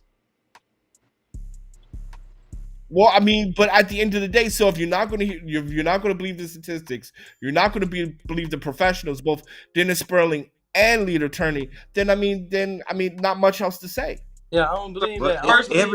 Every man that have a child that's going through something like that, they don't even get a lawyer, so they're not going to even be on the statistics. I don't believe nobody can take you away from your child. I don't believe that. Oh, then don't, right? You're charged to believe what you want to believe, but I do know this: if you're a father and you take your child away from your mother more than 7 days, she can charge you with kidnapping. Quick Google search. Doesn't work the other way around. If she the primary, if she the primary, that ain't true at all, bro. That ain't true at all. I got 3 kids, bro. That ain't true. Just keep you want to know how not true that is? You want to know how not true that is? That's not true. If you a father and you take your kid, as long as you don't take him out the state, nobody can come take the kid from you. Not even the mama. Not even the mother. It'll be the same as you having a car that you ain't finished paid off, and then they try to call the police to come take the car out of your yard. Like, they can't do that. It's a civil matter. But in some states, that depends on like who got the guardianship. With kids. Like what kind of guardianship you have. No, I'm talking about the parents are together. You guys are together. Have custody for the weekends, and you have them for 7 days. Yes, they can say that's kidnapping. But that's you already. That's you having them. That's something that's already been implemented, though. If you already lost in court and you only supposed to have them for weekends, but if she only supposed to have them for weekends and she take them for 7 days, then it's the same shit. Yeah, that's why I said it just depends on the guardianship of the child. You know what I'm saying? That's what I'm saying. But he's saying is if it's I can tell you what I'm saying if you allow me to say it. You're guilty of a crime. No, that's not true. Right. So you can quickly Google search this. If I'm saying that both of you are still together, not one of you are divorced, right? But say for example, you cheat on her, and then she says, "No, I'm taking the kids, I'm leaving you, but I'm going to my mother's house, whatever." Right? Let's say it's reverse. She cheated on you, and you're like, "I'm going to take my kids. I'm going to go to my mother's house." She can call the cops on you, and the cops will bring the kids back. That's not true. That is very true. That is very true. It's just it's happened. It has happened. It has happened to So somebody it has to be who either true. wasn't the father on paper, who had some type of something was implemented No. to where he couldn't do that. They are But if they just biologically. flat out 50-50, everything is even. He is proving that he's the father. It's proving that she's the mother. Nobody can do anything about that. Then why has it happened? Then why has it happened? Why did the police come and say took the kids and bring it back to the mother? Why has it happened? Because of the lack of knowledge, bro. Like these things can't happen, bro. Like it's the lack of knowledge. Grizz. Then why did it happen? It just can't happen. Then why did it that happen? Shit propaganda. Why did it happen? That shit propaganda. For real, bro. And then like the simple, okay, bro. Hot sauce. What's gonna happen, bro? What's gonna happen if the internet go down, bro? Like you talking about Google search this and statistics this. We talking about experience, bro. You taking out experience. But you're talking experience.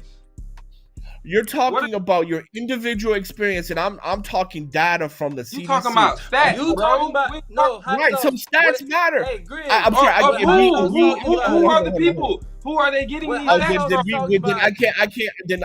I can't have conversations because if we're gonna be like, Man, the stats don't matter, then I just can't have a shit that had conversation. me walking into a courtroom scared, thinking I ain't stand a chance. I just can't have the conversation then. Because if we're gonna say stats don't matter, right? We're gonna say to a stats don't matter. certain degree, but when does experience matter? Like, when does that matter? Does that not matter at all? Like, it does. Your experience matters to you, but you can't. Let's say you're trying to superimpose your experience and say this is the norm. I think. Hold on. Wait. I think this is speaking of who are these people they're getting the stats from? That's what I want to know. I think this. Hot sauce saying stuff, and we don't know the stipulations. We don't know. I don't like because I don't know the people that I grew up around, bro. They ain't doing no census and doing no shit like that, bro. Like, so I don't know who these people you talking about. You don't need a census because when you file for divorce, it's in the data, right? When you file for divorce, when you go to custody hearings, right? It's being processed. There's paperwork, so I don't need to talk to you. I can just look at the paperwork. But who are these? Like, and that goes back to saying what 2G was saying earlier. Like, who are these black people? Who are these people? Are they black people? Are they black people? You know what I'm saying? Are they like what side of the coin are they from? So like, you can't say that all these like it doesn't. I don't get it, bro. I just don't get it. So okay, I'll give you that. I don't. It's not us. It's just the data doesn't say black people, white people. It just says just in general, right? 80% children go to their mothers, right? It doesn't say 80% of white women or Hispanic women. So okay, I can exceed that point. But again, if the paperwork is there on who has custody, then the paperwork is there. I don't need to call anyone because the paperwork is in family court. Hey, if you hold on, 2 Glock before you go. Snuggles, you're more than welcome to participate in the chat, but calm down with the you people bullshit. Calm down with the you people bullshit, or we gonna get your ass up out of here. No cap. I haven't sicked my moderators on you yet because I want you to be able to participate. Now, I don't know if you black or white. You might be black trolling like you're a white person. I don't know, because you niggas be confusing me sometimes. But whatever race you is, you talking like you're white. But whatever race you is, calm down with the you. One more you people, and you gone. So anyway, Freezy, I'm gonna peel off, but it's great talking to y'all. But at the end of the day, you gone already, dog. God damn. Let me just say this: if y'all the leaders of the black community, all the best. Wish y'all the best. But I am definitely not the leader of the black community. Black women have autonomy; they can do whatever they want. This is America, right? Partnerships. So you can go believe that you're the leader of your household and all that. Fine, that's fantastic. Go do that. But in America, man, mm-mm. I Hey, can I just it's say something partnership. before hot sauce go? Yeah, go ahead. Yeah, go ahead. Hey, hot sauce. I think the stuff that Freezy say, and I do take the same stance as Freezy. That only applies to people who believe in that. Like, I know common sense. You're not the leader of anything. You're not the leader of anybody. You're not the leader of your house. The only way you can be the leader of your house is if both parties submit to that. So I agree with Correct. what you're saying.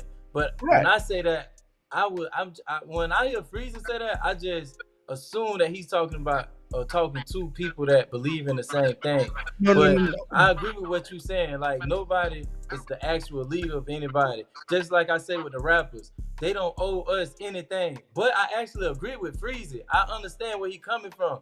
They personally, yeah, I'm against what they stand for, and I do think it's a cop out when they say the stuff they say. But just me being unbiased, I know they have the right. Just like I know I'm not the actual leader of any community. Only way I can be a leader is if somebody has to submit and agree, appoint just like me to apply be so. for a job, right? When you apply for a job, you're agreeing to say, I'm going to work under these guidelines, and I'm going to agree that my line manager is my line manager. He can't make you follow. He can't make you do shit, right? You're agreeing to that, right? But how Freezy frames it, or how let me put the blame on myself. How I interpret how Freezy talks about it, and the gentleman at the bottom, I'm sorry, I don't know his name, so I apologize, but with the black cap on, they're talking as if black men in general are the leaders of the community, meaning that because I'm a black man, I'm a part of the leadership for the community as a whole. And I'm saying no, because I'm not trying to save a woman. I'm not going to put my life on the line for no random woman I don't know. I don't believe in protect all black women. I believe police protect all women. Unless I know you, then I'll protect you. No, I mean, I was but speaking it as in yeah. the sense of your home, like leader of your children, like No, leader. you can only be the leader of your home if the woman with you agrees to that. That's the only way that can be But possible. at the end of the day, if you not a leader, if you with somebody who don't submit to you in that type of toolage, that's what I'm saying. You just everybody is not leaders, but I'm saying if you have someone just like he said, the line manager, you a line manager, you are a leader. If you a team captain, you are a leader. Like, But that's just because point somebody blank period. agreed. That's No, but that's you see, because we're If not saying if that. you on the We team talk and about somebody say this the team captain, you don't gotta straight agree. The coach can just say this the team captain. Listen to what he say. That's the coach. But That's the coach we're not being implementing honest that. now. We're not being honest, because when we have these leader conversations, we're not talking about the household. We're talking about the community. Now we're not being honest, right? No, because but when we talk no. about Now, when I'm saying Hey, personally, hot as sauce. a man, okay, I think fine, a man but should when we lead have, his household. but I think a man should. Now, far we as can agree, leading the but black we can. community, people put people in those positions to lead the black community, like the pastors, like the entertainers, and like the Right, but pimps, when we have, prostitutes, and all that type of stuff. but when we have these conversations, not today, okay, I'll give it to you. You guys are talking about household, so I misunderstood, so that's my bad. Okay, Nah, fine. but hot sauce, But even with the but household, it's the same thing. but I mean, I agree. But even but on household, you have more autonomy, right? I control who comes into my house, right? I can control who comes in my house. Hot sauce. But most men saying, not leaders, hot not sauce, controlling what's coming into the when house. me and people like Freezy talk, we got to be careful not to blur the lines between what's a belief and what's actuality. Like, I think the whole leadership thing and like we got to accept that's just a belief. It's not right. It's a belief. Factual. It's not an actuality, and that's what I'm saying. It's not an actuality. Now, on the household thing, that can be an actuality because you choose who comes into your house, and I'll leave that there. Right. But in general, generally speaking, when we're having these conversations, we're not talking about household. We're talking about the community, right? I mean, let's be honest. And not today, but in general. And so when black men are talking about, well, or when the thing comes like, okay, you're the men, you're the leaders, you're the leader of the community. No, because black women don't accept black men as leaders of the community. No, those type of leaders are elected. People put those people in those positions, like the Okay. pastors, like entertainers. People look up to people and stuff like that. But now, like far as the average just man itself, not even just black man, the average man itself Man, yeah, should be a leader of his own home, of his children. I'll Like agree you with you on said, that. But what's black men are coming not into his home. legally black men are not the leaders of. I mean, men legally men are not the leaders of their church. I think hot sauce is saying is legally women have more leverage. Yep, that's fundamentally fact. Yeah. But Fundamental fact. okay, I'm not even talking about legally or anything. I'm talking about instilling principles and morals into children that I don't know. I don't know. I'm not talking Hey, about but that bro, legally. I'm with you. what you're I'm saying. with you. I'm with you. Yeah. I think y'all on the same page with what y'all talking about right now. I think y'all on the same. Like morals, good human beings, morals, character, stuff like that, instilling in your children. Bro, I agree with all that. I 100% agree with that. However, when we're talking about fatherless homes, you're talking about 7% of men. You're talking about 7% of men who contribute to that. That's all I'm gonna say. It's way more than 7% of men. Yeah, but It's listen, been fatherless homes been going on since hold on, I listen, want to say guys. late 70s, mid 80s. Like especially after people came back from war and then the drug epidemic and all that, fatherless homes took off and it's Well, steady going. Listen, hold on. Wait, we kind of going down a rabbit. But guys, hold on. Wait, guys. No Cap-tivity. All on this level, we going down a rabbit hole and we losing track of the topic. But you know, because we going into the fatherless home, single mother, right? Now I know hot sauce. You getting ready to go? I'm gonna let you get your last thought, but I want to play these. I want to play these two videos All right. because I mean you can stay right now because I'm about to play these two videos and then his final thoughts right after that. If you got. All right, sure. Can I get my final thoughts first? You got a good after ass the show video? tonight, man. Damn. Yes. But let me play these two videos, and then we're gonna go into final thoughts. Let me see. Here we go.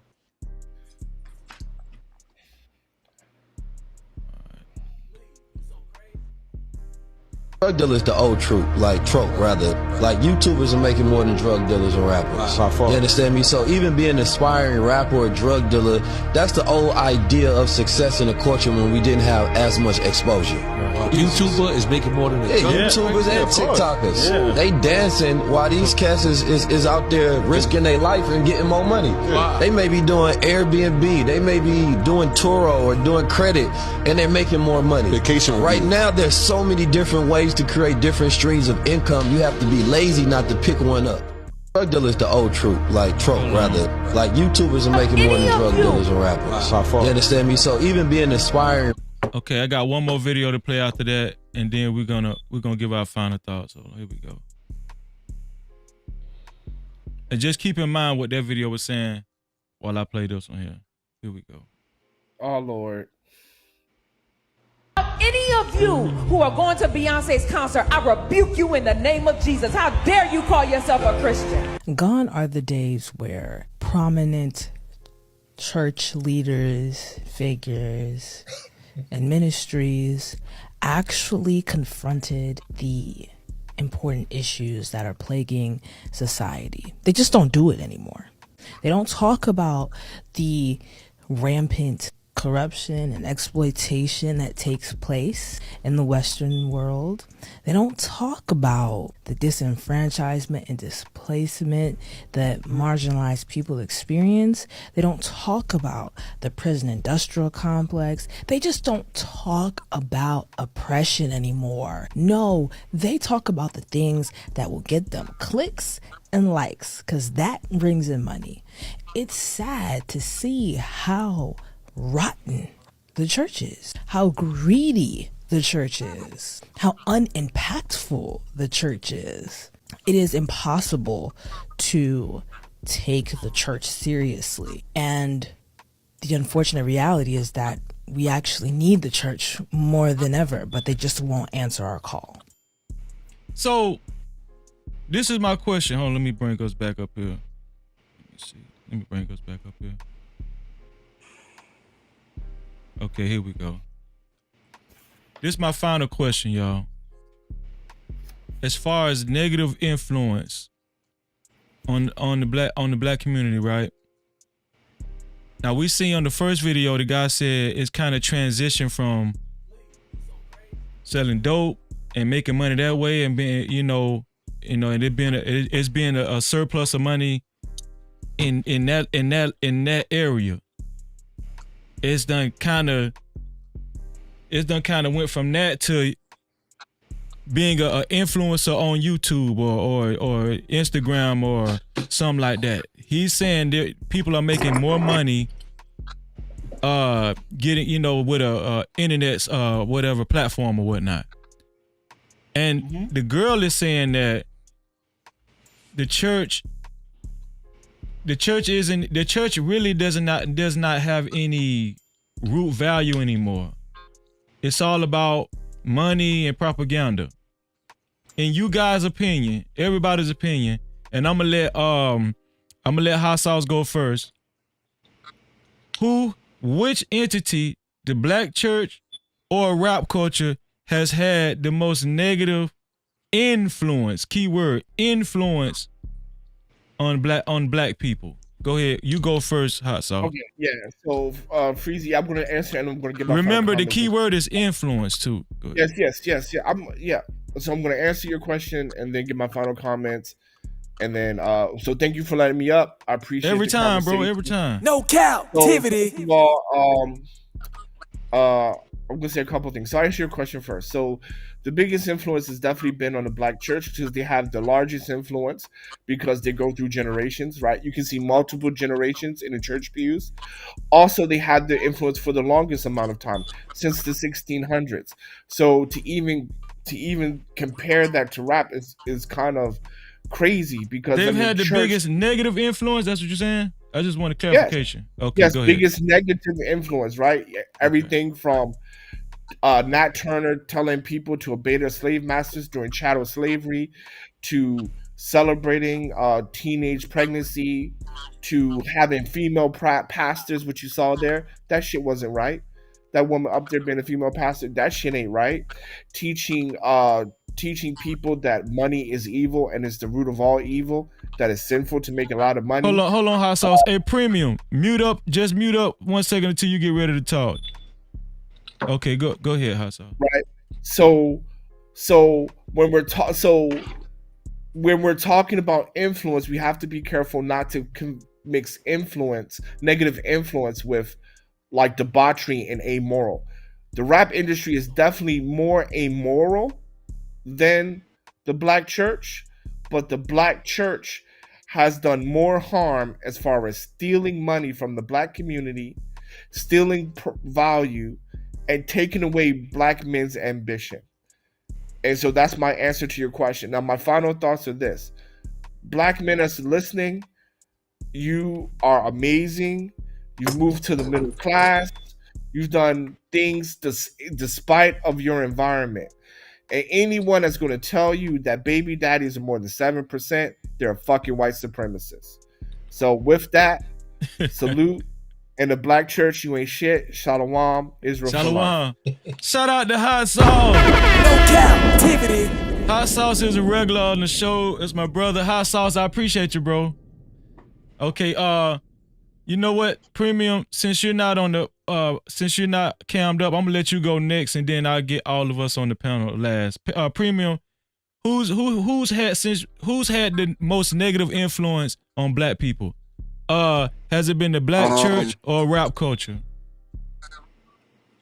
Honestly, I feel like most of our people, like, as far as like timeline goes, from the 60s on to now, a lot less black folks would go to the church. And I'm using an example. I'm using my family for as an example, right? Growing up, I was born in '94, so growing up, I used to go to church, not every Sunday, but like whenever I visit my grandmother, in the next city over, I go to church with my grandmom. Now my nieces and nephews, they were born like in the mid to late 2000s, right? And like they haven't went to church as much as I did, and the generational cycle is gonna like kind of fade out from that. Now, am I saying that church is dead? That's not what I'm saying. What I'm saying is though, like once they get out of church, because most of these people go to church like once or twice a week, but they got hip hop in their face 24/7. They got Fortnite in their face 24/7. And far as these influencers go, I mean, people are doing crazy shit to get these bouncy tickets, man, and like they want to go see they twerk her old ass all over the stage and shit like that, man. So it is what it is. But like I can only control my people, and when I say my people, I mean like my family. Now I got no kids and nothing like that, but like I try to like to my nieces and my nephew and be like, yo, you know, you like yeah, like you might be turning 16 next month, but yo, let's go ahead, let's like we gotta talk like what you want to do in your future, cause like nobody's really giving them those ideas like that, and like I'm not gonna allow a TikTok to get to the people I love before I can get to them and like give them other alternatives and other options like that. So like yeah, technology and what's popping on the radio, what's popping on the streets might have their ear and stuff like that, but it goes back to accountability. Like like I mean, like even though I'm an uncle, I still have. I feel as though I have a bigger voice over what my nieces and nephews or my cousins or my homeboys' kids got than like TikTok and shit, because they know me, so they see me. They don't see Drake and Beyonce on a daily basis, but they see me. They see their own family on a daily basis. If that makes sense. Most definitely, man. Hey, Premium, thank you, bro, and salute to you, bro. You know I appreciate you, bro. Real talk. Yeah, thank you. All right, man. Don't be a stranger, dog. Appreciate your contribution. No Cap-tivity. I won't be on mute. I definitely want to hear what they got to say, man, because everybody's cooking. This is a good show tonight. I'll be back on mute, and I'm gonna. Okay, no problem. Before somebody else goes, hold on. Let me start this right here. Shout out to D Moore. No Cap-tivity. I usually don't highlight comments unless it's a super chat or a cash out. But this was every now and then somebody gives a comment that takes my interest. And she wrote, "Hey Freezy, this is the pastor's wife. The church for sure. Most have a zeal, but not according to knowledge." No Cap-tivity. Shout out to Sister Moore in the building. Thank you. Appreciate that. Next level. Who's had the most negative influence on black people? The black church or rap culture? Well, and I then think you can give your final thoughts too right after that too. Go ahead. Okay. Well, I think rap in whole hasn't been a real bad to the community, because I mean at the end of the day, you got, like you said earlier, you got different genres of rap and stuff like that, and especially for us the last, for sure, like maybe decade and a half of seeing rap, it taught a lot of people to be entrepreneurs and different avenues of financial gain. So my answer is the black church, because at the end of the day, you have a lot of people that say they come into Christ, or they come into want to go to church and want to get themselves together, but then at the end of the day, the people that's supposed to be helping them get themselves together is leading them wrong, stealing their money, or trying to have sex with their wife. So at the end of the day, I think the black church is really, it's the problem, because at the end of the day, like, they are people who supposed to lead. For us, the entertainers, they are just merely entertainers, and if you want to follow entertainers, that's a choice. You shouldn't do that. And for us, my final thoughts. Yeah, what's your final? And there is a poll in the chat too, so I want everybody to participate in that poll and cast your votes. Go ahead, next double. final thoughts, you know what I'm saying? I just want to tell you, Freezy, that you really gave me some inspiration and stuff like that. So come the start of the year, I'm gonna be starting my own YouTube channel, and I'm gonna be documenting my progress, basically on my own redemption tour. You know, Oh like I don't man. know if everybody know, I'm a former dude from the streets, then did some of everything, but and changed my life and everything like that. So I'm gonna be documenting that. Like now I'm mentoring kids and mentoring at-risk youth, like teenagers who's kind of close to the streets or dibbling dabbling in the streets. I help get them and lead them in paths where I should have been led, you know what I'm saying? Just things like that. So I just want to big up you for, being some inspiration and motivation.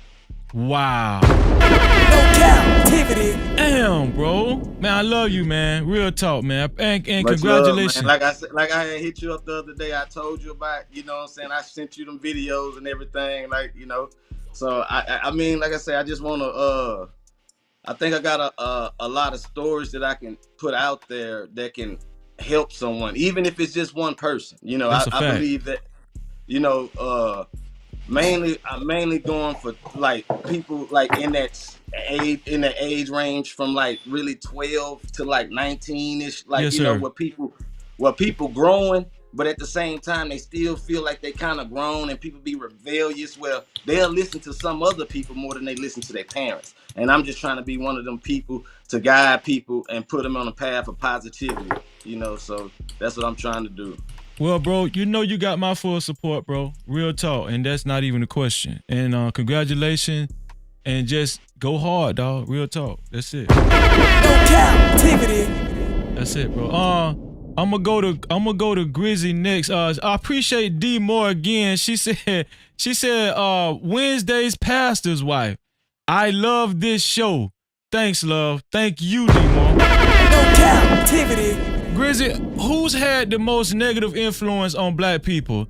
Has it been the black church or rap culture? Negative influence, and then you can give your final thoughts after that. Yeah, but yeah, it's most definitely the black church. I think we touched on that a few times, already. Each person. Did he freeze up? Grizzy, I think Grizzy freezed up.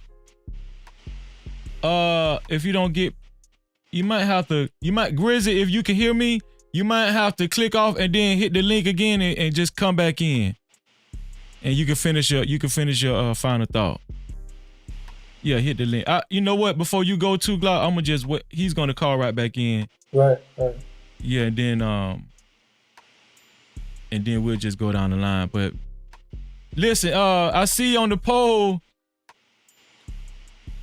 Black Church. Listen, I think there's been a verdict. I don't know. But this show has, it says a lot. There you go, bro. Yeah, there you go. Yeah. Go ahead and finish your thought, bro. Yeah, we hear you. Go ahead and finish your thought. Can you hear us? Can you hear us, bro? Yo, y'all can hear me? Yep. I can't hear y'all though. Oh man. Drop down and come back up again. Yeah. So yeah. To Glock, I might need to get your final thoughts. I mean, get your opinion while he's getting himself situated. But you know the question. What's been hold on, let's see one more time, cause let's see. Can you hear me? Yeah, but I don't know what's going on, but if y'all can hear me, I'ma just talk. But yeah, like I said, it's most definitely been the black church, just like Hot Sauce was saying earlier. when you got Nat Turner back in the 1600s, telling people, bow down to your master and, listen to them and they will take care of you. Like you saying the 1600s, so it's stretching back hundreds of years. So, and politics, we go back to politics as well, that because that happened. I experienced that. We experienced that, like, at this church that I went to. And like I said before, like, our pastor endorsed Sheriff Grady Judd, and for us to go vote for him to put him into office. And I don't know what came out of that financially, for him, but I know, like, we got like this huge gymnasium, you know what I'm saying? And that he said it was for us, it was for the kids. That's what the pastor told us. It was for us, it was a basketball gym. They had them built state of the art, this and that or whatever. We had to get like little cards, like how you do at the Boys and Girls Club or Right. the community center or whatever, to come in there if we wanted to come play basketball or whatever. And that probably went on for like 2 to 3 months. And then all of a sudden, that turned into a sanctuary. And there was no more basketball, no more recreation. You know what I'm saying? So politics was involved. So now it's like, like they took that away from us. And that's supposed to be for the youth. You know what I'm saying? But it got political. So we didn't have no gymnasium. They turned that into the sanctuary, and then now all of a sudden, it's for more to attract more people, and that's what it turned into. They had across the street. They built like a they said it was a senior citizen apartment homes, but it was more than just senior citizens living in the apartment homes. You got people my age, people younger than me, people, you know what I'm saying? So it's like everything turned into a money grab. So it was like it's like they let us down. They head up, let us down for the money, basically. What's your final thoughts? Oh, and my final thoughts would be I like what his name on bro right here in the black what he was saying about the men being leaders, and we have to take control of our households, and we have to lead. We have to, our mentalities have to be in a to where we're able to lead, and that also goes back to the black church. The black church was supposed to be able to show us, the way to lead our families, and we don't have that. So if we could have, get away from the religious Christianity and build up us some brick and mortar to where we can, start our own, our own history and all of that, and have some real men come and take the lead, because that's the only way we're gonna get out of it is men have to be leaders. And that's my final thoughts. I appreciate being on the panel, Freezy. Man, I appreciate all the gods that's been on here on the panel, and the god and the goddesses that's watching. And y'all be easy, man. No Cap-tivity. My boy Rizzy from home team. Well, they get it. Why? 2 Glock. Listen, 2 Glock. What do you think? First of all, I need y'all to know who 2 Glock is. Hold on, let me make sure. Hold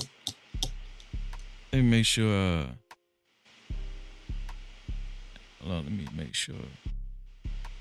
I need y'all to know who 2 Glock is. 2 Glock is he's like my brother, man. You know what I'm saying? He's always been a close, silent conglomerate of No Cap-tivity with Freezy, right? No Cap-tivity. And we got something special for y'all coming. 2 Glock Hot is also he's coming out with his own platform too, and I'm gonna keep announcing it because I want to gear y'all up for it. 2 Glocks and Next Level. Next Level, he just let me know what's going on. So guess what? We're gonna put it in promotion rotation. That's what we do over here. Appreciate that. Real ninja shit over here. You know what I'm saying? And I don't know if y'all noticed, but it ain't a lot of weird ninjas that come over here. You know. I'm just saying, I don't know if y'all noticed about this platform, but it's a lot of real. Some people might come and then the realness scare them off. You know. I'm just saying, it's a lot of real ninjas be over here. You feel what I'm saying? I see Snuggle in the chat no more after you said what you said either.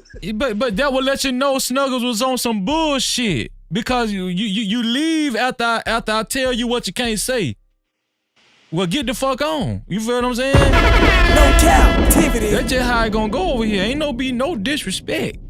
And then you ain't got no picture. You ain't got your address down there. We can't find you.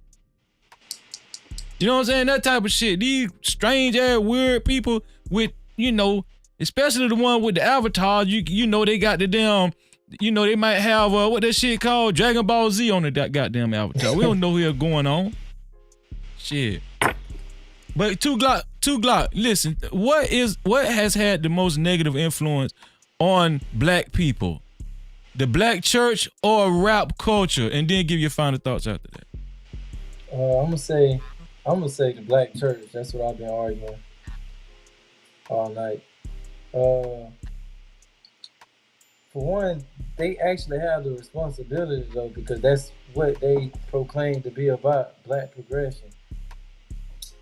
Invisible Wound said in the comment section, rappers have a responsibility to use their platforms to spread positivity.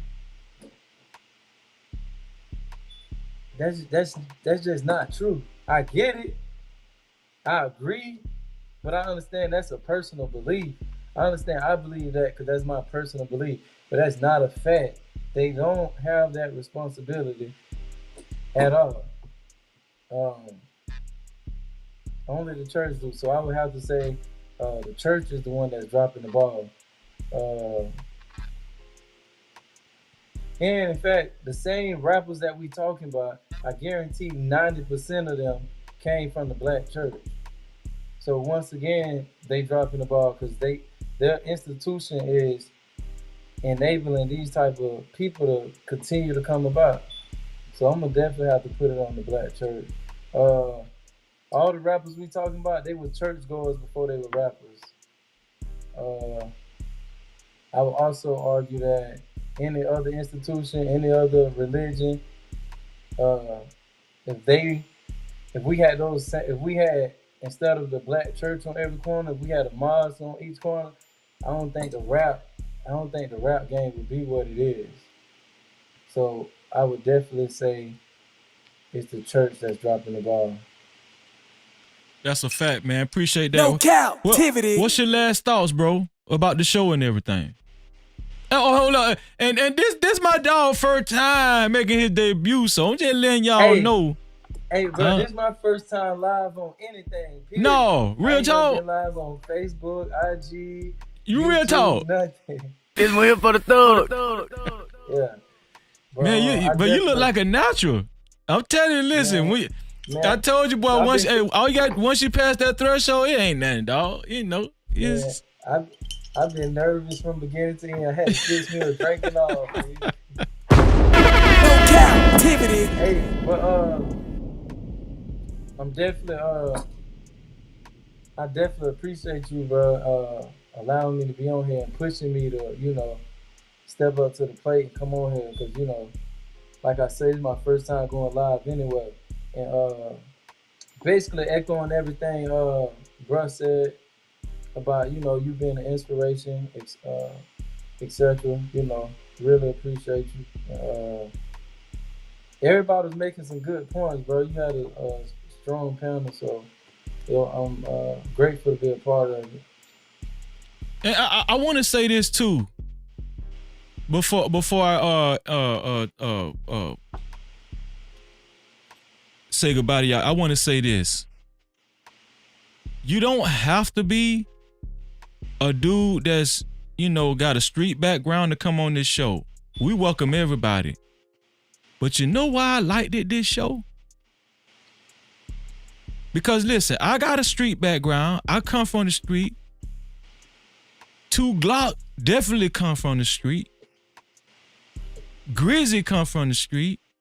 Next Level let y'all know he come from the street. But guess what though?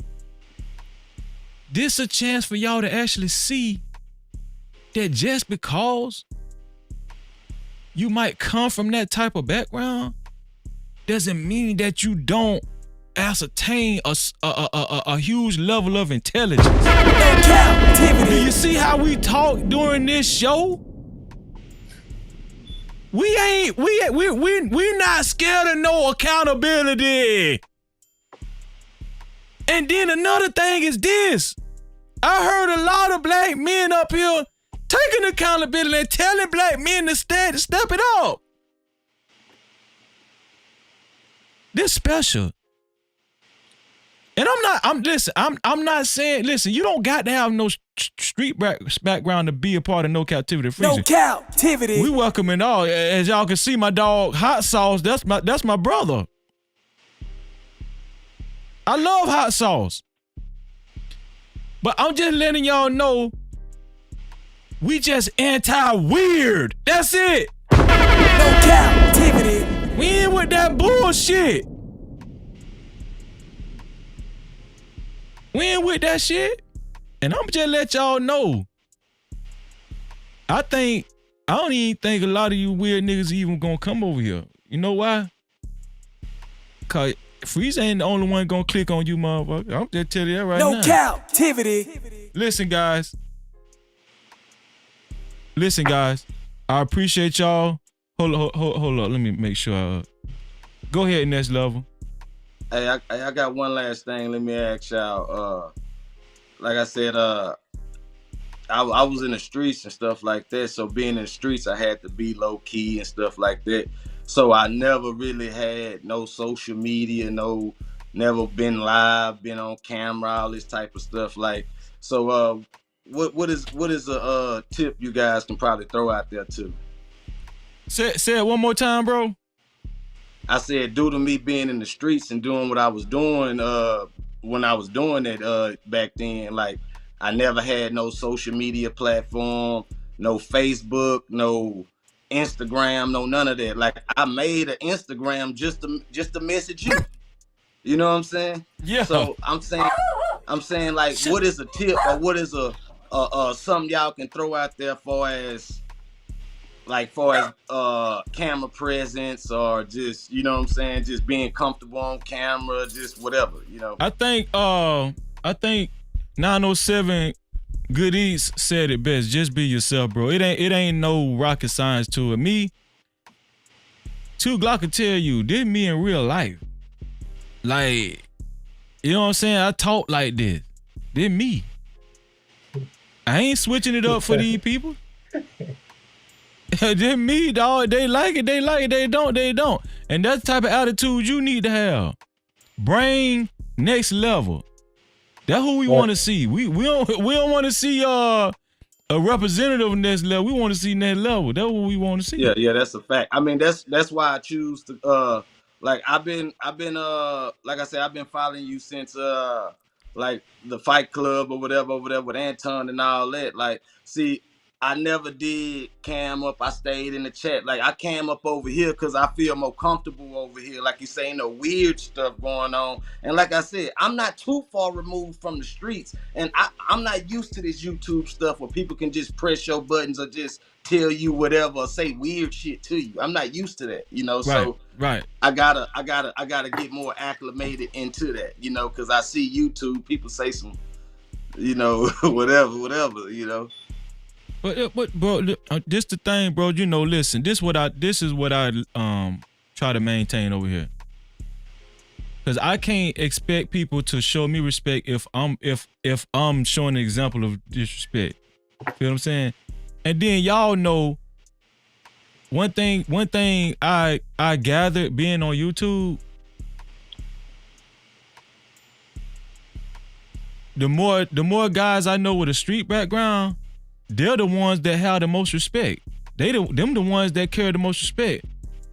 But you have to understand that they was conditioned like that from the environment they was in. You ain't just finna be going around disrespecting people in the street. You ain't finna be doing that. So they bring that same, y'all bring that same mentality here on YouTube. The most respectful guys I done encounter on YouTube be the guys with street background. The most disrespectful guys, it be them damn keyboard warriors and shit up here. I'm just, you know I'm gonna keep it real. That's facts though. Real talk, because they finally get a chance to talk shit. You feel what I'm saying? No Cap-tivity. The shit they wasn't talking real life. Nah, it's the internet between us. They can say what the fuck they want to say. Just like Snuggles. Yeah. You feel what I'm saying? But it just so happened to be a real ninja that on this channel and I can block your bitch ass. You feel what I'm saying? Yo, you can't do that shit over here. You can't. You know what I'm saying? But bro, just be yourself, bro. Just be yourself. And as long as you maintain, as long as you give respect, you gonna get it. That's it. But that's street code anyway, so you ain't gonna have no problem. No Cap-tivity. I appreciate that. Yeah, man. Listen, guys. I'ma end out the show. Y'all know I give my scripture, but I'ma bid y'all a farewell, and y'all, y'all can be in the chat, whatever. But next level, 2 Glock. Thank y'all, man, and I love y'all. Thank y'all for coming through. Love, bro. And listen, don't be a stranger. Listen, y'all a part of the panel family now. So y'all, when I put the link down, or even if y'all have something to say, you say, Freezer, man, give me the link. I'll put the link in the chat. You feel what I'm saying? All right, that's a bit. All right, man. Love y'all, man. Love, bro. All right, much love. All right. Ooh, boy. Man, listen, y'all. Let me tell y'all something, man. This been an awesome show. Awesome show. Let me see. This been an awesome show, y'all. I don't know about y'all, but this been one for the books. I'm gonna check the poll in 1 second. Let me check the poll, and I still got to announce the cash cows. I got some cash cows that came through. Let me check this poll. Dang. I thought that Black Church was gonna run away with the lead, but it looked like Rap Culture came in a close second. 58. Rap Culture got 42% of the vote, but according to y'all, who's had the most negative influence on black people has been the Black Church. That's the vote, y'all. No Cap-tivity. That's the vote according to this live stream. Now, Eater Man, look at Eater Man. Eater Man, what? You should have joined the panel. Eater Man say, laugh out loud, rap is the reason. Eater Man, you should have joined the show, dog. Where you been? You should have joined the show. Shout out to Eater Man, in the building. Shout out to Eater Man. Y'all can catch Eater Man on Aaron O's channel. No Cap-tivity. Let me see.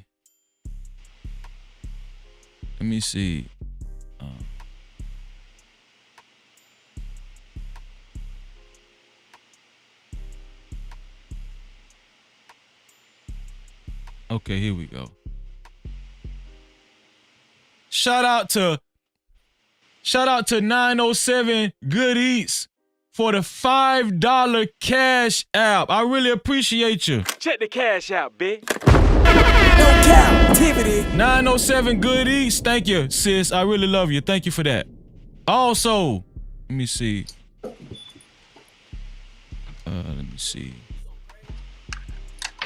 Also, Invisible Wounds with the $2 cash app. I really appreciate you, dog. He said black men have leadership. Thank you, bro. Check the cash out, bitch. No Cap-tivity. I really appreciate that, Invisible Wounds. Thank you, man. I really appreciate you. Listen, y'all. Y'all know what time it is, right? It's time for the Most High to give us some words of wisdom. We done did all this talking. But y'all know the Most High get the last words over here. Shout out to Judah Israel. Boy, I see you, my dog. No captivity. Y'all know the Most High get the last word over here. Let's see what we gonna go with. Let's see.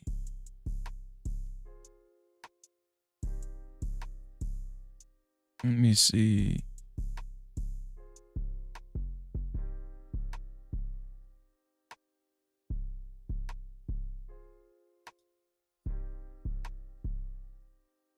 Let me see. So,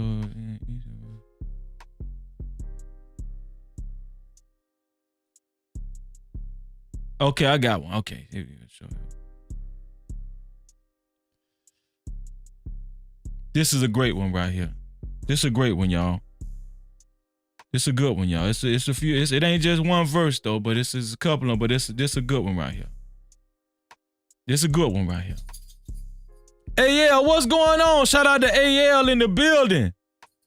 AL, what's going on, dog? No captivity. Oh man, AL came through. World class, my world class. Where you been, dog? Damn, man, we needed you up here, dog. No captivity. Damn, shout out to world class, man. Shout out to Judah Israel. That's my brother, y'all. No captivity.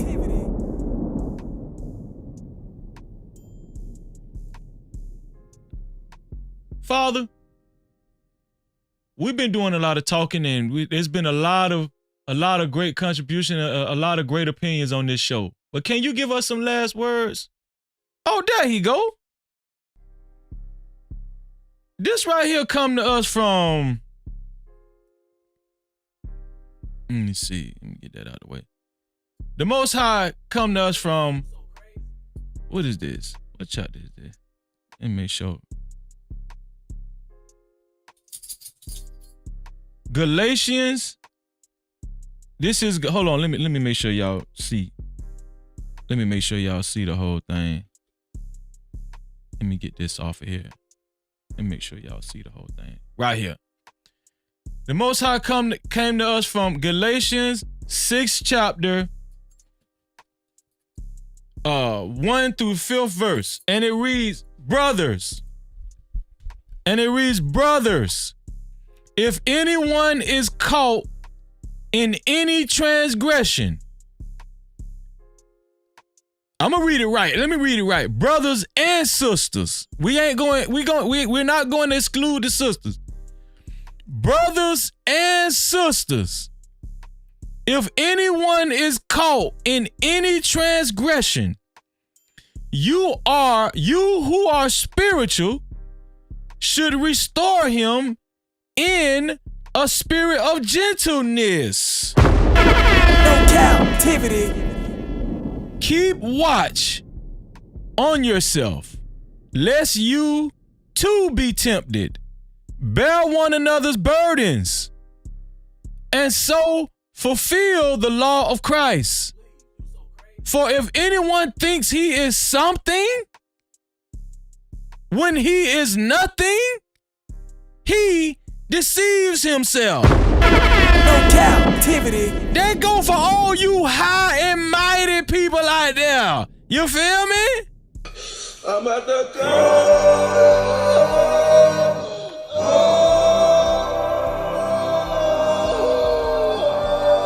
That go for all you high and mighty people out there. Let me read that again. Rewind.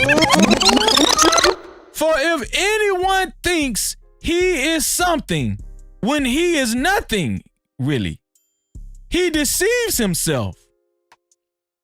You know, that just go for all you know-it-alls and all you people that think you're better than other people. You know, especially black folk, we like to do that to each other, don't we? Soon we get a little money, we think we better than somebody else. Or we got a little education, we think you better than somebody else. You're deceiving yourself. But it goes on to read, but let each one test his own work, and then his reason to boast will be in himself alone and not in his neighbor. That's a fact. No captivity. Let one test his own work, and then his reason to boast will be in himself alone and not in his neighbor. Why we always comparing ourselves to other people? Why are we as a people always trying to outdo the next person? Why black people always trying to outdo the... Why don't we move as a collective? Why don't we take self-accountability? Let's look at ourselves, right? Let's look at ourselves and let's clean up our own mess. And then guess what? We'll have enough wisdom and experience to help somebody else out. Let me read that last verse. For each will have to bear his own load. That's a fact. No captivity. Say what's up, Smokey. Say what's up, Smokey. Smokey, you are the world. Smokey said, what's up, y'all? Smokey, should we take accountability for ourselves? Huh? Give me 5. Y'all hear Smokey got something to say? He grabbed the mic. Smokey say it, Smokey. Take accountability for yourself. Say it, Smokey. You grabbed the mic. Say, take accountability for yourself. Smokey, look. Look at them trolls out there. Get them, Smokey. Get them. Look at the trolls. Get them, Smokey. Get them. Get the trolls. Where the trolls at, Smokey? Get them. Get them, Smokey. Where they at? Where they at, Smokey? Where the trolls at? Get them, boy. Get them. Okay, good boy.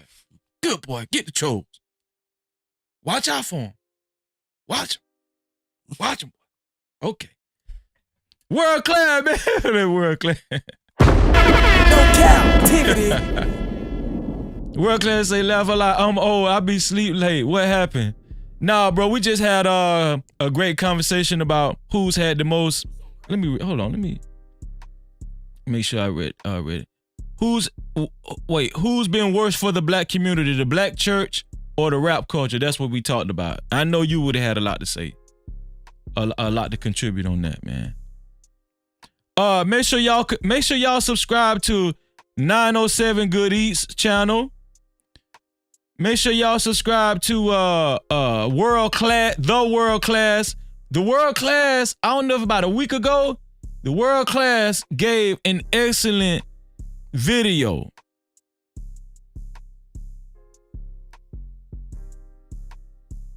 I'm trying to remember the exact title of his video.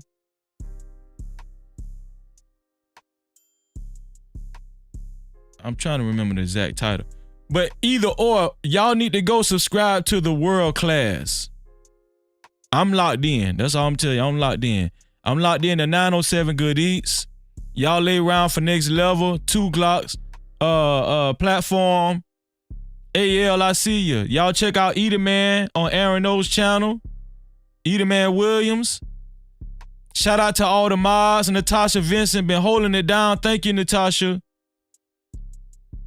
D Moore, I see you, D Moore. D Moore, thank you for coming through. Hopefully we'll have you on the panel soon to give you an insight.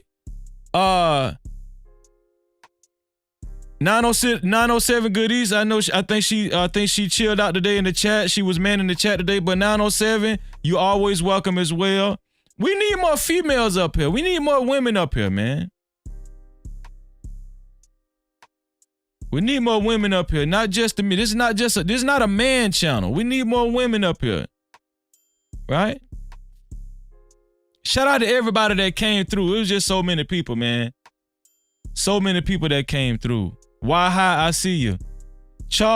Charles Freaky G, I see you, bro. So many people that came through. I know I'm missing somebody. It's like my chat says it was like 631 chats. Nightish. Shout out to Nightish. Subscribe to Nightish's channel too. Let me see. Dub Will, I seen you, man. Raj Will, Travel One, everybody that came through, man. T Will, AWOL, all the moderators, y'all know who y'all are. Phoenix, I see you.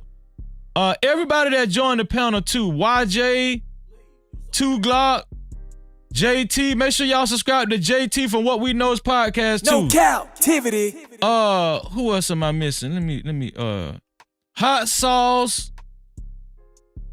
Who else am I missing?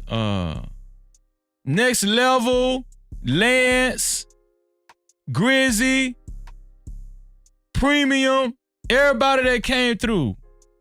I appreciate y'all and I love y'all. Shout out to everybody who contributed as well on the who contributed monetarily. Shout out to everybody who contributed monetarily. Every time before I end the show, right when I end the show, somebody leave a cash out. Y'all do it every time. Y'all do it on purpose. Y'all be trying to play games and stuff, but guess what? I'm gonna catch y'all. Soon as I end the show, y'all leave a cash out. Then I can't read it. Y'all do that on purpose. But shout out to let me see.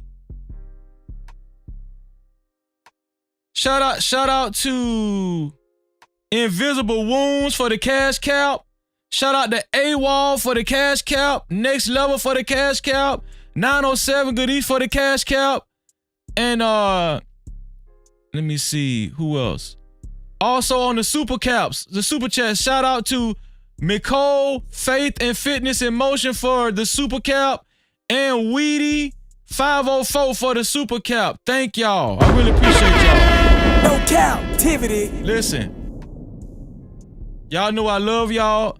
This has been an excellent live stream. Shout out to the No Cap crew every time. Shout out to all the moderators, Emperor, Phoenix, Lady Naveau, Natasha, 907 Good Eats. Shout out to all the moderators that held it down in the chat. All the moderators that held it down in the chat. Let me see. That said Lady Naveau? Yep. Shout out to all the moderators that held it down in the chat, man. Oh, Smitty. Shout out to Smitty for coming through too. I see you, Smitty. Lucky Marie. Make sure y'all go subscribe to Lucky Marie's channel as well. No Cap-tivity. That's my sister. Oh, Rizzy the SD. Thank you, Rizzy, for showing up. I really appreciate you, Rizzy. Thank you. Rizzy, we looking forward to you joining the channel, Rizzy. Real talk. No Cap-tivity. We looking forward to you joining the channel.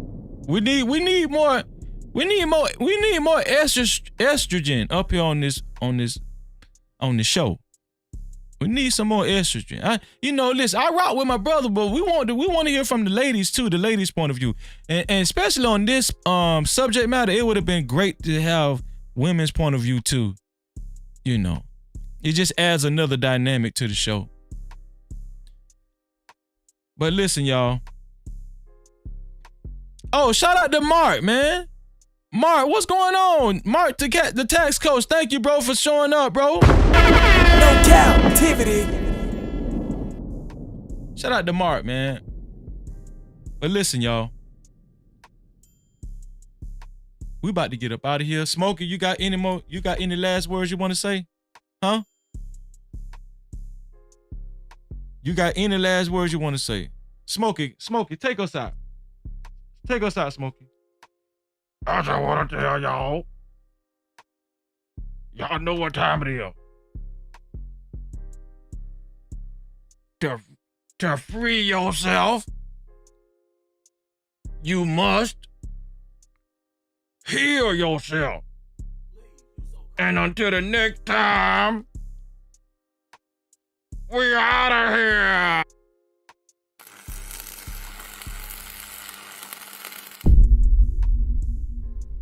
No Cap-tivity. Freezy.